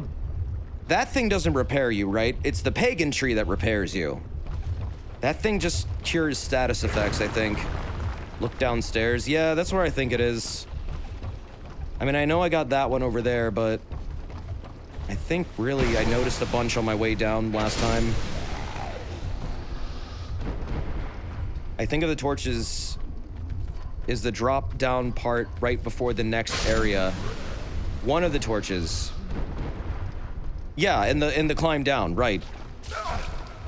Is the pagan tree the Christmas tree? I don't know, but the lore is that they would, like, whip it, and then it would, like, cry out in pain, and they would use its tears to repair all their weapons. What a fucking really weird NPC that thing is. Specifically, you have to whip it. Every time you whip it, it cries out louder, and if you whip it like more than 3 times, it dies. However, it respawns 12 times, but it will not come back with a Champion's Covenant, so don't kill it 12 times. Just whip it a little bit and walk away.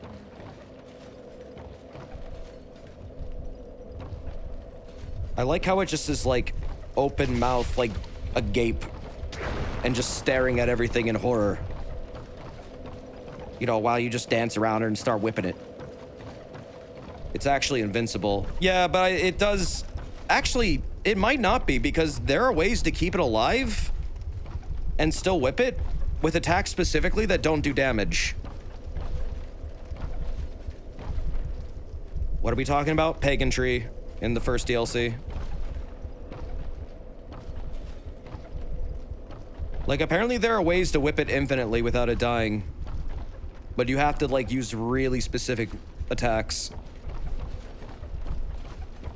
Is this gonna drop me down? Looking around, looking for torches. I'm not seeing any. Well, I see that one. That one got lit. There's a chance I may have done this because once you come down here, you're supposed to get invaded if you got them all. Was that a torch near the top of the ladder? Was it? It could have been a pagan stone.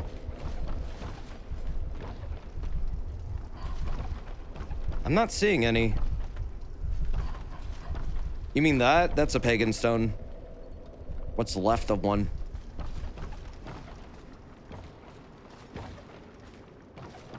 Did you get the torches near the Hyde Knight here? There's a Hyde Knight?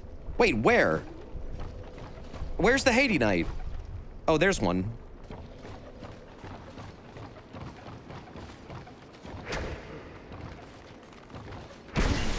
I don't know where they are. If I've seen them, I forget.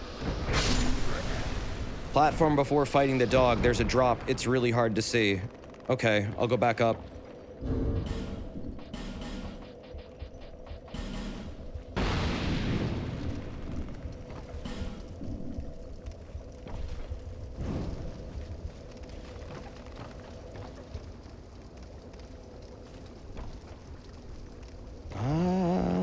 Oh, there's another one there.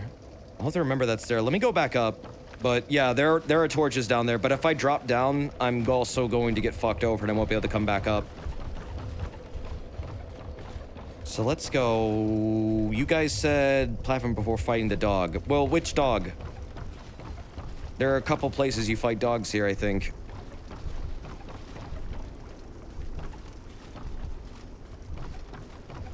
You do have to teleport back? Oh, all right. Well, let me go get the torch then. Fuck it. Whatever. Oh, there. That's not the right one.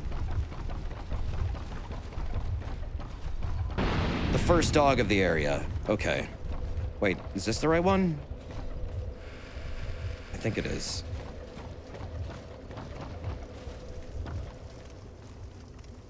It's so dark. Oh, there's 2 there, actually. All right. There you go. And then... YOLO! Nice. Gee, it's kind of dark. Gee.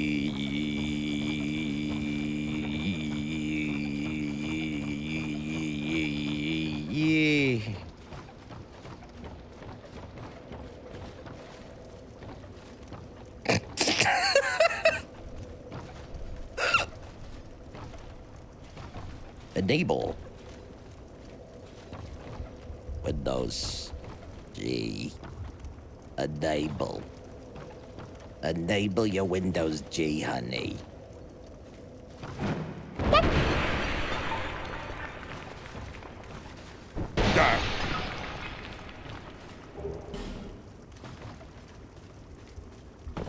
Won't be able to co-op and Sea of Thieves if you don't enable the Windows. I don't know what's in this chest, but I'm taking it. Oh, great! I actually love the Great Club. Every fucking game, the clubs always outshine other weapons. It's actually hilarious. I'm convinced there's some kind of, like, metaphor for trees holding up the world or something and being super strong as a result, but I just appreciate the clubs being so damn good. They're good in, like, every game except Elden Ring. I don't know why. In Elden Ring, they broke the streak. It's poop. It is pretty poopy in Elden Ring. It's because they changed the moveset, though. Yeah, it's a bit ironic that the fucking Erd Tree branch weapon in Elden Ring is not as good as it was in other games, I feel like. It's mostly due to the reach and the, like, slowness of the weapon, but also it just gets outclassed damage-wise by, like, literally fucking anything. Trees are evil. I'm gonna go back up now. I'm gonna go teleport out of Black Gulch.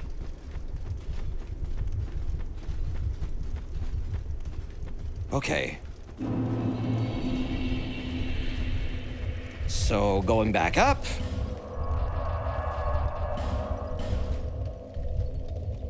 The things I do for armor. This game is filled with, like, little shit like this. Just, like, light every torch in the gutter to get secret thing, but it's really good and you definitely want it. Just like, oh. I guess I'll better get going. So you guys said it's before the first dog. I'm used to there being a dog right here. So when you say first dog, you mean the one that's over this way, right? Over there? Why does it sound like a TNT explosion for the pots? This game is amazing sound design. Turns out lighting all the sconces just sets the whole place on fire. That looked badass. It's the second dog in the vanilla game. Oh, okay. I gotta drop down somewhere. Looking. Oh, wait, I think I know this one. Yeah, I didn't do this one here. You're right. I know which one you're talking about, I think. It's like off to the side a little bit somewhere. There's like a drop point. Ow! Fuck you!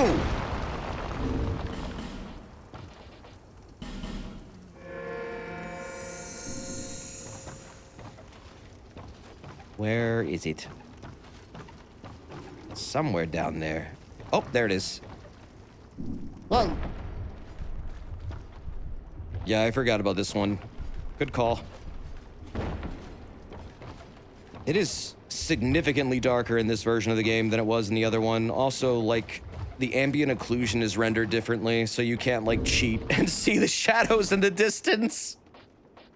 Because they outline things. Can't wait for the snow area, because that's gonna be a fucking pain now. Nah, there's so much to do in this game. I don't blame anyone for having a, like, not perfectly remembering anything. I would never remember half this shit. I'm gonna forget it probably in a week.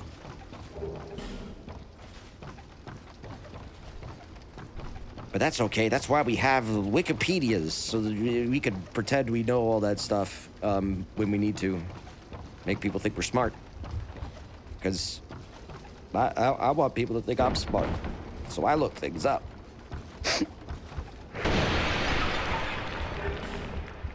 I try to know stuff. I just can't know everything. Oh, hey, Zito. You forget what day it is on the regular? I do, too.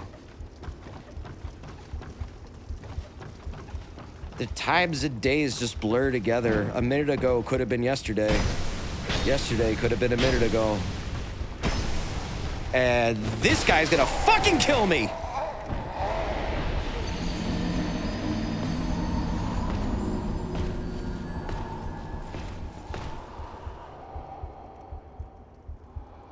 Yeah, they had a different helmet. All right. Haiti Knight. Why is their helmet different? Why are they down here? What's the story? Why are the Haiti Knights, like, literally everywhere now? I don't get it. What's the lore, man? Why did Tanimura decide to put them everywhere? What's going on? What's with the whole... What's with the funky helmet? Obtain lore. Sometimes there is none for this game. It's weird. Sometimes it's just, he felt like doing that day. He was feeling particularly devilish that day and decided to put a Haiti Knight right there. Right where he thought you'd be. At this particular day, at this particular moment. As you sit here breathing before me now.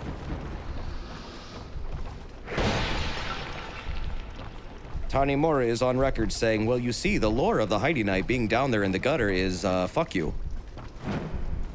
And then he took a long drag of a cigarette. And died, because smoking kills. He did a good job at Elden Ring, though.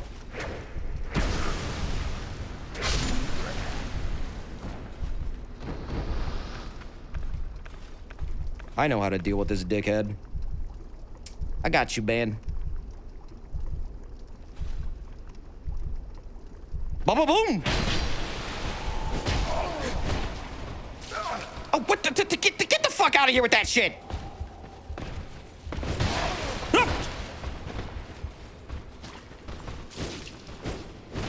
They're shooting green slime at me again! Ah, fuck! Okay, got him! Just don't die now. Stop vomiting on me! Woo! No! You asshole!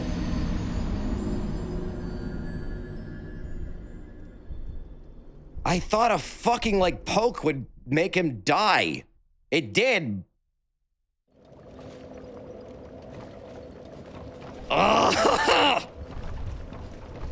Mutual deaths in this game are so fucking painful compared to the other ones. Because you know you're just gonna have another 5-minute walk back to wherever the fuck you were. Maybe more. Depends on the area. That's it. I'm punching the shit out of everything. Fuck you! Bro! How much poison do we need? All, said Shibuya. All, said Tanimura. Haha, I have no idea what's going on, said Miyazaki.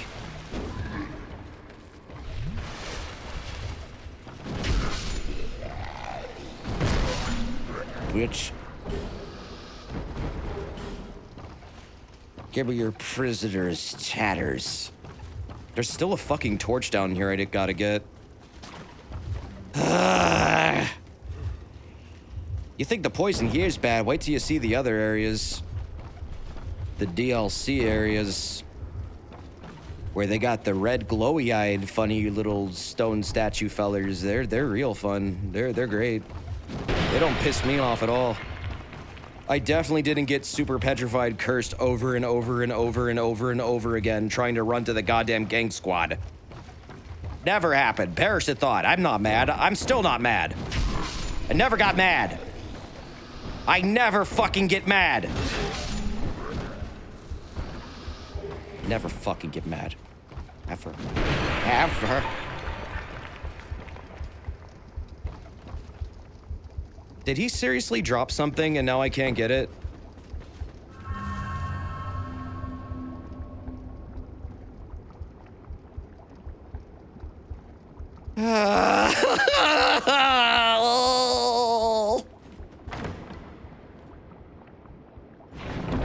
Why? What was it?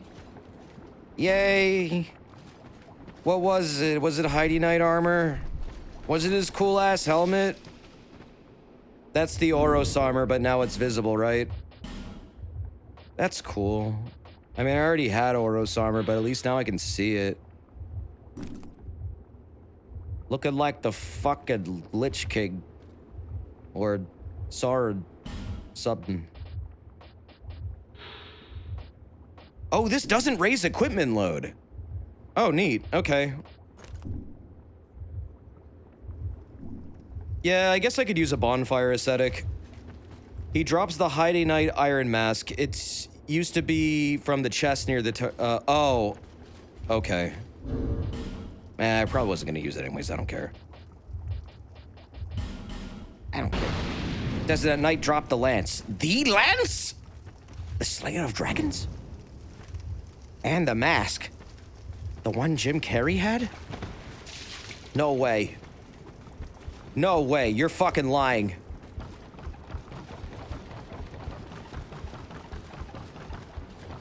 The Dragon Lance.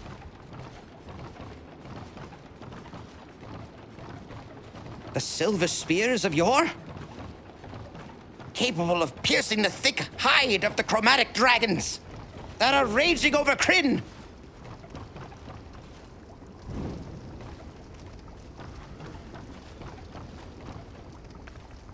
Remember when they teleported the entire planet to a random region of space and alien dragons started taking over Kryn? That was funny.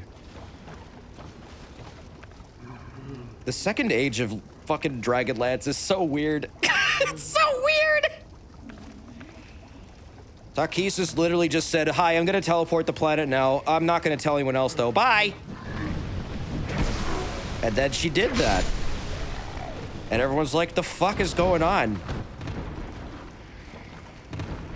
Aren't chromatic dragons D&D? Yeah, Dragonlance is a D&D setting. I believe it's based off Forgotten Realms or something. It's okay. I know no one knows what I'm talking about, except for like Sphinx and maybe like 3 others.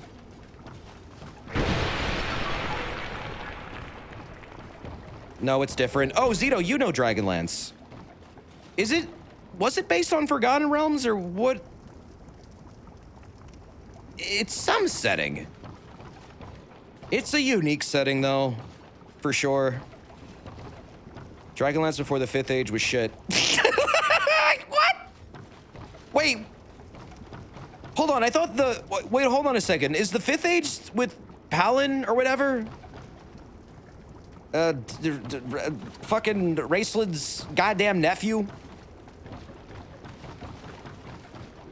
Wait, hold on.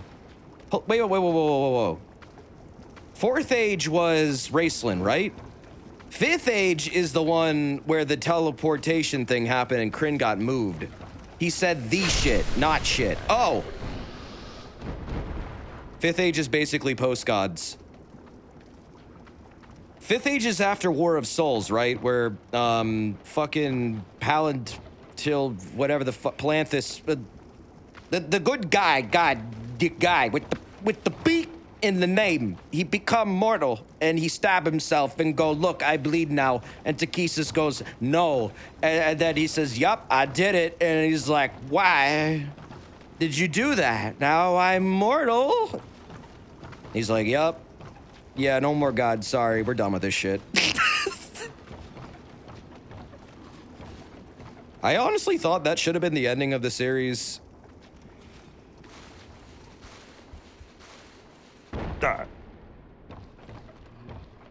I like the Skull Pogona too. I think they have a lot of character. I hope they get their flesh back. 5th Age Dragonlance is like Season 5 Babylon 5. It feels like filler and everyone's trying to bend the rules in weird ways. I mean, they only have so many ways they can tell the same story over and over again. Dragons take over the world. Now it's Soul Dragons. Now it's Chaos Dragons. Now it's whatever dragon. Gotta come up with weird-ass dragons. Alien dragons.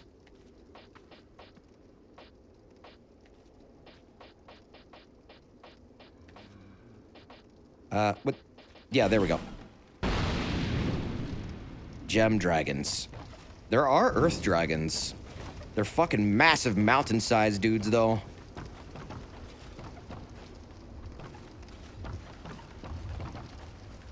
Okay. God, I wish there was like a little jingle or something whenever this worked. I'm not sure if I'm missing any now. I'm scared to go places. I could try going back down to the bottom and seeing if it worked.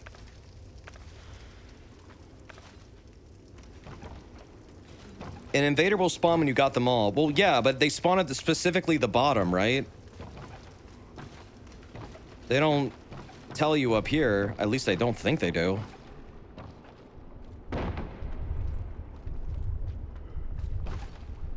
There's also Dark Wraith armor here if you haven't gotten it.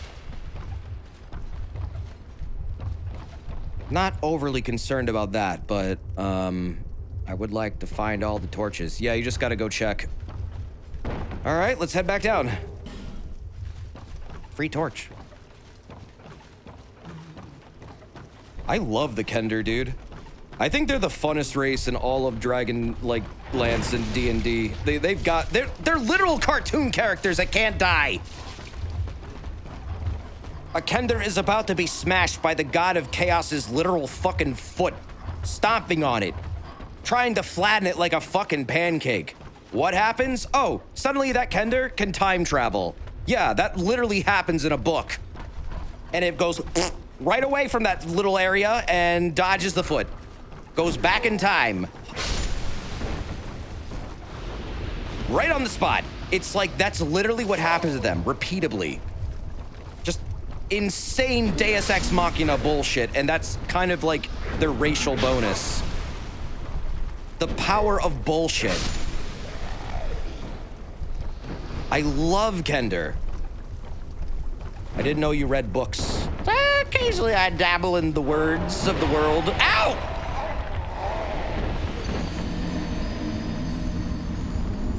I tried to drink my potion, but it was too late. They fired on me. And then I was dead. Yeah, Kender are basically hobbits, but like on crack cocaine all the time. You ever had like, I don't know, like a little cousin or a brother or sister that has like super bad ADHD and like they're hyperactive as shit? They're like that their entire life. Also, they steal everything and then just consider it being borrowed because they'll give it back later, but they never do. But they're not evil. They're just stupidly innocent about everything. That's literally me. You might be a Kender.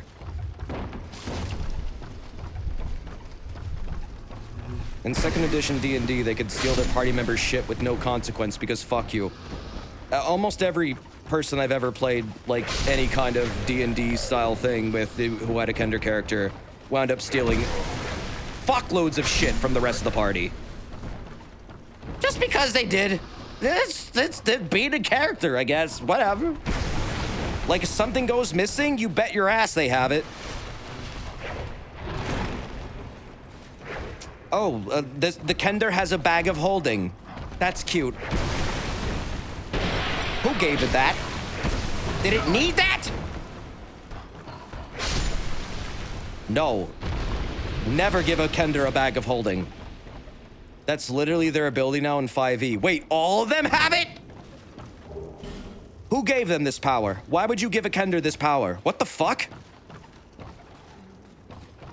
Why would you give every Kender a literal bag of holding? They can just magically produce bullshit. It finally happened. They gave every single Kender their own personal hammer space. We are in the wildest years of D&D. They stole that power. I bet you they did. But remember, it's not stealing, it's borrowing. Seriously, they're a fascinating D&D race. They're so silly in concept and so simple. Like, when you see them, you're like, oh, this is boring. They're just hobbits. Or like little, like, short elf dudes. Like, that's all they do. They're like troublemakers. But then you start to realize the depth of their bullshittery and how they can just literally cheat death all the time. Doesn't matter if the God of Chaos wants them dead. Doesn't matter if the God of fucking Time wants to remove them from every timeline possible. A Kender will find a way to get out of it. They're like Tom Bombadil. Yeah, it's like every Kender's a fucking Tom Bombadil. No idea how they don't take over the world, but honestly, it's just because they don't give a shit.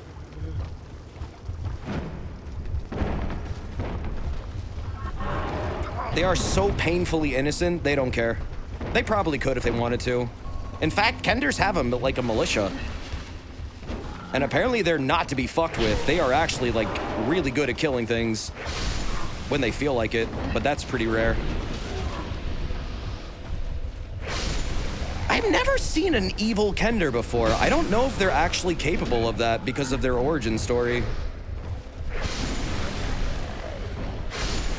I guess they should be able to, considering they're like a result of chaos. Fucking with gnomes, of all things. A Kender is innocent. The player is playing as one, though. Oh, yes, they are. Yes, there are evil ones. Really? I've never seen an evil Kender. What the hell do you play an evil Kender like? What, like a comically stupid villain? A mustache-twirling baron? Who, like, is totally fully aware of how stupid he is, but doesn't care because it's funny? Oh shit, it worked! Okay, there he is! That's the invader. They are here. They're like a mafia boss. If you want to be a hack, yeah. I know. That's just like, the concept to me, Zeno, is so interesting because I've never seen it pulled off. People always argue that Kender can't be evil because they're so fucking innocent, and oh, he's coming right up here to see me. All right. Hi. Bye. Coming back up here? Oh, I just used the item I didn't want to use.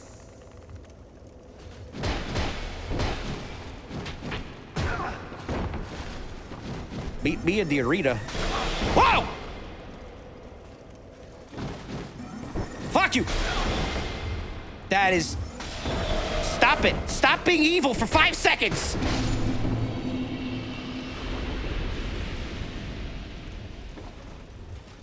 I didn't want to like that. That ladder saved your life.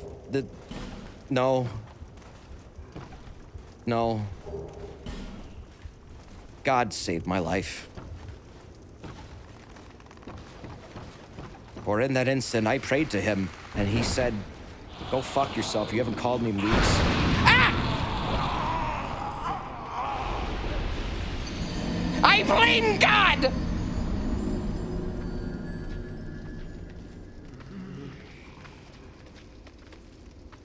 Ah! Who the hell put an exploding dude there? You thought it was over. I thought it was over. I got the Black Witch Veil set. I can fucking leave now. I don't even care about the souls. I just want to go. God damn. What a day. Okay. Now what? Door of Pharos? We still have to go to Drangolate Castle, but, I mean, I'm kind of having fun just wrapping things up. All these little loose quest lines and sub-quest areas. Not even really quests, but more just, like, interesting shit you can do there. There's definitely shit here I need to do. Like, fuck you, rat, like, dude, you know? Like, that thing, the funny rat thing. Haven't dealt with them yet. Join the Rat Covenant to make the Doors of Pharaoh sub-area trivial. I've never done the Door of Pharaoh stuff for the Rat Covenant because I feel like it's more for online purposes. You mean like set up all the traps, right? It's like a mousetrap sort of level. It's actually fascinating, but like without online, it feels so fucking pointless. Can I use dead again? Uh-oh. I can't use it. Shit. I don't want to do this without dead again. Yes, but the guys in the area before the boss won't attack. That's true. They all become passive, you're right. You to get Pharaoh's keys from doing Rat Covenant. Right, but you need to be online to do them. But, man, not having online is stifling the hell out of this game. Bowman Guthrie also spawns here. They have the Avalon, right? I think. Maybe. Yeah. That's the one you farm, though, with ascetics, I think. Yeah, the regular rats here, the one, like, right over here, if they didn't change this layout. Yep, that kind. This kind of rat... Oh, shit, there he is. They drop Pharaoh stones. They also bite you with toxic. Okay, well, I mean, I guess... Yeah. Ah, what? Who? No exit! Whoa! What the? I guess it's technically an invasion, right? That mammoth boy stomping over there. Don't come over here. Don't you come over here. Come on, let's fight someplace empty. Like this, over here. Come here, come here. Come here. I don't want to get near the elephant. You're gonna fucking make him mad, and then he's gonna start yelling at me. Maybe they'll come in here. Yes! Come closer, you idiot! Get in here. Did you get Roy farming to work? Yeah, the issue was I was I was bonfire asceticing. I was using the bonfire thingy on the wrong bonfire. You have to do both the rat one and the one at the start of the area. Otherwise, he won't respawn at all. So the issue was the boss. If I did the boss one, he wouldn't show up. It had to be both. It has to be both the boss and the initial bonfire. Really weird one, but yeah, now he respawns every time. Just, I have to farm ascetics. It's just the starting bonfire, but doesn't the boss have to be active? I thought the boss being active was a requirement. I didn't get an Avalon. No, you didn't. You don't need to have the boss active. Oh, okay. Is there dating and romance options in Souls? In 3, yeah, you literally can get married and the character will always be the opposite gender of your character. Their name is Henri, and they're amazing. They have a very cool sword that is powered literally by the luck stat and is actually fucking amazing. I love that thing. That is secretly one of the best weapons in Dark Souls 3.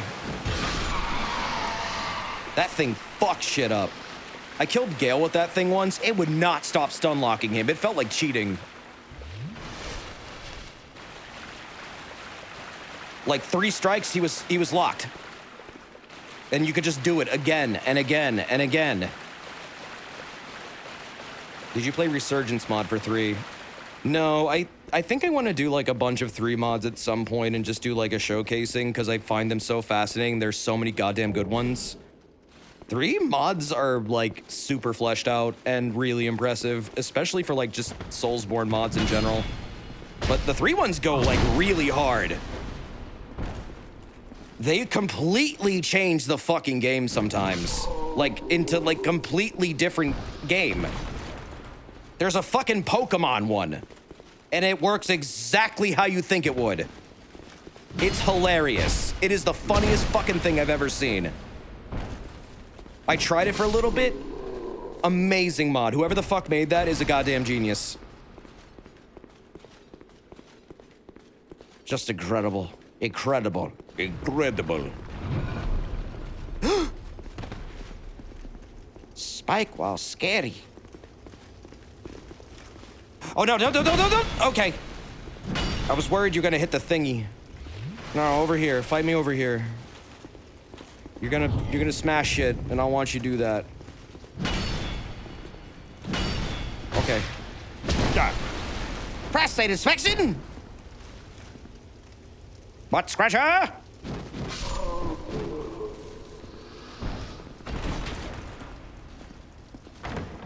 Are the Lords of Cinder basically gym leaders? Yeah, actually. It's funny, the mod gives you a rival too, and they get pissed off when you beat their summons, or, well, their Pokemon.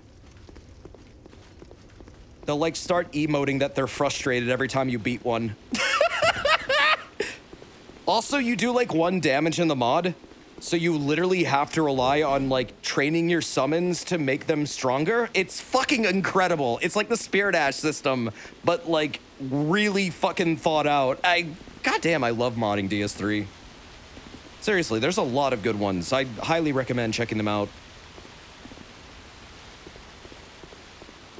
Yeah, I was thinking about streaming it at some point. Maybe, in the future. We'll see. This is the worst boss in the entire history of the franchise. I'm gonna punch it to death. Maybe.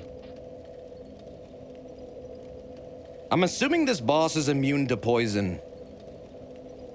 I don't have anything definitive that tells me that, but I'm just guessing. I thought that was a thing from 1. Oh no, I can beat that thing in like less than an hour. This thing will actually potentially wall you for days because it's literal RNG bullshit. This will either go really fast or I'll be stuck here all night and hating my life.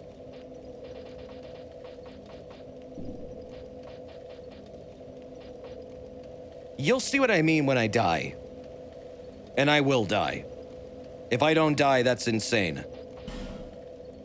There is no way. This is not a setup at all that I can make it through this in 1 try. There's no fucking chance. When DS2 first came out, this was one boss where you could see people still summoning at Soul Memory 5 million. Isn't it like this boss and Old Smelter Demon that have the highest failure rates? FromSoft did some like data collection at one point and got the failure rates for like every boss. And I think Old Smelter Demon was at the top.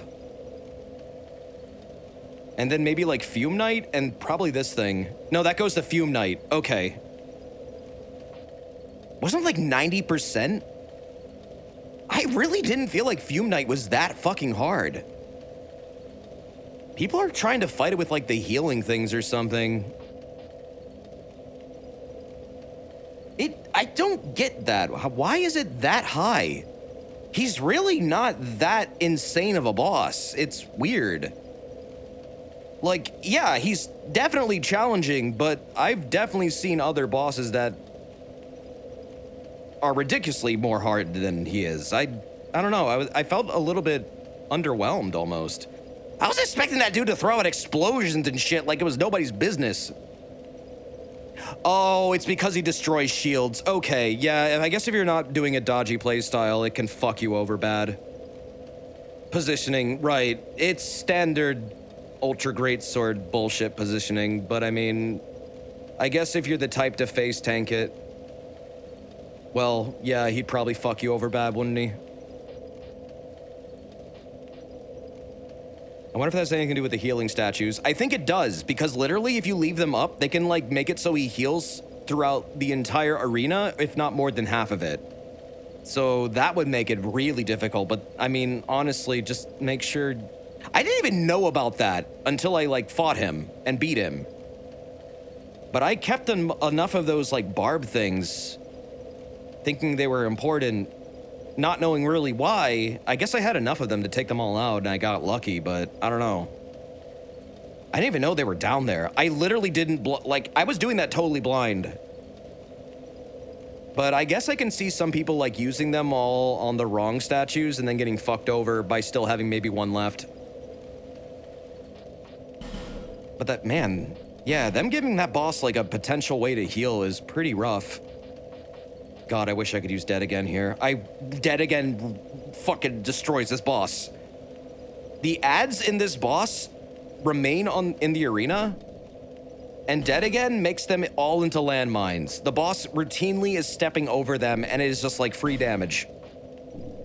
But I can't cast it, I'm not strong enough, so this will be interesting. You have to kill the rats first, though. Oh, I know. I mean, prioritizing them is, I think, the real fight. Once they're dead, the rest usually falls into place. I mean, he's got some pretty bad attacks, but he's not nearly as stupid as the actual ads are when they're overwhelmingly jumping you with fucking Toxic. Why did they give them Toxic? Of every status! Why that one? Why? Why? Why, FromSoft? Who hurt you? Did somebody harm you in the past?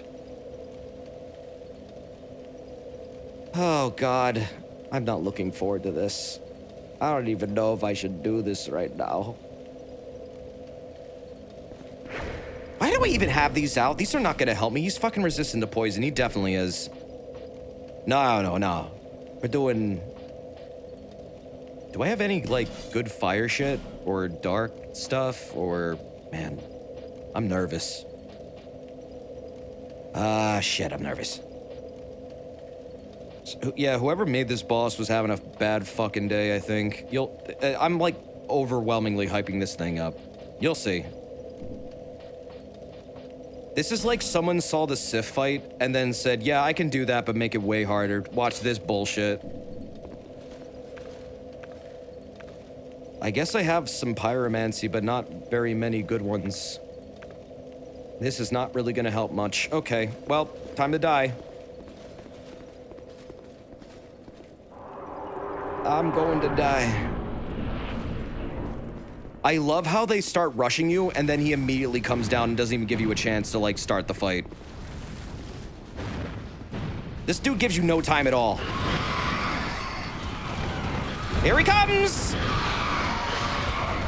And Toxic!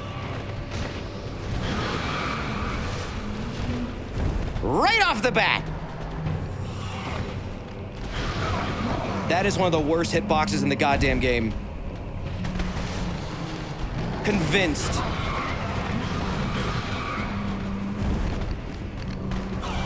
Surviving the initial onslaught is all part of the fight.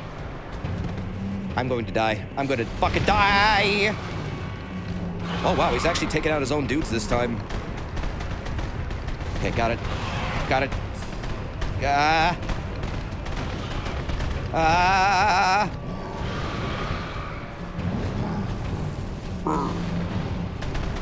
You're just a big old puppy. You ain't even a rat. What the fuck are you? Why can't I hit you? Oh!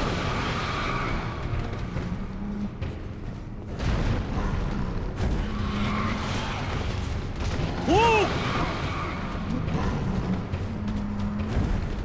Oh, God damn it. Ow!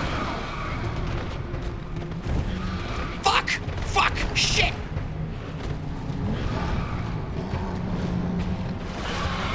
Ooh! I can't get a fucking second! I can't get a second to just, like, do this. No! He's the big rat that makes all the rules! Just one more stupid fucking rat. No! What the hell is that attack? Okay, good. Let's fight. Fight normally. As normal as this fight can possibly get. Ooh! Unlock, asshole. Okay.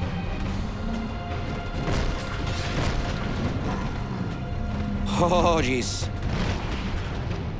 Can I do this? Can I do this? I have no more heals.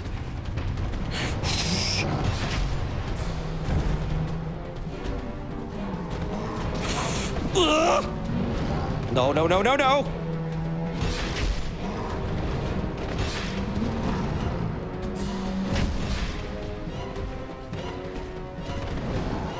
Oh, God.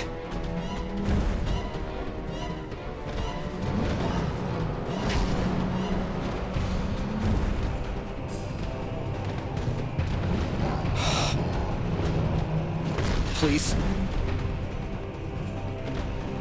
Please.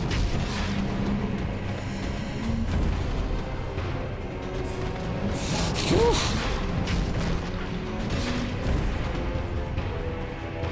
Oh no, the vomit! Yeah, that's a fun little fuck you attack that actually can kill you immediately. I swear to God he does this just so he can get like a free headbutt on you. No! Yeah! What? How? How did I do that? How did I do that? I had no confidence at all in that. What the fuck? Never doubt the wizard fist.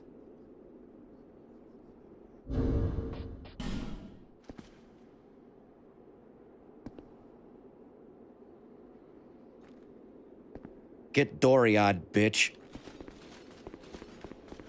He's so hard and then wins perfectly. He is so fucking hard, though. I hate that boss.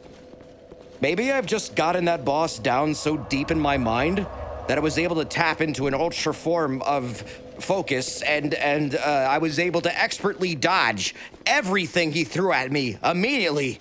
And before my body could react, my mind already had. And I was on another level of concentration, and I don't know what the fuck just happened. That was definitely luck. Why comest thou here, human? I beat up a rat. I'll beat up you too. My treason will not go unpunished. Begone. I will gaze upon thee no longer.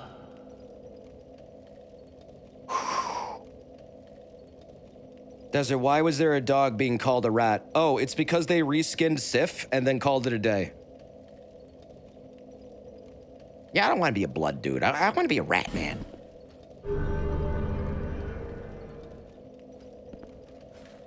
Rat man. My servant, do not disappoint me. Now everything here is fucking passive and it always weirds me out. Speak thy mind, servant. Nothing will attack you and you can't attack them. Everything here is now a fucking statue. It's really strange and I find it so unnerving. Time to be a rat. I'm shocked I was able to do that, honestly. I was not trying to hype that fight up to make it like a super interesting moment if I managed. I didn't expect to actually do that. Tell me the way of things. I was expecting to die. The second I got into like no heals and I had to fucking punch the shit out of its leg. I am merciful and trust in thee as I would any rat. Oh. The insolent fools line up to trample upon our burrows. Why the fuck? My servant. Maybe that's a trick, thinking you're gonna die. Maybe. And thy reward will be handsome indeed. Knowest thee of the lockstones? Those odd contraptions fashioned by human hand long ago. Happy birthday, Servy. Thou art human, and thence able.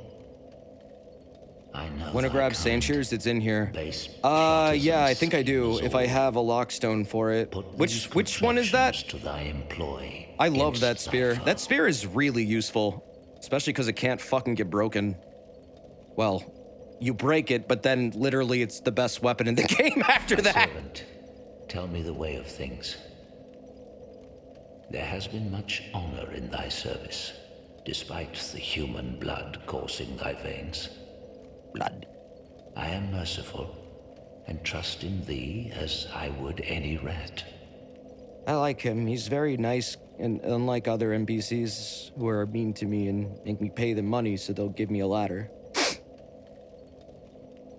Oh, I know the spot to break it. It's the nest. You can also use a primal bonfire if Aldea is going to be summoned there, apparently.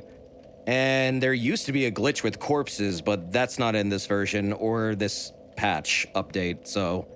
Even better than Nest. Really? What's better than the Nest? The Nest takes like a minute. What do we got? Like instant Saint Spears fucking crack it open now? Like, whoa. I love his voice. It's so good.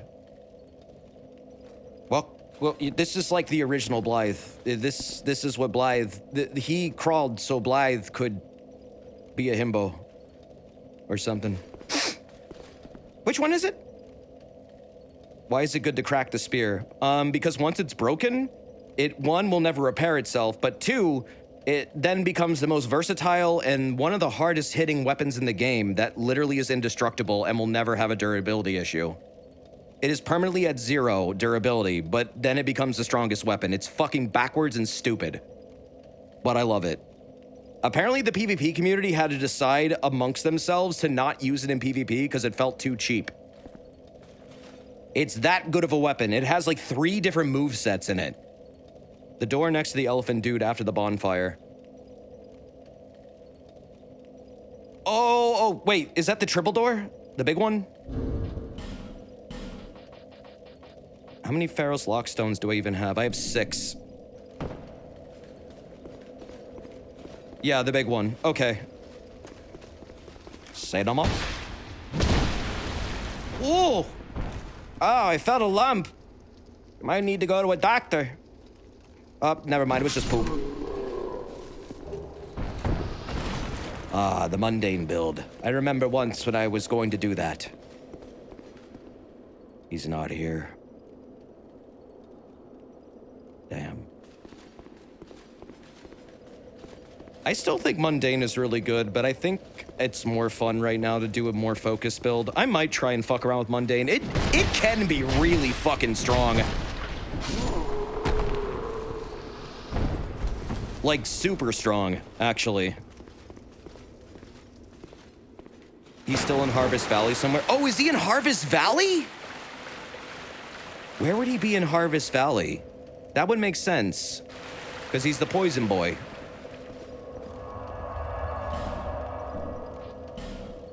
I like how they called one of the most powerful infusions mundane because you wind up becoming so spread out, but that's like how the Dark Soul is spread out amongst every human, and it's often very forgotten because it is the furtive pygmy's little soul thing, and it's very mundane. You might think of it as... It's almost like it was the hollow thing before the hollow infusion happened.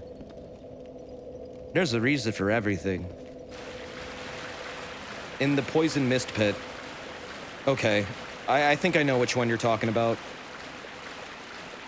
The mundane Ganon, so easily forgotten, or something like that. This one. We off Wednesday. Hello. I'm just gonna walk by you, okay? Alright, thank you. Go.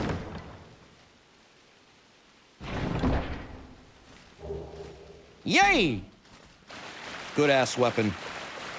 So where is the thing that you wanted to show me? Anything else here I should get while I still have some lockstones on me? I know there's a couple things around there. I forget all what is what. There's like over 40 doors in this entire map. Because this is the Pharos area, of course there is, but... It's hard to remember which ones are worth opening and which ones are just stupid. There are a lot of stupid ones in the game. Some of them are outright, like, malicious.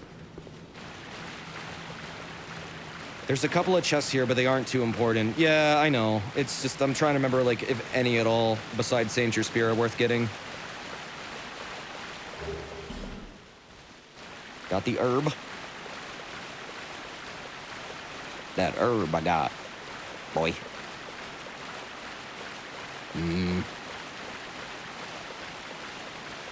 Weren't you completely unfamiliar with the game before? What gives? Did you have a personal save file you finished? I've been playing the original off-stream, and I've been playing it a lot in order to better educate myself on Scholars of the First Sin, because so many things were changed in it, and I wanted to do a stream series where I played both blind for the first time, but I wasn't able to feasibly stream both at the same time, so I've been doing the original off stream.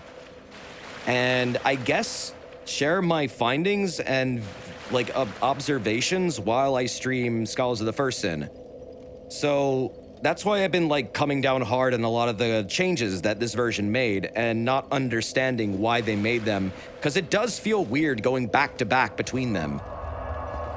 And then you start to see like, why the fuck would you make it this way? It was actually considerably better before. Yeah, occasionally I'll stream in the Discord, the original, or just random shit. Oh shit, that's right, now they're aggro because they're only like passive for like before you bonfire, and then they become mean again. I guess until you wear a ring.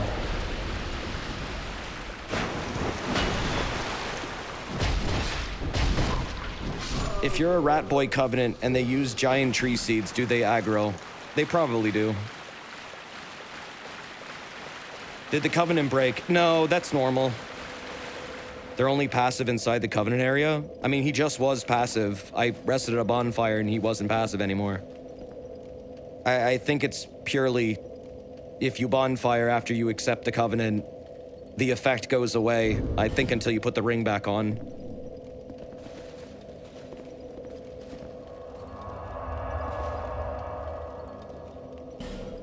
That was outside, though. Well, wait, well, they were passive before, right? I didn't have to kill them at all. I was walking right around them. Bug, maybe? This happens in the other version. I'm pretty sure it's not. Unless they missed it twice. Because they're gonna aggro from now on. Like, watch.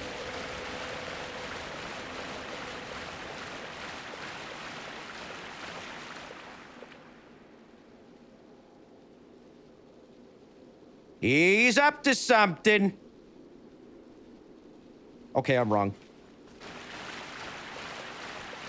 I'm wrong!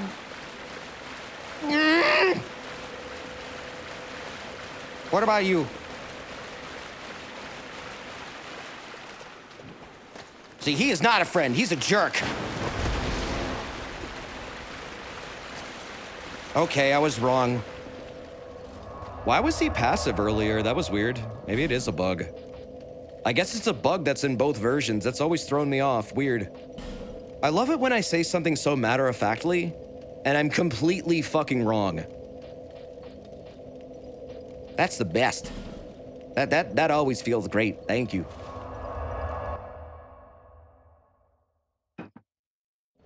You snuck by him. I think the sound of water aggroed him. Isn't that like that movie about fucking fish or something?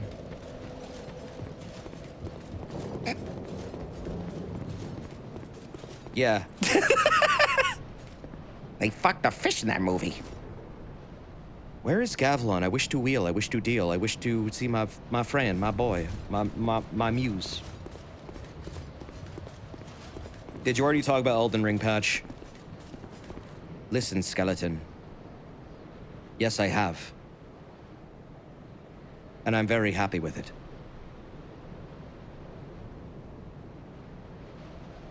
He do be listening, though. Don't give up, skeleton! Good job, skeleton. Ah, jeez. They're not doing great. This skeleton didn't give up, though. Good job, buddy. A little friendly pat on the back.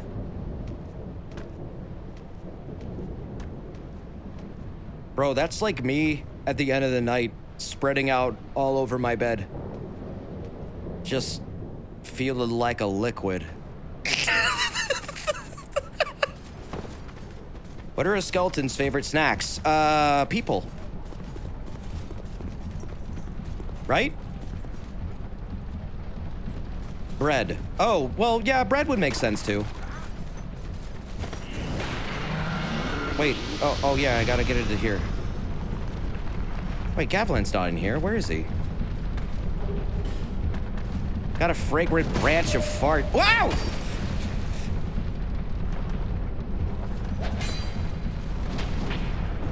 Bitch! That was fucked up. Hey, man! He doesn't give a shit about nothing. I love this dude. Gavlan knew you. I know you. Gavlan will. Gavlan deal. Can I have some of that? Can I have some? Soul. Many souls. Are you even pouring it in your mouth? How do you drink through your fucking helmet? I want you to move to Majula so I don't have to constantly come out here or something.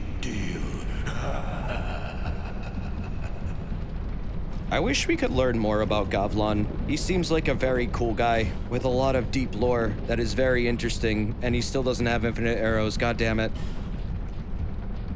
Ah, Gavlan. Wimbley. He has him after this, right? Gavlan will. What? With Gavlan, you will. You deal. What if these guys have face holes like giants? We can see their faces in the Door of Pharos. There's one without a full face mask. There's like two. Gavlan will. They just look like dwarf dudes from like Lotro, Lord of the Ring. Lotro is Lord of the Rings online.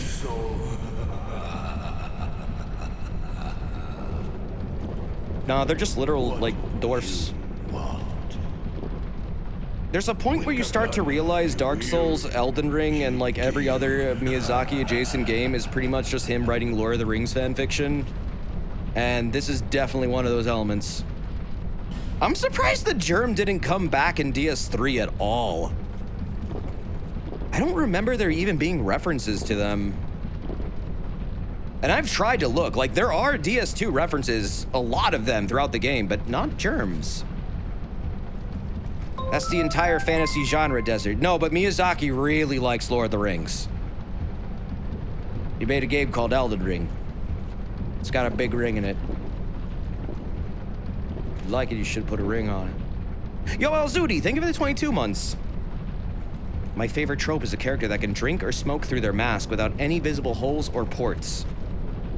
Did you enjoy that one bit that Star Wars did where R2-D2 put like a cigarette inside their disc tray and then put it inside of their mouth and then smoke started billowing out of them and then C-3PO showed up around a corner and he was like, R2, you are on fire! And the R2's like, whoa! And R2 was high as a kite. He put a little stogie, special stogie in his mouth. No, this was a thing. It was an anti-smoking thing. You said a cigarette. No. Okay, yeah, I did. In my head canon, it wasn't one though. That's more important than the actual story. How can you be stoned? It affects everybody differently. Okay. All right. You don't know how it works. I don't know how it works. You're not a doctor. Who are you again? Get out of my house. Give me that. Okay, so now he'll move to Door of Pharos, right? Did I need to buy something off of him? I'll buy something really quick.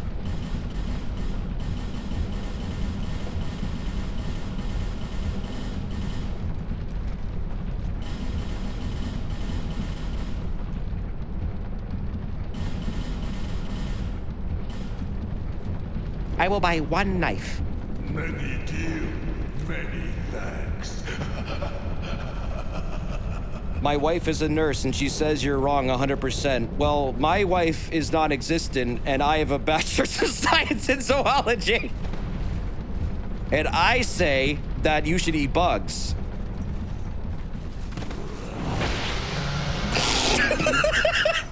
So take that. Checkmate. Listen, Skeleton, you just got schooled, son.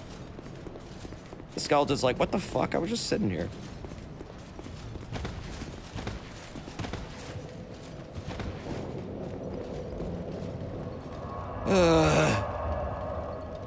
How many times have we talked about this? My wife? My non-existent wife? Never. I don't want to remember the pain. But the bugs thing, all the time. You should be eating bugs, by the way. What about your husband? They're not existent too.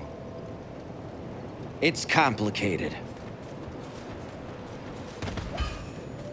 What if you're just not feeling in the bug mood? Eat some shrimp then. I knew you'd be Don't tell around them shrimp's soon. related to bugs. Go on. Show me what you've got.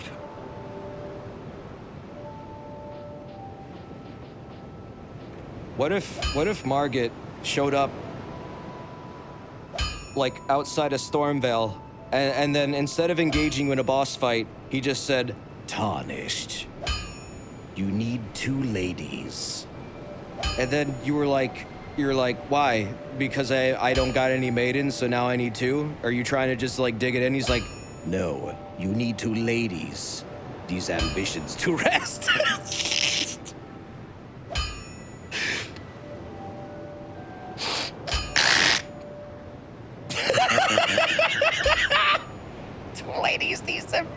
Two ladies, ambitions to rest. Don't waste my Doesn't go to bed. No. What? But it would be funny if he said that, right? If he said 2 ladies, ambitions to rest, right? Because he makes you think like, oh, he's doing another maidenless joke, but no, he's about to burn your ass. No. What do you mean no? That was gold. Can you repeat the joke? I didn't get the first one. Okay, so if Margit from Elden Ring showed up outside Stormvale and said, "Tarnished, you need 2 ladies," and then you were like, 2 ladies what? Because I don't got any maidens, so you're making the maiden joke thing. And he's like, no, 2 ladies, ambitions to rest. Because that's what he fucking says.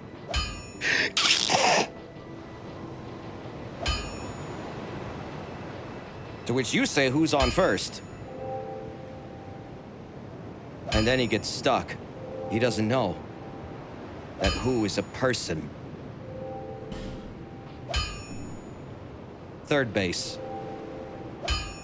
Not before dinner. What the fuck? No. Get out of here. Foul tarnished. What's on second? I hate that guy. Do I need to upgrade any armor? You actually do kind of need to upgrade armor in this. I haven't found a set yet I really want to use. Oh, right. This set is really good, actually. Hey, look, it's Zully the Witch! Their YouTube channel's really good. Seducer of Alva the Wayfarer. Boasts excellent magic defense. I always see this Alva character. Who the fuck are they? Who the hell is Alva? Seriously. What do they do? What? The story between Zully and Alva is cute. I never, like, see a lot of them. They're a chick monk. No, they're not. Alva was an adventurer. Veil worn by Zully the Witch, seducer of Alva the Wayfarer. Boasts excellent magic defense. When Zully the Witch learned of Alva's dedication to Saint Seretta, she used all manner of tricks and deceit to ruin him. But in the end, she would spend her life with him, supporting his endeavors. The witch, as unloving as she was unloved, finally found illumination through her blighted existence. That's so very sad. She got jealous of Saint Serena, Saint Sarah. She didn't like her very much, did she? Gilligan can certainly be helpful at times, but he's a real conniver when it comes to money. There are even people out for his life. I like how And you his can like bet he tools brought are it on glued to his himself. hands. That's neat. That's a good idea. That probably holds him real steady.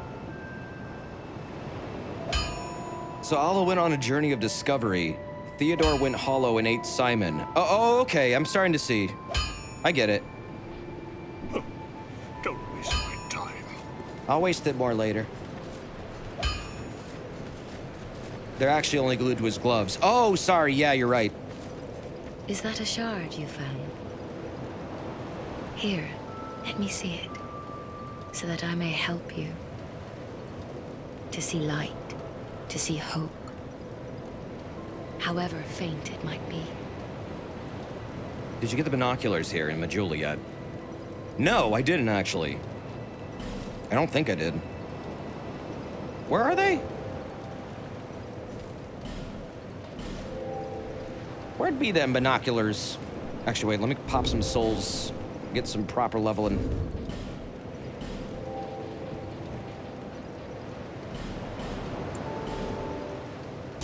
I need to break the Sainture Spear.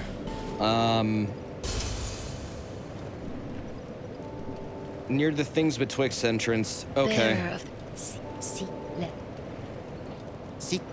let. There we go. Oh, only one. Okay. Levels are getting slower. Or now. Wait, no. Bye. To break the spear, you're gonna suggest making a corpse pile using the Shaded Woods ambush room, but now I'm not sure that's my usual method. Yeah, I guess you could just pile up a bunch of them and get like insanely fast durability loss by hitting a pile of corpses, but it's a lot of work. By the Things Betwixt entrance. Desert, I need to know once and for all whether we're supposed to eat bugs or not eat bugs so you can eat all the bugs. I think that you should follow your little heart and do what you needest to be done, thouest. Over the cliff, not in here.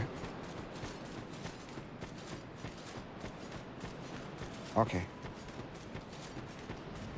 To answer your question, oh. Gummy worms are tasty, though. Over the cliff. I don't have to drop down anywhere, do I? I genuinely don't know where this is. Not here. That is a trap. Oh, wait, is that it? Do it. I think I found it. Wow. Neat. That is cool. That wasn't it, though. That was it.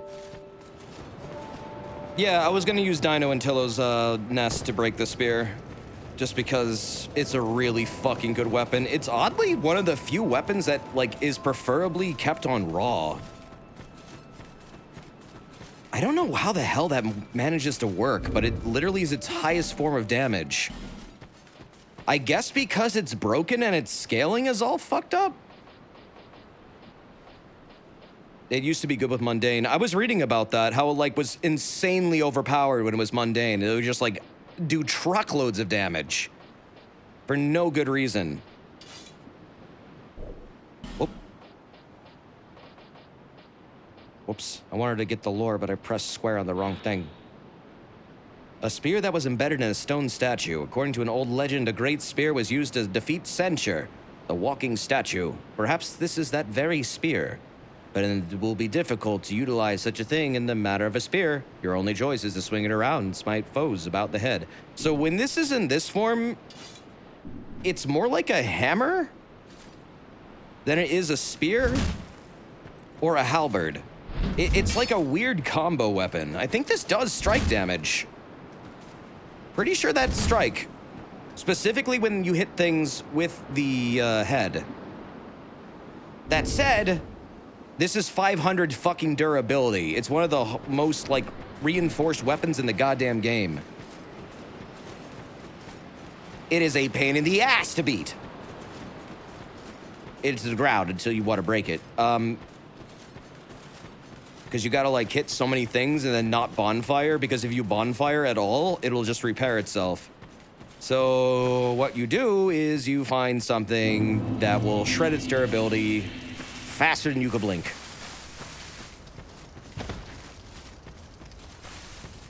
Could you use the enemy pyromancer spamming corrosive mist to help with that? I don't know if those affect weapons. Sometimes those specifically affect rings or armor. This is what you do, though. And every time you do that, it should be about 10. Oh, wait, no, actually, more like 20. So I just do this for a little bit. Literally like this. You attack their nest. For some reason, this thing has a hitbox. I don't know why. It's a hitbox that really shreds durability. I guess they treat it as like an invincible NPC. And it just fucks this thing up.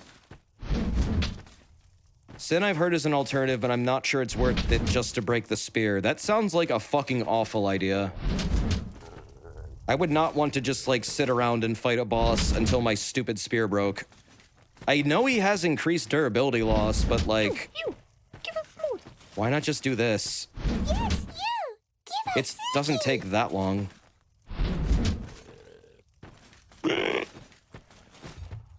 Why would you attack bird? Oh, I'm not attacking the birds. You see, they're not here.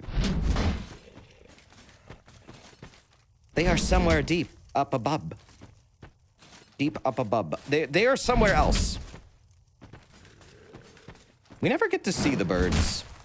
Unless the bird in Dark Souls 1 was Snuggly. Already at 271, nice. Give him Sulky. I'll give him something soon. I got a lot of stuff for him. Birds are wondering what's going on with the hollow. He's just spinning. There's nothing happening here. 236. Halfway there. Living on a prayer.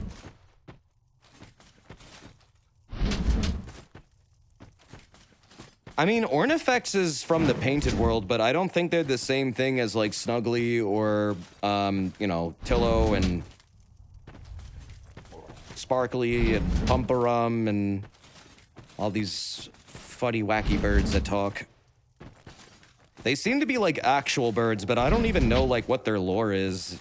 It's not really well explained, other than there's one big bird that, like, carries undead from the undead asylum somewhere. Not sure why it's doing that, but it just does.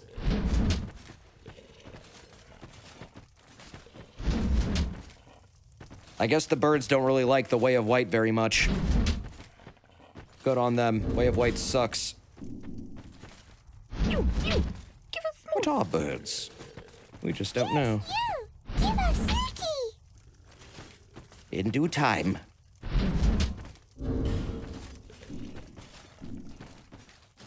The bird picks up the undead, drops them off, and goes, "It's a living!" Yes! I don't know if they're related to Velka. Is Velka ever symbolized by birds? That's a good question. I don't think there is any god that's associated with birds. What happens with the spear broken? It becomes the best weapon pretty much in the game. Well, not the best, but really fucking good. Yep, here we go. No more skull.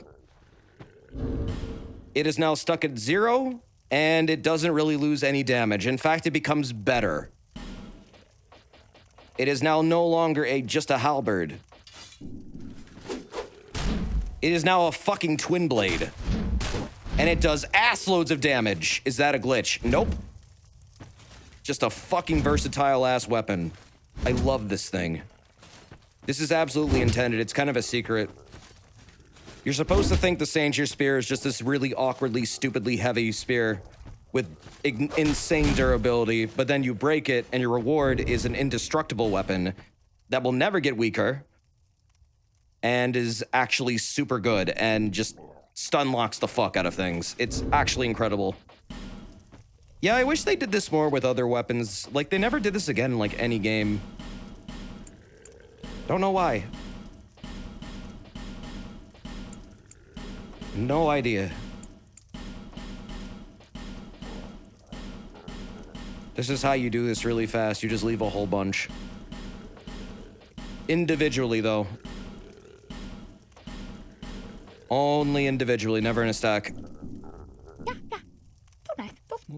Oh, nice. Yeah.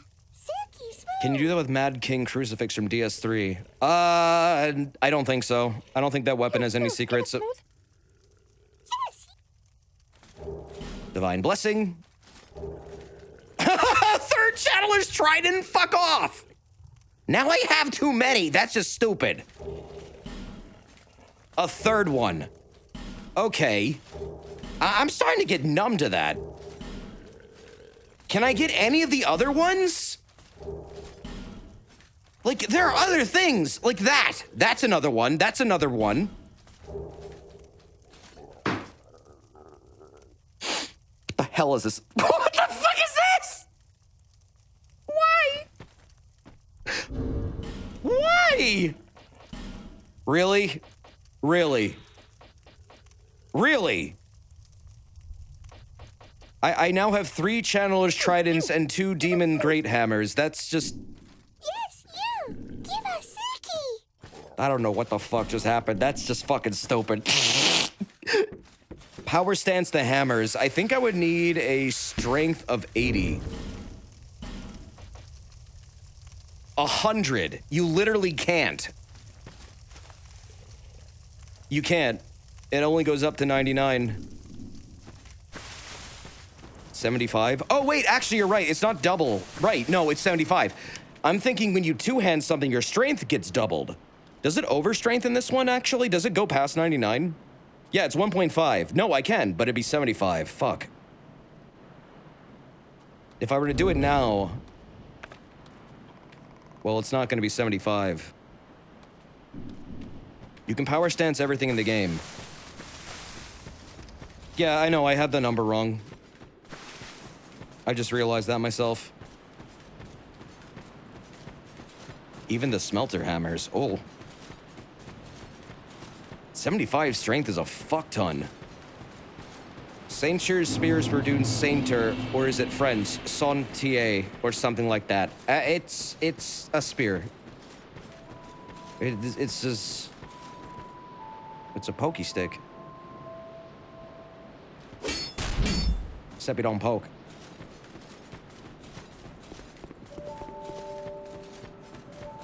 But you give this thing raw, and then you fully upgrade it, and it does truckloads. It doesn't look like it'll do truckloads, but just let it do its thing, and you'll see.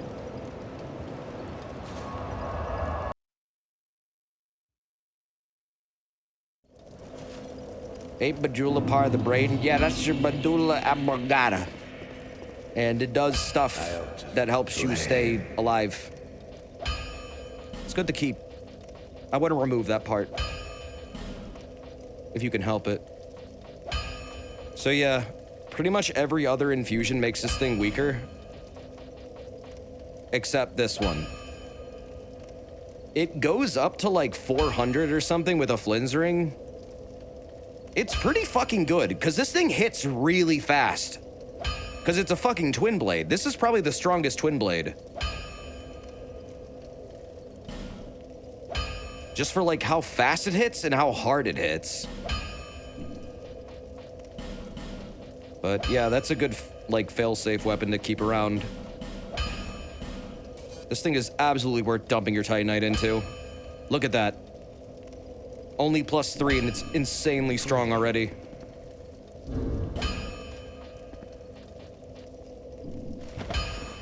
What is Raw? Raw is an early form of damage scaling that actually usually gets outclassed as you go further throughout the game. But in some instances, like this one, it actually winds up being the best infusion. It's kind of weird how it works out that way. I don't know why it does.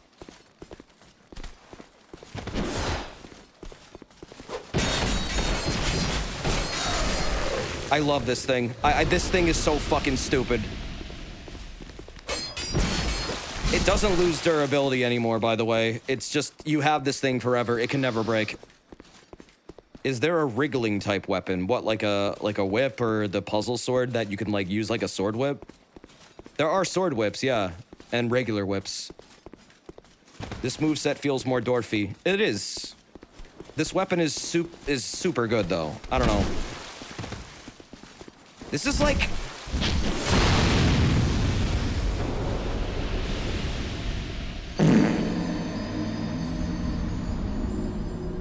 This is a really good weapon! Yeah, the DLC has Ivy's sword pretty much. It's the puzzle sword.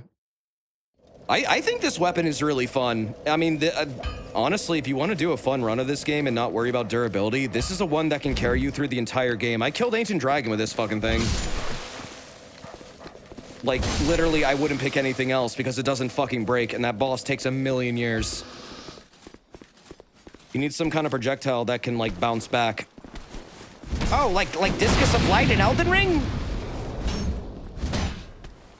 Yeah, a projectile will be nice. I mean, I'm gonna get the Avalon probably, or the Sanctum crossbow, and just call it a day. Once you got your ranged and your weapon of choice, you're pretty set in this game. Ow! Stop it! Die! Die! I would say, though, that this is definitely a fun weapon to do a run with. I've been enjoying mine. And I mean, it's just good thrusting damage. It has slash and thrust. That's pretty versatile already. Pair it with the strike weapon, you've got everything you need. You like the Bow of One? I haven't tried that one yet. I want to try it. Did I go up here? It is good thrust. Oh yeah, I did.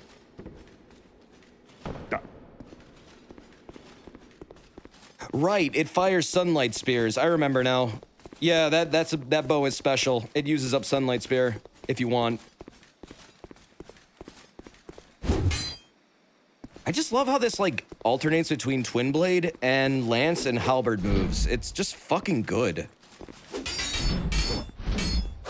Also, wide as hell attacks. This thing just hits everything around you, like in a circular pattern. It's fucking disgusting. I'm not sure what power stancing this thing looks like if you manage to get a second one, but I imagine it's fucking dumb. If that's even a thing, I'm not sure. It's okay. Saint Spear we got. Don't need to do that anymore. Don't need to go here anymore, I think. Don't need to go there. That's done. I think this is done for now. That's mostly done. Not doing that again. That's good. Nothing there. Nothing there that I can think of right now that I need. I think I'm actually ready to move on to Drangleic. Drangleic Castle. It just gets a generic moveset. That's disappointing. I guess it's one of those weapons that's just better on its own.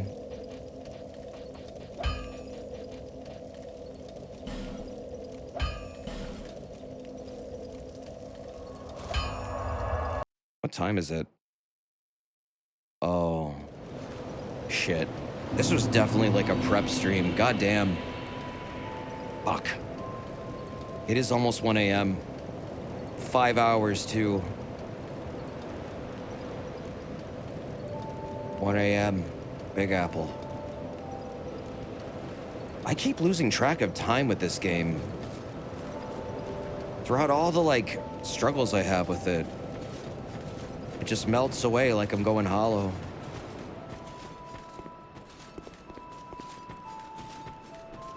I guess because I'm actually enjoying it a lot. Even though I sound mad sometimes.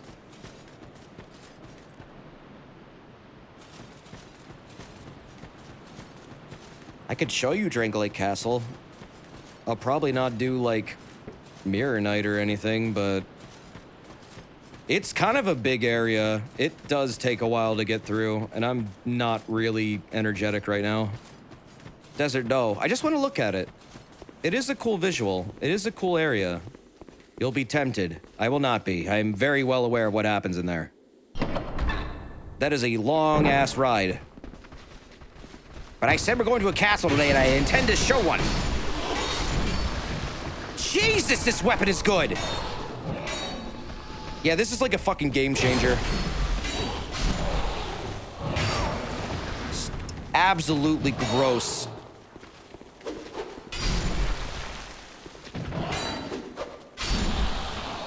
Just step into my fucking meat grinder. Gotta case this. I didn't even know they dropped those.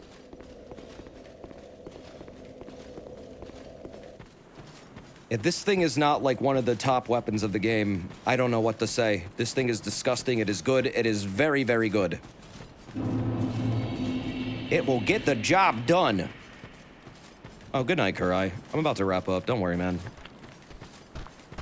Yeah, it handles crowds well, and that's honestly, like, the biggest thing in this game, to have a weapon that can handle. I think that's why people like it so much. It's just the weapon that really is made for this game. Oh yeah, it actually does a lot of good work in Frigid Outskirts. I've been using that to, like, manage the horses and shit. It actually hurts them quite a lot. And it can sunlock them. You get some poise breaks on this thing, it's nuts.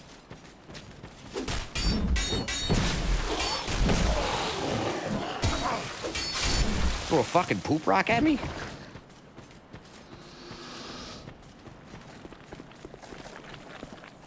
Ugh, gross.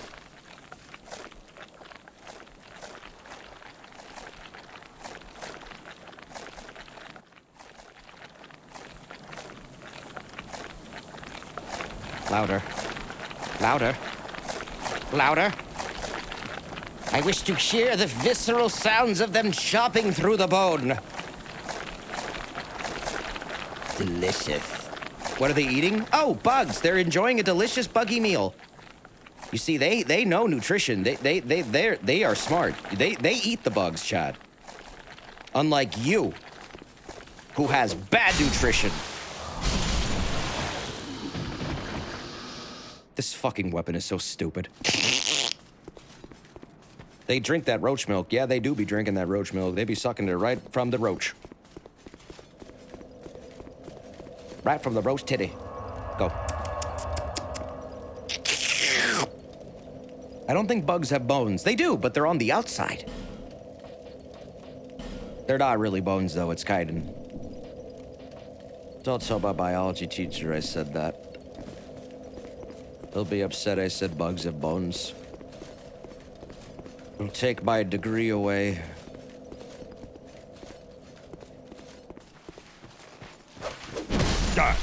Oh, that's a different enemy. Wait, these dudes weren't here in the other version. This is another change. In the other version of the game, it's just more of those, like, dudes with the really distended abdomens. Just hordes of them. And there's, like, a ton of them. Only 2 there. I guess this makes more sense because they'd be defending the castle, right? And these are Drink Lake Knights.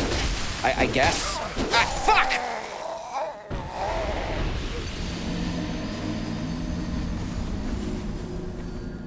They got a goofy walk cycle, do they? This is one of the spots to farm Volgan Falconers. Wait, are they Falconers? I guess they are, huh? They're from Volgan. They're not Drag-like Knights. Wait.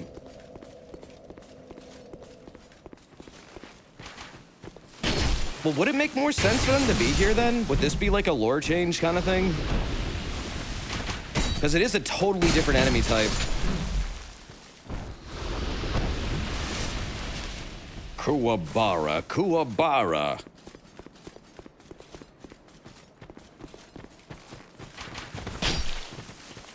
Whoa. How many times am I gonna fall for that one?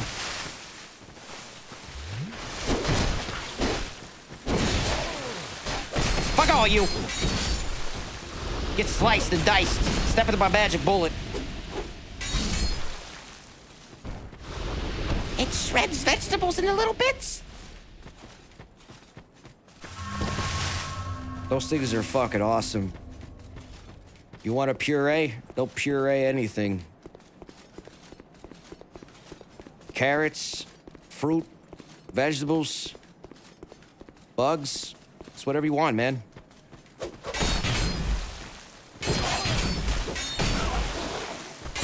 Whoop.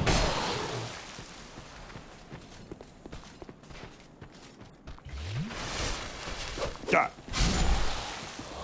So there's no Flexile sentry here? That's a bit of a change. I guess it makes more sense.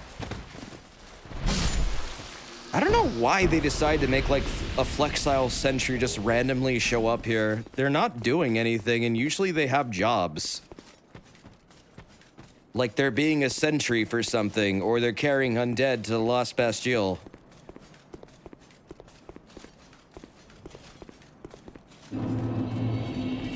Open door. I guess I just wanted a mini-boss there. Yeah, I guess so. This goes to Frozeb Aliab's voice. It is a very cool area of the Dulce. We're not going there right now, though, but Bonefist is there. Try guard breaking a Haiti Knight while it's sitting down and just watch. I will try and do that. Is that like something you can do in both versions? I won't have time to do that tonight. You might need to remind me. Unless there's Haiti Knights on the way. They just don't get a fucking chance.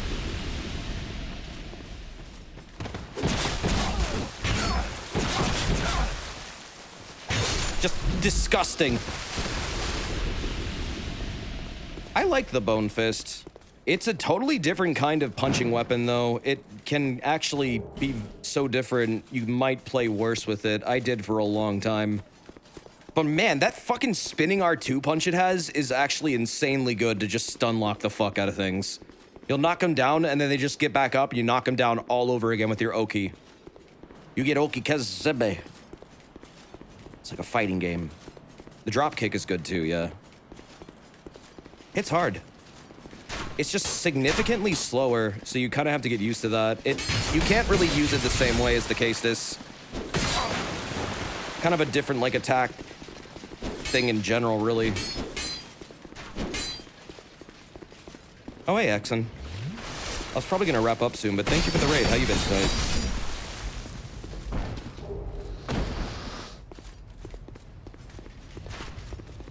They should make a fucking fist weapon that has an advancing Tatsu.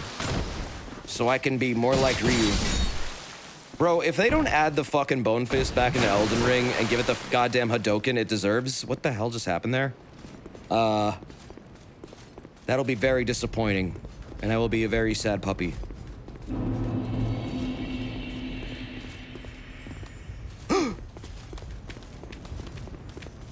Get back here! No! Shit! I'm always lacking the stamina!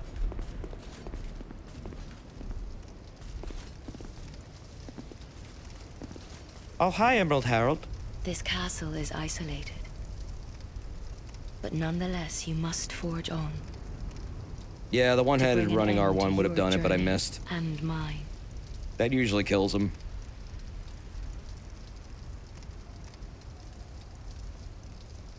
Okay, good talk. Bye. Welcome to Anne Orlando. If the fucking structure of Draglake Castle isn't trying to invoke Anne Orlando, I don't know what the fuck else is. It's even got the two knights standing in front of it like this.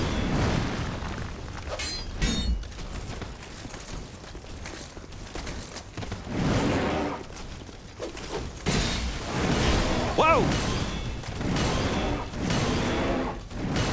They do be very large and intimidating.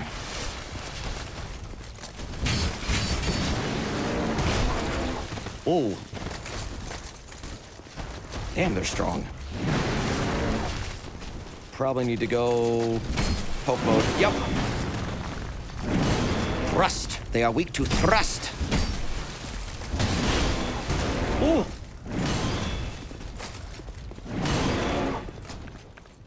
Wait, do I not have my fucking life gems equipped? No, I do not. It's even more Anne Orlando than Dark Souls 3's. I mean, yeah, there's more of it there. That's not wrong. The one in Dark Souls 3 literally got, like, lifted out of its timeline and dropped right into Irithyll. And it's just like the cathedral part. Don't you hurt her! Oh, thank God she doesn't take damage. Get away from her. Bro, Emerald Herald just like base tanked that. She didn't give a shit.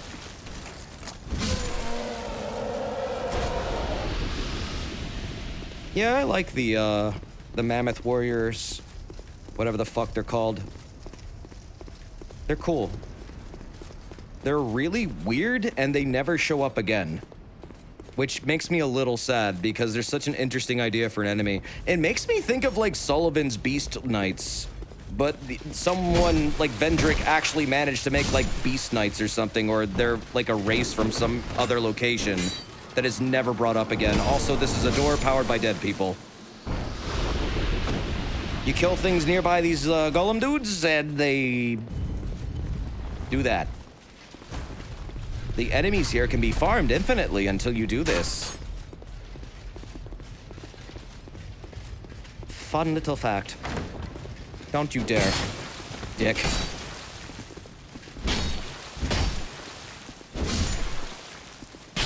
Ow.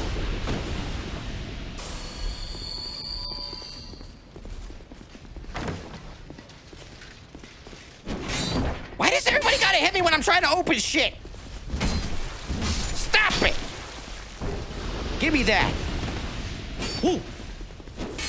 Rude. All right, come over here. Right here. Right now. All right, good. Open door.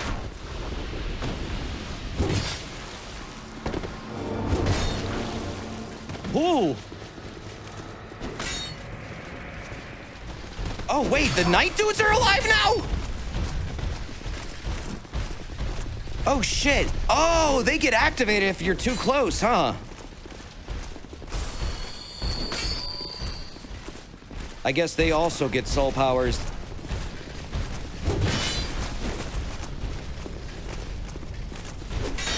Funny area, funny mechanic.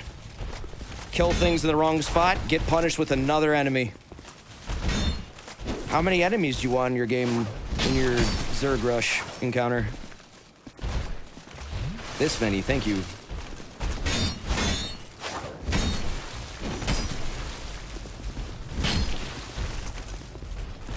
Can I get a, thank you. Right at the butt.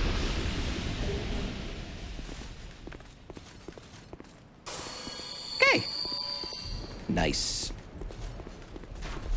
Don't shoot me, come on. I just did the thing. Don't make me ruin your day. I warned you. Why he splash?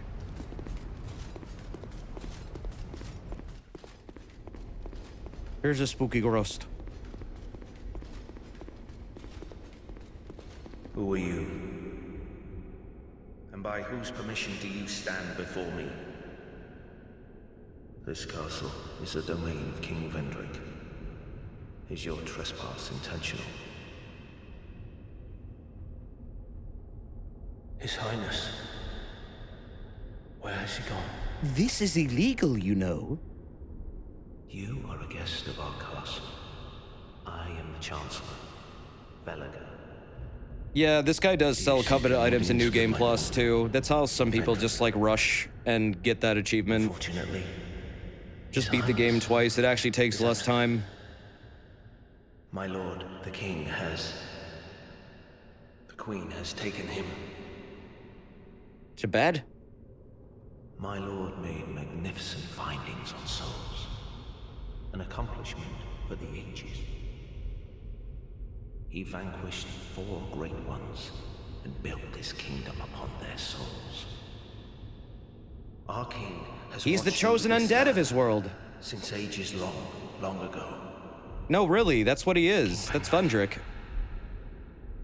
Except he didn't link the fire. He decided to do something else. What an interesting idea for a game.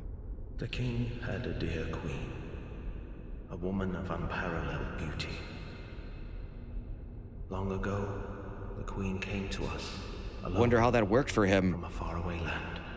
Well, she warned our lord of the looming threat across the maybe sea, we'll find out. Of the giants. The king crossed the ocean. I do find it really cool that they actually made a canon, like, chosen undead character. for you to inhabit their world and be a different character that had a pivotal role in the world. I think that's an interesting perspective change. And I mean, DS3 does it too with the Ashen One. And not everybody can be the chosen undead. Like, it has to happen, and then someone else needs to come along and be the next prophecy dude for a different thing. But it's neat that they made like a canonical chosen undead for this game. One that's named and has like a history. The king commandeered their power and created the golems. With the golems, the king created this castle to celebrate victory and to show his love and his gratitude to his queen. The queen brought peace to this land and to her king. A peace so deep. Deep. It was like the dark. Deep, dark fantasy. I really do wonder when he says it was like when he starts using the word deep, I wonder if that was like them hinting at something there with DS3, because this does tie into DS3. Is this some sort of a dream? The abyss, dark, and the deep are very, very closely related things. Where am I? Probably not like literally, but it might have been just a little bit of a wink kind of thing. Like, you recognize that word now, don't you? If you played 3. Do you stand before me? Because I definitely think they had the story written out before 3 even came out. There's elements of 1 that suggest that. Welcome, visitor.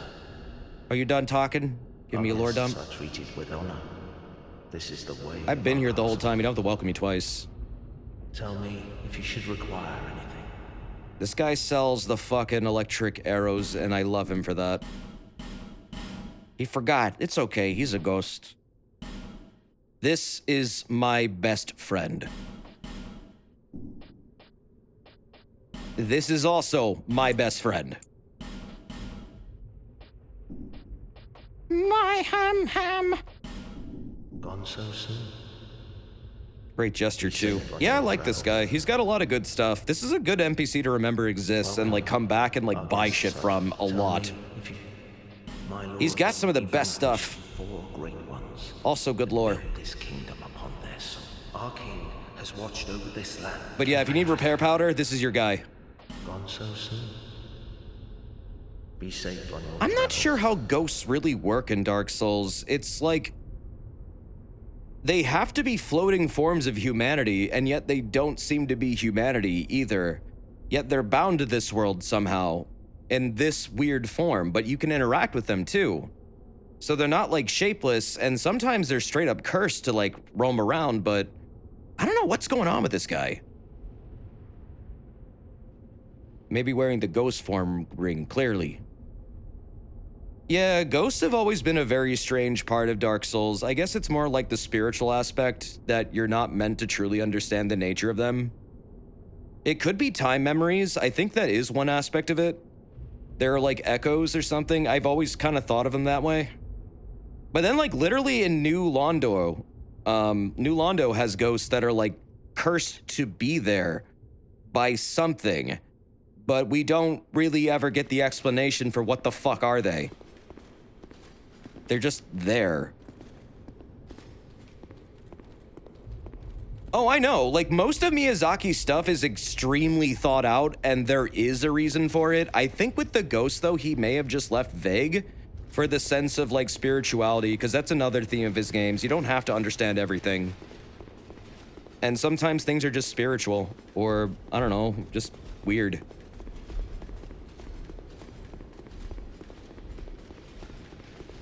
As for like why things in this game's world specifically can become ghosts like that, or maybe even a headless undead, which is another weird thing that happens to Vengarl, which I still don't understand how he's working like that.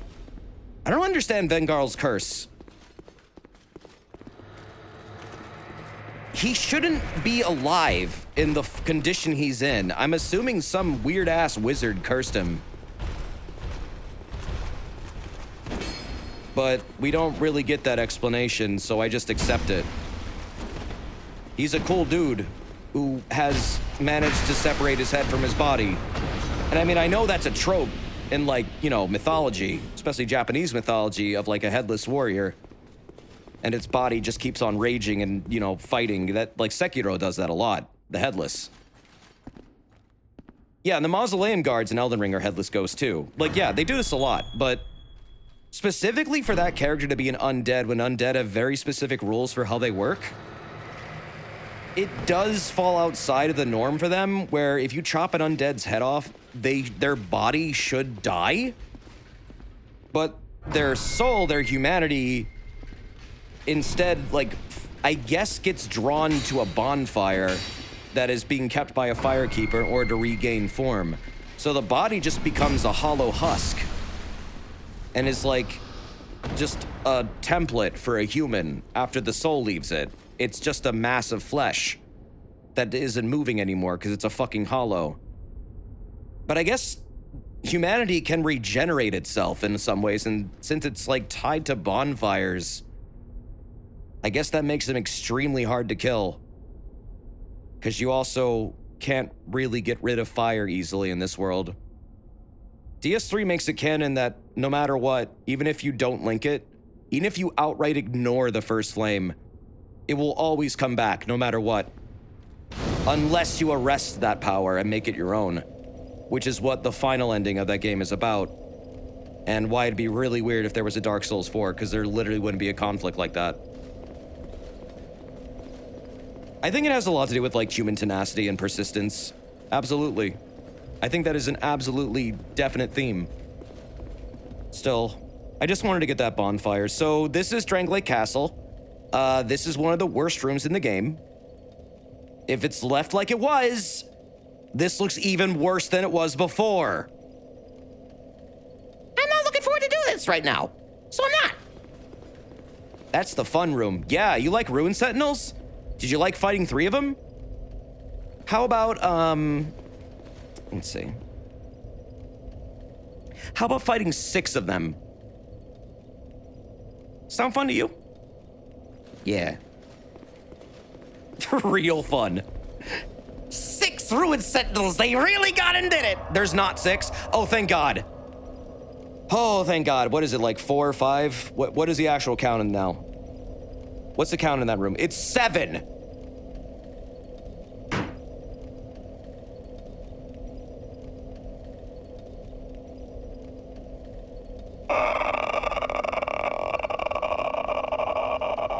You're kidding? Oh, thank God you're kidding.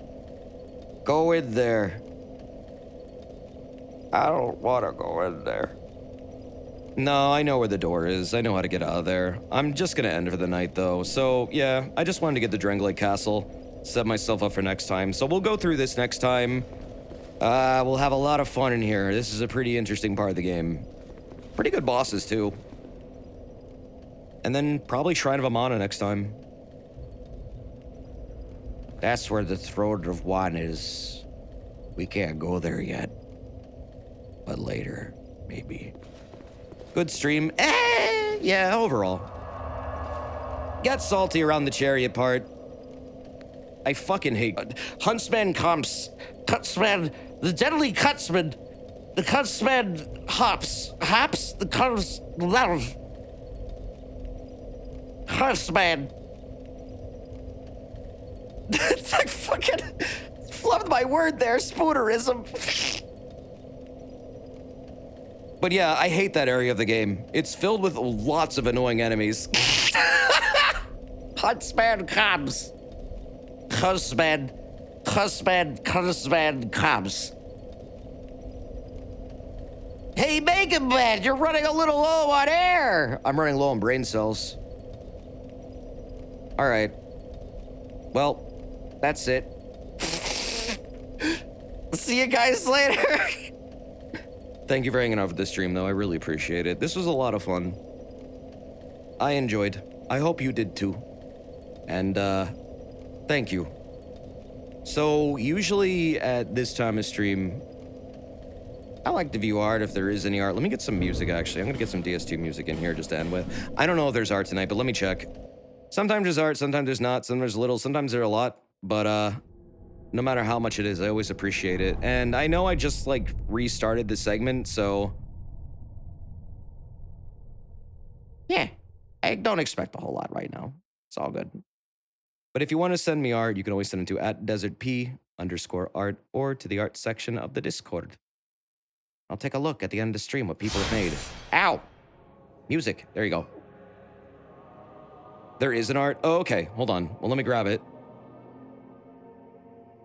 Let's see. Also, the stream art section of the Discord is where you should submit art for the stream. Just, there's some organization stuff lately that I'm doing.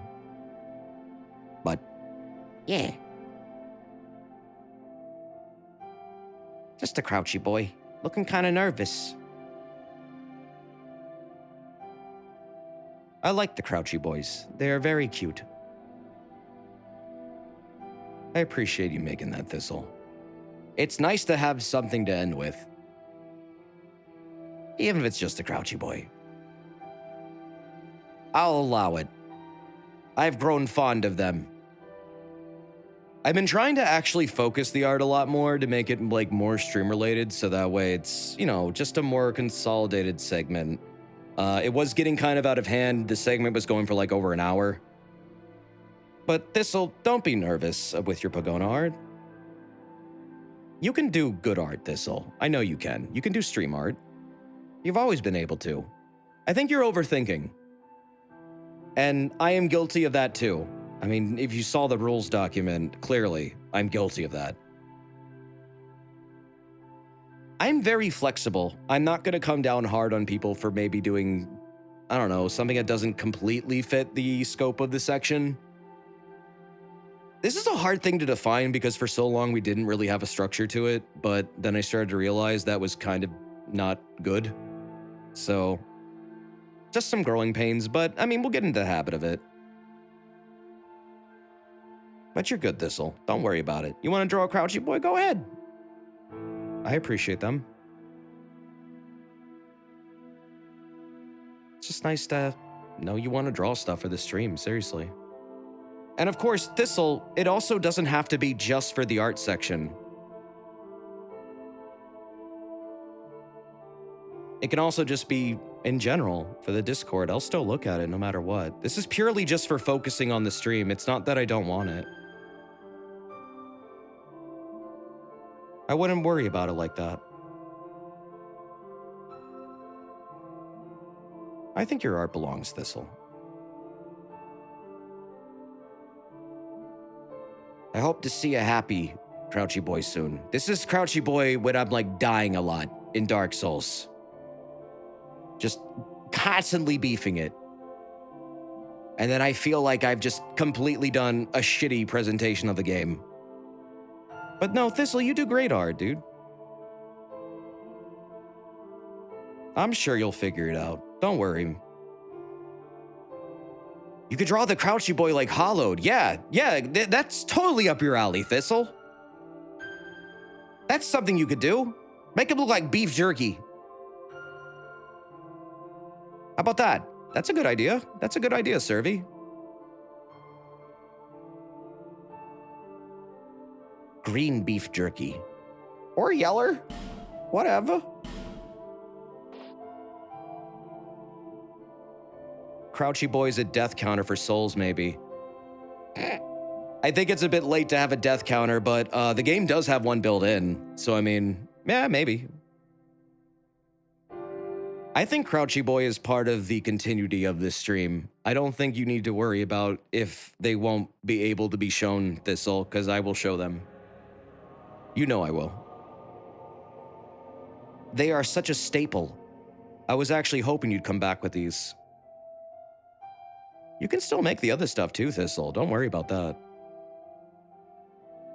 It's just, Thistle, for the comic stuff, I'm probably going to be looking at those more off-stream than on-stream. It depends on, like, the comic and what it is. But, I mean, your stuff has always been fine. It's not really what I was trying to target in terms of what needs to be scaled down. But, you could always just use a general art section, too, if you're unsure. Is there a lot of art? No, that was it. Again, not a whole lot. And I mean, it's kind of like a moment where we're still kind of getting used to there. One, being an art section again, and two, it's a little bit more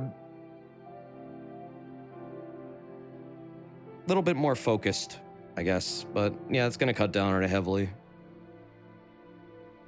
Still, thank you, Thistle. I do appreciate it. And thank you, everybody, for hanging out for the stream. It really means a lot to me. I are enjoying Dark Souls 2. I do enjoy this game a ton, as much as I criticize it and rip it to shreds and shit on it. It's actually a fucking amazing game. It's really strong as a game, and I think I actually love it. That's why I'm playing it twice, and I know so much about it, and I've retained so much knowledge. We'll do more of that throughout the coming week, and also Xenoblade 2. This weekend, Guilty Gear Strive is free to play, so I'll be playing that. Probably with you guys, if anything. You should pick it up. It's free to play on everything. It's crossplay. Fucking big deal. I might be around maybe tomorrow or Saturday with that. I'm not sure, but I'll keep you posted when I'm up to. Also, maybe tomorrow afternoon or something, we'll launch Lord of the Rings. Maybe. We'll see. But yeah, Thistle, don't worry about the art stuff. You're okay. How should you tag the art if I still want you to see it, Des? You can just at me. You can always just at me. It's okay. I'm not gonna bite. If you have art to show me, but you don't feel like it's good enough for the stream or you're not sure, just at me, dude. If it is, if I feel like it works, I can show it. Again, it's not about art like I don't want it or I don't like it. It's purely for a time thing, and I'm kind of fucking this over right now because I'm explaining it so much, but don't worry about that. I want to explain it. It's purely about cutting it down from like a 45 to an hour long segment to something that maybe will be more focused into no more than 20 minutes. It was getting kind of out of control. That's why. So had to, just rip off the Band-Aid and be like, I've got to get control of this because my dog needs to go out. I'm tired. My voice is tired. I'm losing it now. So again, it's not really even the content. It was more like, I need to find a way to focus on this segment and bring it down. How do I do that? I guess I need to narrow the scope of what I can show in a reasonable way. And I feel like I hit pretty reasonable ways. So again, it's not like I don't want it. Please don't feel like that. It's not that at all. A lot of people that didn't wind up making stuff that can be in this section, they still make stuff in the Discord and I still look at it. But if you have questions about the rules, I can always go over it too. Take a look, maybe refine the language. Ask, and we'll have a little dialogue going.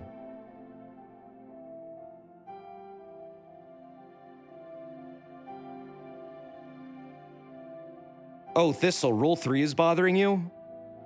Well, Rule 3 also says that unless I explicitly give permission. So, I mean, for you, don't worry about it. There you go. I can change the rules at any time, too. So, I mean, you're good. I know asking is hard. Trust me. Yeah, Rivals of Aether with mods would be fun, too. I'm gonna get going now, though, but yeah, just, if you have a question, Thistle, please ask. Anyone, if you want to do art, please ask. I really am in, a mood to answer questions about this lately because I want people to feel accepted, and I don't want people feeling they can't make things. That wasn't the point. That's the opposite of what I wanted. So, it's not you guys or anything. It's purely I was letting it go too long. All right, I've explained myself to death. Take care of yourselves, fellas, and be well. I will probably see you tomorrow, if anything, and let's turn the frowns. Well, no, that's no. Where are you going? Where are you? Get back here! Turn that frown. Yeah, upside down, like that, or something. I don't know. Desert, where is Minnie Mallows? On vacation. Probably blowing up something. He'll be back later. He's got new tricks, I think. He was telling me about it. He's very, very excited to show you what he can do. All right, I'm out. Bye. What did you miss? You just got here. Uh-oh. Everything. Well. And thank you for all your support again. It really does mean a lot, and I do really care about it. Thank you. It really helps. Bye.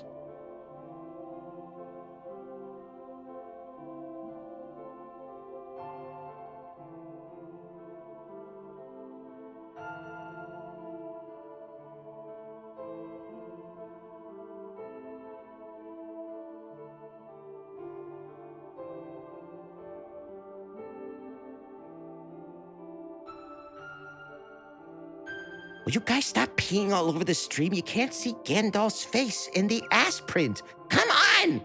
Stop it! Stop peeing! Now! Thank you. Thank you.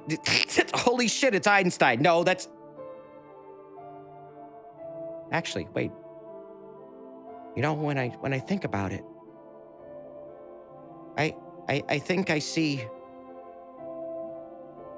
I think I see God.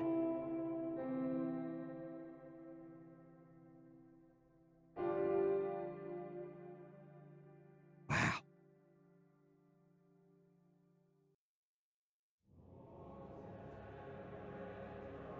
Do you see it too?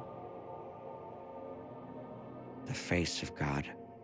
No, you can't, because Mallow's all over the fucking screen. Who the hell has a Mallow emote? Whose is that? Get it out of here. Fucking abomination. God, you're ruining the meme segment. Go. Get...